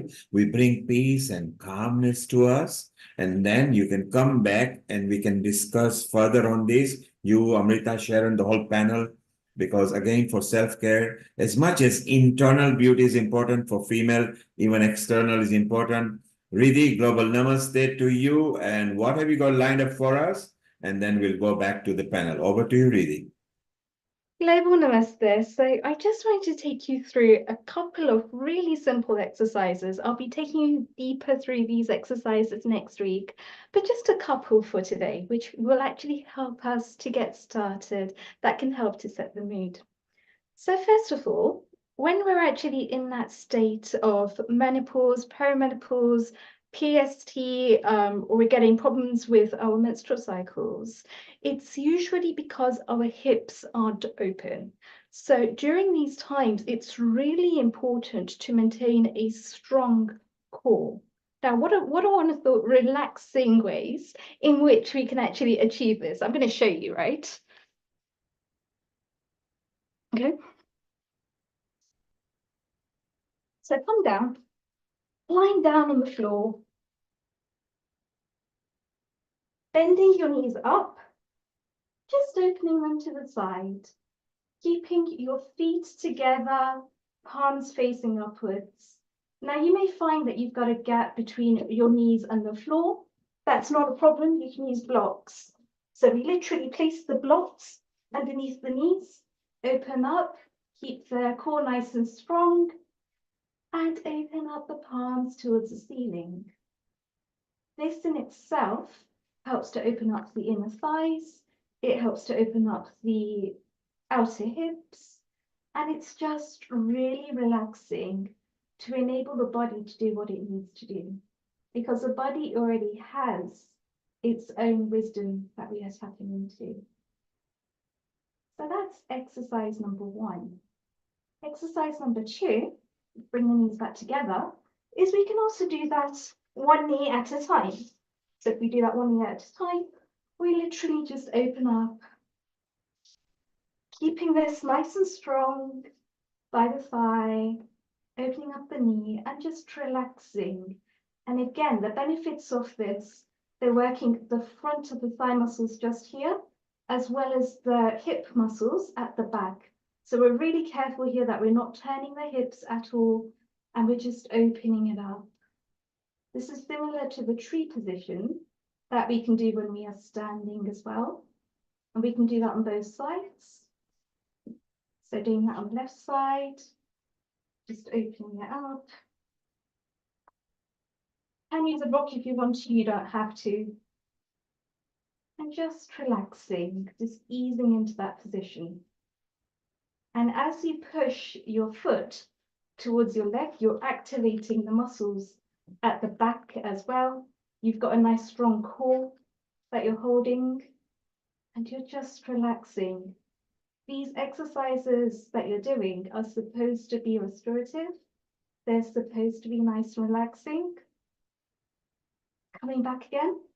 Another exercise that people usually miss is the legs up the wall exercise. But before we do that, we can just help the back to relax nice and easily by actually placing something, a bolster, underneath the knees.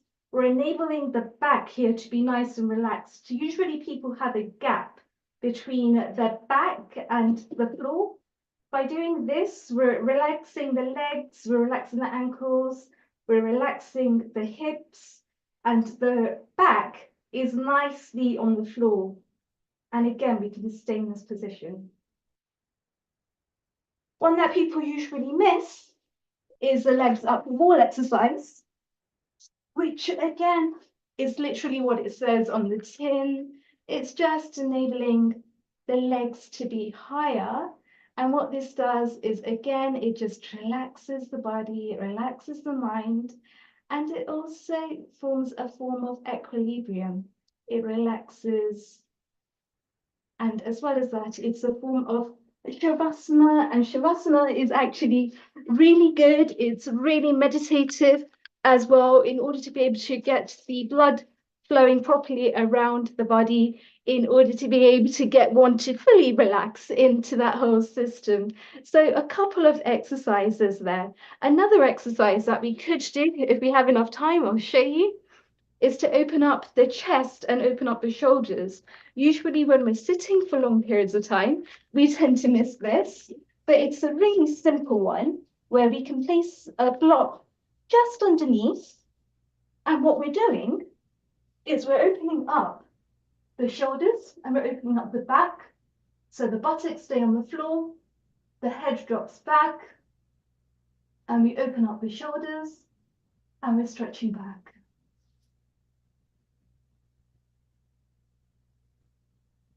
And what benefits are for this, Riddhi? What are the benefits for this? And the benefits for this asana, it's really the fish.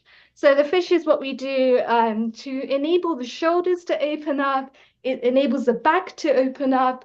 So usually when people are working at the desks, they tend to find that they get really sort of curved back because they're constantly working. So this is basically a correction exercise to be able to open up again. That's beautiful.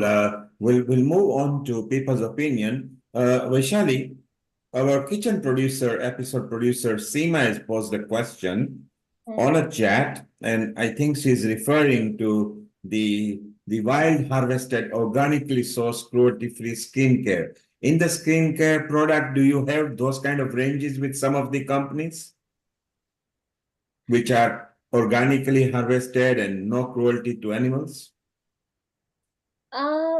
Yes, there has to be few companies, but at the moment I don't want to, mention something which I'm 100% not sure, because there are 2-3 factors working, like 100% vegan and cruelty free. Like, for example, some companies, they do animal testing in USA, but they don't do animal testing in UK. right? I'm just giving Yeah. an example of let's say one company is called Clinic. So their Yeah. skincare, they do animal testing in USA. So people who come and who may ask that, is it 100% cruelty free? So what should we say? Because products are, you know, I mean, Yes, manufactured in USA. it's difficult to Yeah, answer individual yeah. question. But And I need Seema, to, and I need, Seema is down there. She is in no. a position. She's out where she can't put a video. But global namaste to you, Seema. Jambo, how are you? You are in Africa. Habari, Muzuri, Sana, Global Namaste, everybody. Yeah, you see, Wonderful there's to a hear very from fine you. line, like Vaishali said. This always confuses me between harvested, organically sourced, and cruelty-free. Like you said, there is testing allowed in some countries, and some countries don't do the testing. But I've seen that there are many brands, now I don't want to name any particular brand as such, that are emerging out of the Indian market. And it's a very interesting market because they're vegan, vegetarian, number one. They're wild crafted, they're organically harvested, they're cruelty free. And these brands are actually reaching out to the international market. I will name a few brands with no biasness whatsoever. We know that Forest Essentials has opened up in the UK, in Covent Gardens. Estee Lauder is a big stakeholder in them. We have Karma Ayurveda that has opened in which is a great brand, by the way. All the brands are wonderful. I don't want to, they're all beautiful brands. Every brand has a superb product. And of course, Pura has launched in the UK recently. And Seema, Vaishali, I think is familiar with Estee Lauder because she even does some work with them. I think one of our Right. favorite, Vaishali, you were mentioning earlier that you like Clinic product that works for you. Yeah. And so it's nice to know from Seema that this stuff where I think Amrita will be able to tell us, because there are Ayurveda products which are not animal tested. And Vaishali, you Yes. were also involved in a I think vegetable product, I think kokum or something that you were doing a research on. So Seema, you are very right that yes, there are a lot of alternative things coming in market. You know, I'm really leaning towards these vegan, vegetarian, organic, wild harvested products. Like the skin is our largest organ in our body, right? And just like we say, we are what we eat, we're also ingesting everything that we put on our skin because it absorbs everything. So it's really important, I feel, for us to lean on experts like Vaishali, who are so well versed in the beauty industry, to really reach out and ask, what products are really very ethical, number one, and what are very safe for us to put on our skin. Amrita, you spoke of lead recently in products. I have a question for you, if you don't mind me asking, and correct me if I'm wrong. I was recently told by an Ayurvedic expert, a doctor, in fact, here in Kenya, that we need to pace out our Ayurvedic medication.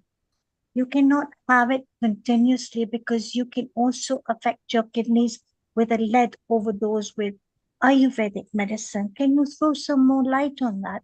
Because there's so many mixed reviews. I get so confused with all this makeup and all this Ayurvedic medication and which brand to use and which brand not to use.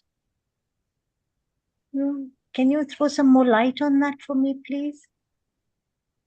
Amrita, you are muted. The question is directed to you. Over to you. Thank you. Thank you. Seema ji, today's question that you are asking now, which is my midnight around, since morning, at least 10 people have asked since morning the same question. Okay. So, Interesting. I really wonder. And So because Ayurveda has been dealing with. Amrita, can you hold on there for a moment? Riddhi is back. I just want to, and we come back because the subject that Vaishali, you and Seema will be very good for the kitchen episode because we are going plant-based as well. So stay around before you answer. Riddhi showed us 2-3 form of exercise and everything. Alexandra, you were keenly watching. Sharon, you were partly following as well. Did it help or do you resonate with what Riddhi said? Sharon? Yeah. Yes. Yes. And Alexandra says yes too. Elaborate a bit more, please. Okay, so everything that she showed is part of my daily routine. And how many years have you been following that, Sharon? Let's see, some of them I started in the late 60s. When I encountered yoga was in college, so that was like 66.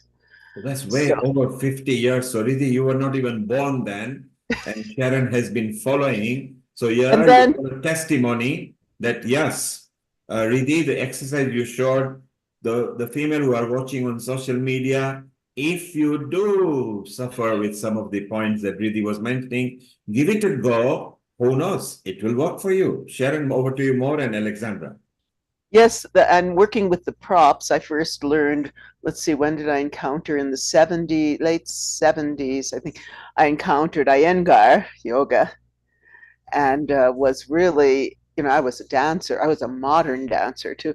So flexibility was a big part of what we were doing. But the props, that was amazing to me. It really, really helps, especially people who are not flexible, to be able to use these to just relax into the pose is just wonderful.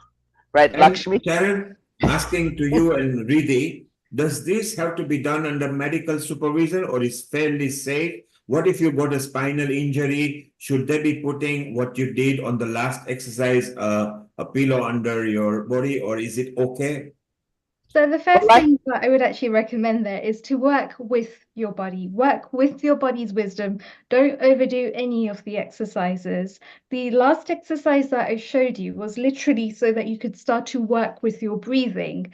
A lot of the times with restorative yoga, it's really important that we are controlling our breathing at the same time because it calms down the central nervous system. And when it calms down the nervous system, it relaxes and it grounds you as well. So that last exercise that I showed you, guess what? You don't actually need to use the block. You could just do it purely on the floor.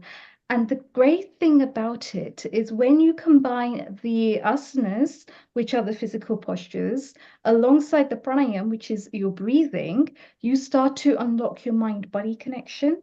And your mind-body connection is really just a fancy way of saying you get to unblock all of that mental shit that you've been holding onto for so long and get to come down to a state of relaxation. Restorative yoga is really a way to just calm, just be yourself. Because guess what? When you come off the mat after you've had a relaxing exercise like that, you're then fully empowered. And as this is a self-care episode, it's so important for you to really be that full self, fully in control of your mind, your body, your emotions, your energy. And yoga is really a gift that enables you to do that. What are your views, Sharon? So Riddhi, what you said is this. Do it if it's excruciating pain, stop. But if it's fun and you are feeling relaxed and there is just a mild stretch, that is not a pain. That means it's working and you're opening up. Is that what you're saying? Correct. And be aware of your breathing. So on an exhalation, should the body be becoming bigger or the tummy should be coming out, or which way around is it? On an exhale and an inhale, what should be happening to your stomach? So I'll show you this, an inhalation and an exhalation. The difference is basically if you place a hand on your chest, I don't know if you can see Yes, the we full can see view. it. I have changed my Yes. view, but if you place a hand on your chest and you place another one on your stomach and you take in a deep breath, you're breathing in from your stomach, then your chest, then your upper chest. As you exhale, your chest, then your stomach, and you're relaxing, you're breathing back, you're pushing your stomach towards your spine as much as you can until you can no more, and then you take another nice deep breath. So it's the entire breathing system. It's basically the stomach, then the chest, then your upper clavicles, and as you breathe out, it's your stomach, then your chest, and you relax, release, let go. Bring your spine back, bring your stomach back towards your spine, and then relax. Okay, And as so we do this, be aware of your breathing is also important. Vaishali, you resonate because you are a gym expert as well and a trainer. And roughly that comes from a gym point of view. I think both of you can resonate. We'll come back to you in a moment. Sharon, you got your hand up. You want to make a comment with what Riddhi said? Yes, I've been exploring, well, you know how long I've been doing these things.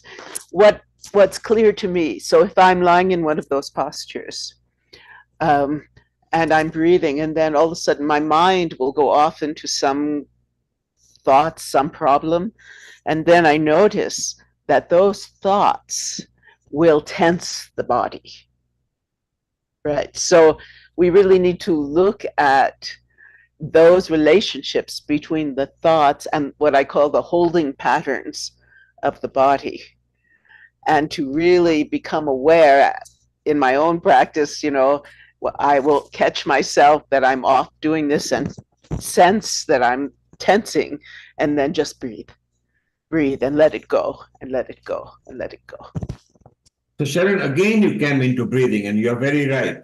Sometimes you got to let what Bindu and Riddhi said, the bullshit from your mind, you need to breathe it out.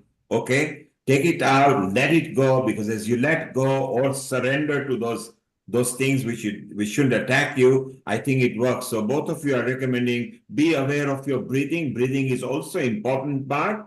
Okay, Vaishali, we'll come back to you. Alexandra, you put Rainer's poem on, which is beautiful. Would you like to recite it? Would you like to read it to us? Yes, it's a English translation, so it's not as good as in German. I am too alone in the world, and yet not alone enough to make every moment holy.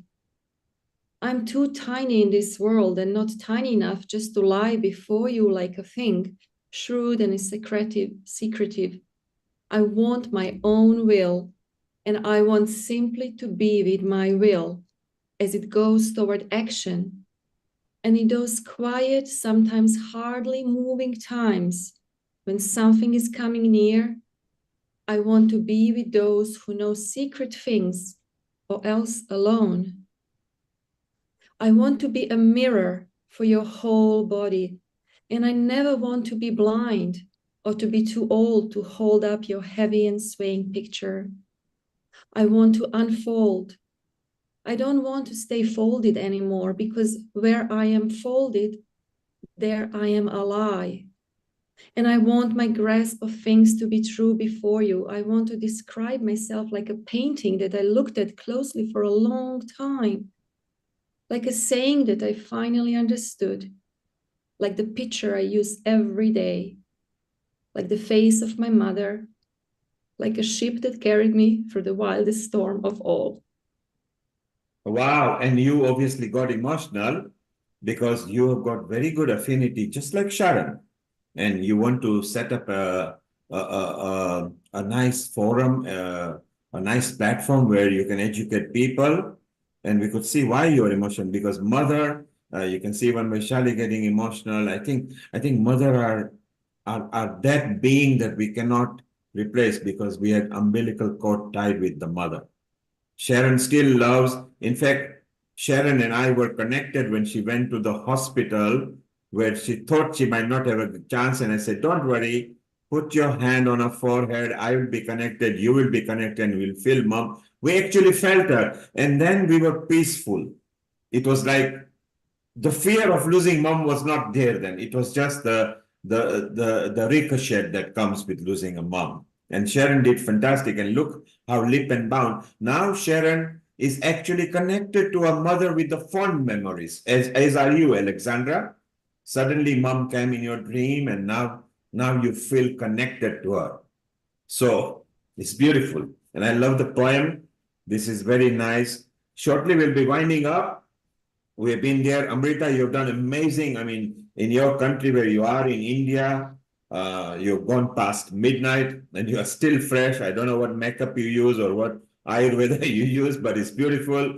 Vaishali, you did a super smoky eye. Sorry, we didn't have time because you had some more tips. We will bring, I think I think the women's session, we need to bring more, because today all you women made other women proud. We have had good response on social media. It's a good connection. Sharon, Amrita, and Vaishali, tell us, and Alexandra, tell us what we've got planned for the Global Women Forum that we are, you female are setting up, and we are privileged that you are keeping us in the loop.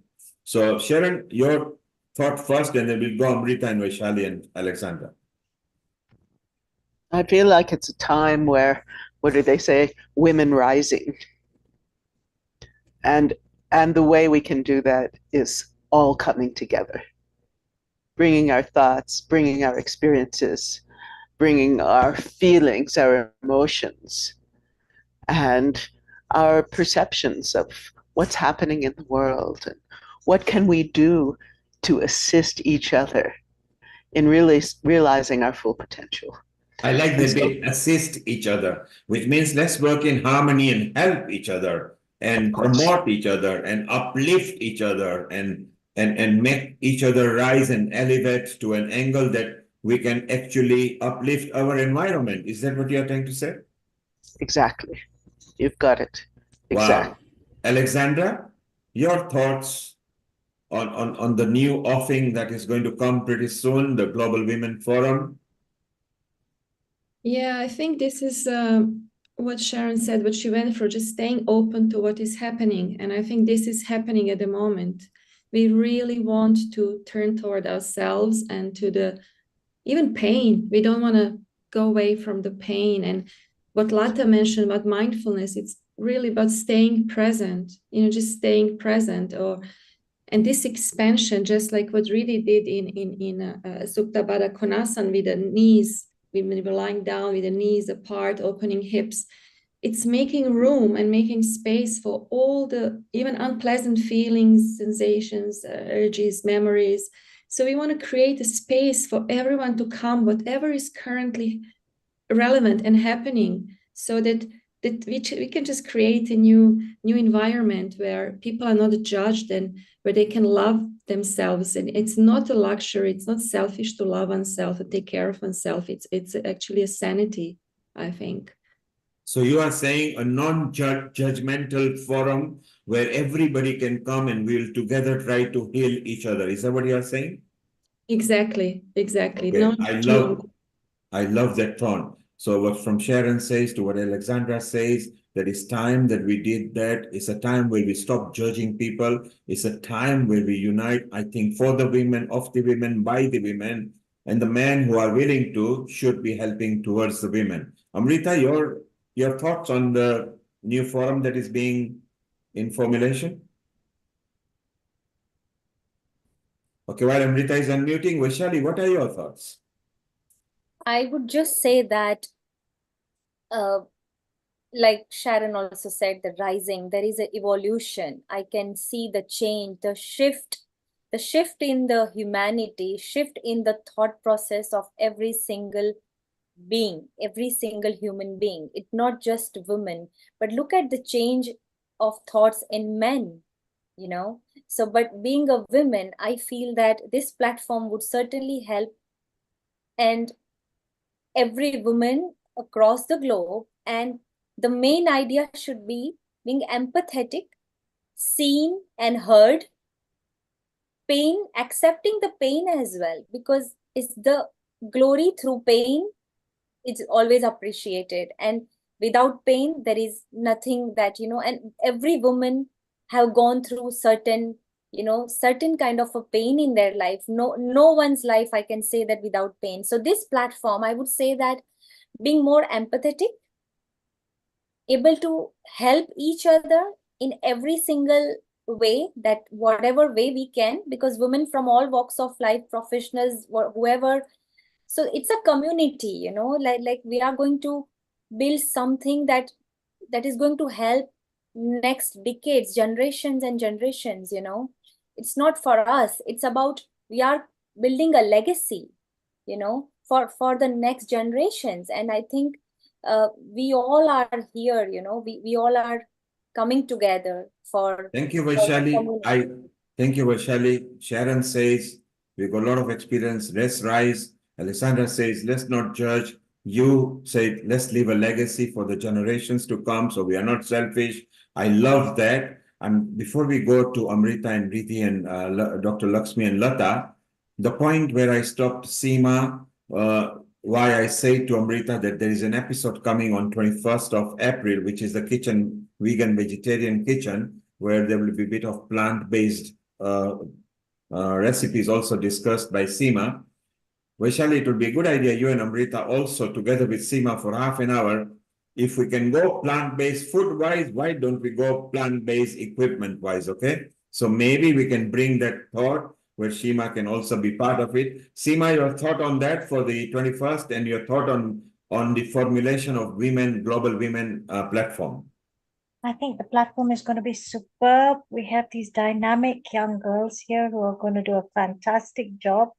And then we have Sharon's wisdom. We have wonderful experts like Alexandra and Lakshmi, Dr. Lakshmi Vyas. And of course, our Riddhi, who's always so empowering with everything she does. So, you know, building a community that empowers, supports, inspires, creates social change, leaving a legacy forward for the younger generation, development of skills, celebration, sisterhood, something that we can pass down to our children. I celebrate each and every one of you. Thank you, Thank Seema. you. And of course, we have to not forget men who are allies, who support us in our movement forward. We celebrate you as well, you know, because social change has to happen, and it is happening.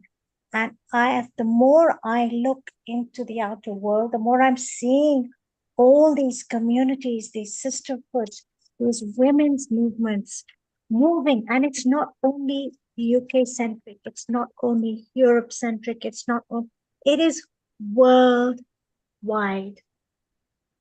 You know, it's happening, and it's about time it happened. Seema, exactly as you said, is global.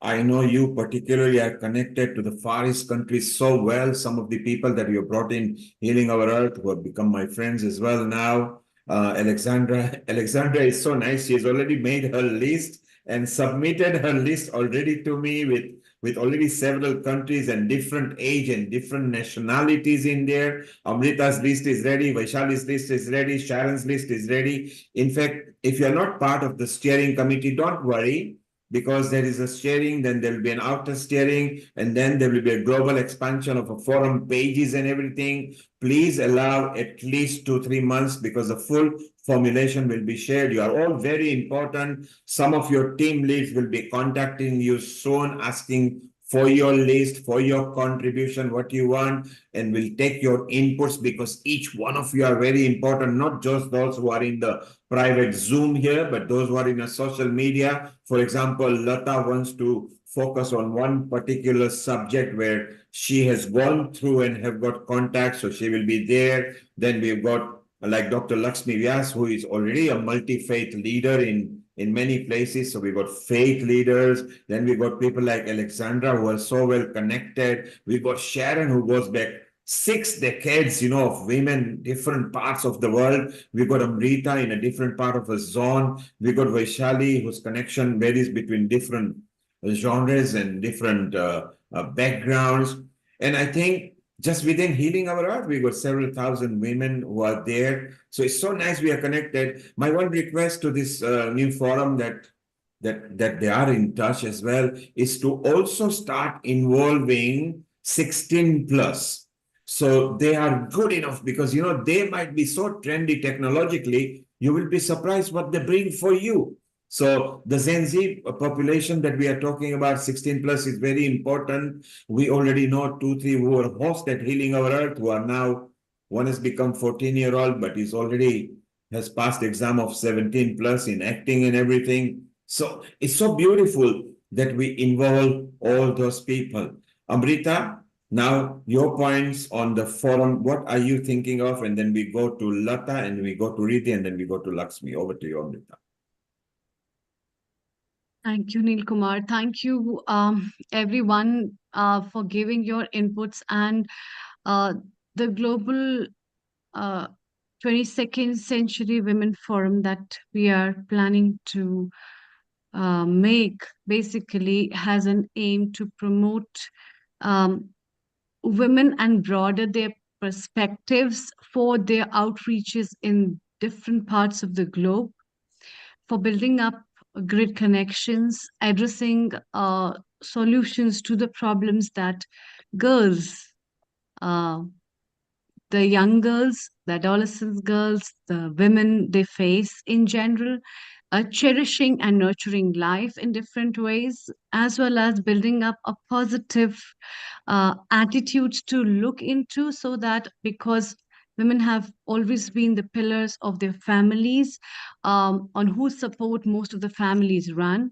because they are the caretakers of their families, their husbands, their children, and their parents, and therefore fostering them, nurturing them definitely will add on with and making them build up something that will help them personally in their life, maybe financially, maybe support wise, or building up as a strong foundation for themselves in many ways, can help them to flourish much more better. So with these perspectives, we will be putting forward, in which we'll be having different teams, as well as the steering committee members, as well as the lead members who will be taking up different units in regards of their expertise. And in those regards, we will be having an intercollaboration with different globes, and we plan to have online and offline meetings in regards of that in the future coming time. So I look forward to it as a good collaboration where we can build up a great community to help nation address a lot of things in that way. Now, coming back to Seemaji's question regarding Ayurveda, that will be one of those questions that we'll be addressing in the next coming episode as well, which is our Ayurveda episode, which is on 24th of March. Um, Many of the products which are made up of herbs, we use mineral formulations as well, but the mineral formulations that are given by the Ayurvedic Formulary of India should be accredited with the quality control labs under the conditions of FDA, as well as the lab clearance. And if they are not, then definitely they can be harmful. Another important thing is it's very important to take all the herbal products under supervision of the Ayurvedic physician or the clinician who has a good knowledge about herbs. If you are overdosing any medicine, or which is not recommended for your disease condition, definitely it can prove to be harmful to the body and fatal to the body as well. So these metals have a very great role in the body, but if they are not used properly or be not processed properly, that has been adapted to the required dose and a proper formulation, they can be harmful. But on the other side, if they are framed up well according to the conditions and the guidelines that are maintained by the Ayurvedic Formulary of India, they have really wonderful benefits. So we can talk more about it, and you can hear from us in an upcoming episode on 24th of March, which is Healthy Life through Ayurveda and Holy Celebration as well. Thank you, Thank you, Amrita. Amrita. That was very insightful. Thank you. Thank you, Seema. I didn't see that. Seema, stay around. Lata, you had your hand up. Your comment, please. Go ahead. You can unmute yourself. So I just wanted to say how much I enjoyed the comments of and the attitude that came through of the male, Michael, in the video, Sharon. And would you please convey my heartfelt thanks to him, because I love the way he said it's time to raise the matriarchal,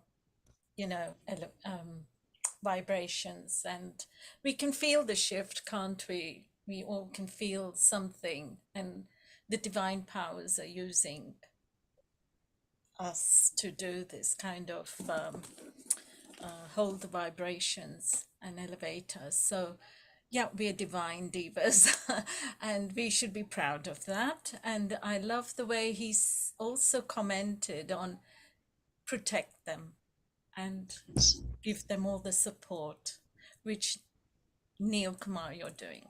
And really, it's to men like you that we look for protection from and safeguarding, because obviously women have been oppressed and controlled over the centuries, and we're just breaking free very, very slowly. And yeah, we're giving birth to a wonderful new, like an egg, it breaks and it gives, you know, life to a new life. So I think that's what we're in that process. And we feel very heartily privileged and honored to be doing that. So, yeah. Thank you, Lata. You We will need the soon. men. We need the men. We need all our men, our fathers, our sons, our grandfathers, our uncles. We need them to support us, and that's what they're doing. And that's why we're getting these platforms to elevate us. Thank you, Lata. Your team leads will be in touch with you within at least 10 weeks, or maybe before that, because we need to speed up. There is a big movement. There is a good contribution. We want professionals, non-professionals, housewives who are neglected, housewives who've got so much contribution that each one of them are very key to community and family. So they're all important. Dr. Lakshmi and Riddhi, your quick comments, and then Amrita, if you can formally close, please. Riddhi, your comment on the new formulation of women empowerment globally from several countries that we'll be setting up. Over to you. Yes, I think just to build on what Lata has already touched on, we are actually in a stage where we've got the Citizen Amendment Act, which is running itself through Parliament, through government. We're in a stage where there are still honor killings happening against women in society. We're at a stage where there is still oppression against women in society, and therefore there is no better time than right now for an organization, a platform like this, to come forward, to empower these women, to teach them that when they are empowered girls, they grow up to be matriarchs of their family, they grow up to be leaders of society, and there is nothing that men can do that women can't do. And that in itself is a power to come forwards and for everyone to realize, for everyone to see, is that when actually women step into their power, they break through all barriers, they break through all limitations, they break through all egos, and it's fascinating. And especially being a yoga producer myself, I can actually say that when we tap into that inner energy and we let go of all of those limiting beliefs, even if it's just for a few minutes, we feel completely different within. Even when we're actually taking our focus, our attention to a point of tension in the body, breathing into that and letting go, let's go of the tension that we're actually holding on to mentally, emotionally, physically, and emotionally. So breaking through all of those barriers, breaking through all of those limitations, and becoming strong, united leaders, and knowing that there is a family of support through the platform that's being created for anyone that requires it, but also for us to be able to offer our own skills, knowledge, ability, and expertise, experience to the family too. Thank you, Riddhi. Thank you, Riddhi. And your line leads will be in touch with you as well. Keep your list ready. Keep your ideas ready. Keep on focusing. If in case I haven't sent you some notes, just contact me separately and I'll send you. There are a lot of guidance notes for you to follow. It's so important for the women, of the women, by the women, and us men will be towards the women. We will be supporting you. We are not there to judge you. We just want to work in harmony with you because you guys have contributed so much to healing our earth regularly that some of you have been here over 4 years. And we verily and truly believe that you have the knowledge and the humbleness and the expertise to bring a different forum for women. There are several, there are more than a couple of million of them in different countries and everything, but there is requirement for one that will actually support right from the teenagers to the over 80s, because now the population is living over. We also need some sort of a platform for over 80s because they're living longer. So there's so much to discuss that we will do that. Dr. Lakshmi Vyas, your last comment, and Amrita, then you can formally close. Over to you, Dr. Lakshmi Vyas. Yes, to all beautiful ladies there, um, on this self-care episode, we've done a wonderful job of protecting ourselves as well as others. So I would end by saying, let us smile, let us help others, and be kind and be honest to yourself. So once you are honest to yourself, everything is taken care of. Thank you. Thank you, Dr. Lakshmi Vyas. You're already there in a group. Set your women group ready. Keep all your contacts ready. Put your thoughts. You got expertise in European communities. You follow multi-faith as well. So again, that will be very useful. So thank you for being part of it. And now, Sharon, Vaishali, and Amrita, if you can just conclude and finish the episode. And all it says is, we love you, women. You are the trend-setting women for next century. Sharon, your comment. Amrita, your comment. Vaishali, your comment, and then Amrita will formally close. Sharon, over to you. Well, it's been a wonderful show today. And as always, great to be with you all. And I really look forward to all of the wonderful things that we're going to do together. And I really look forward to one day meeting you all in person. Wow, isn't it fantastic? And Sharon, you're already going to meet the Nada from a different state into your state, and you'll be introducing them to Ram Loti and Michael and John and Hannah. Other Hannah and everybody. So our family is growing. So we are very proud of you. You're always there, always available. We wish you all the best, and the things that we are planning with you, Amrita and Nada and Vaishali in that group, and Nishit. So please go forth and multiply. We will be catching up on that next week. We'll catch up on the Women Forum next week as well. We've got the new integrated health coming. Rajiv is going to come back. So Riddhi is going to help. Sharon, you are helping. Our Amrita is actually going to go gallivanting, exploring some different places in India. So she will be connecting remotely. So it'll be lovely. Vaishali, have you got a sloka lined up for us, or is there anything you are going to recite before we pass to Amrita? We loved what you did earlier. You saw Sharon and Clara was riveted to the computer. So is there anything you've lined up before Amrita can close up? Yeah, sure. First of all, I just want to say that I the deepest gratitude to the universe to be able to part of healing our earth. And you know what a wonderful people we are here. And I think it's an energy, and this energy what we are creating here. It is like healing the earth, the actual title of our community. So very, very grateful to all of you, and truly, truly grateful. And yeah, just one shlok I would say that from Saptashati Chandi Path, which I always keep this it's in my own language, but so Ma Durga, Ma Saraswati, Ma Lakshmi. Just one shlok I would like to recite. Earlier I recited from Argala Stotra, which was Mahalakshmi Devi Stotra. This is Kilak. Kilak is Mahasaraswati, Devi of knowledge and wisdom. So this is something that I would like to recite.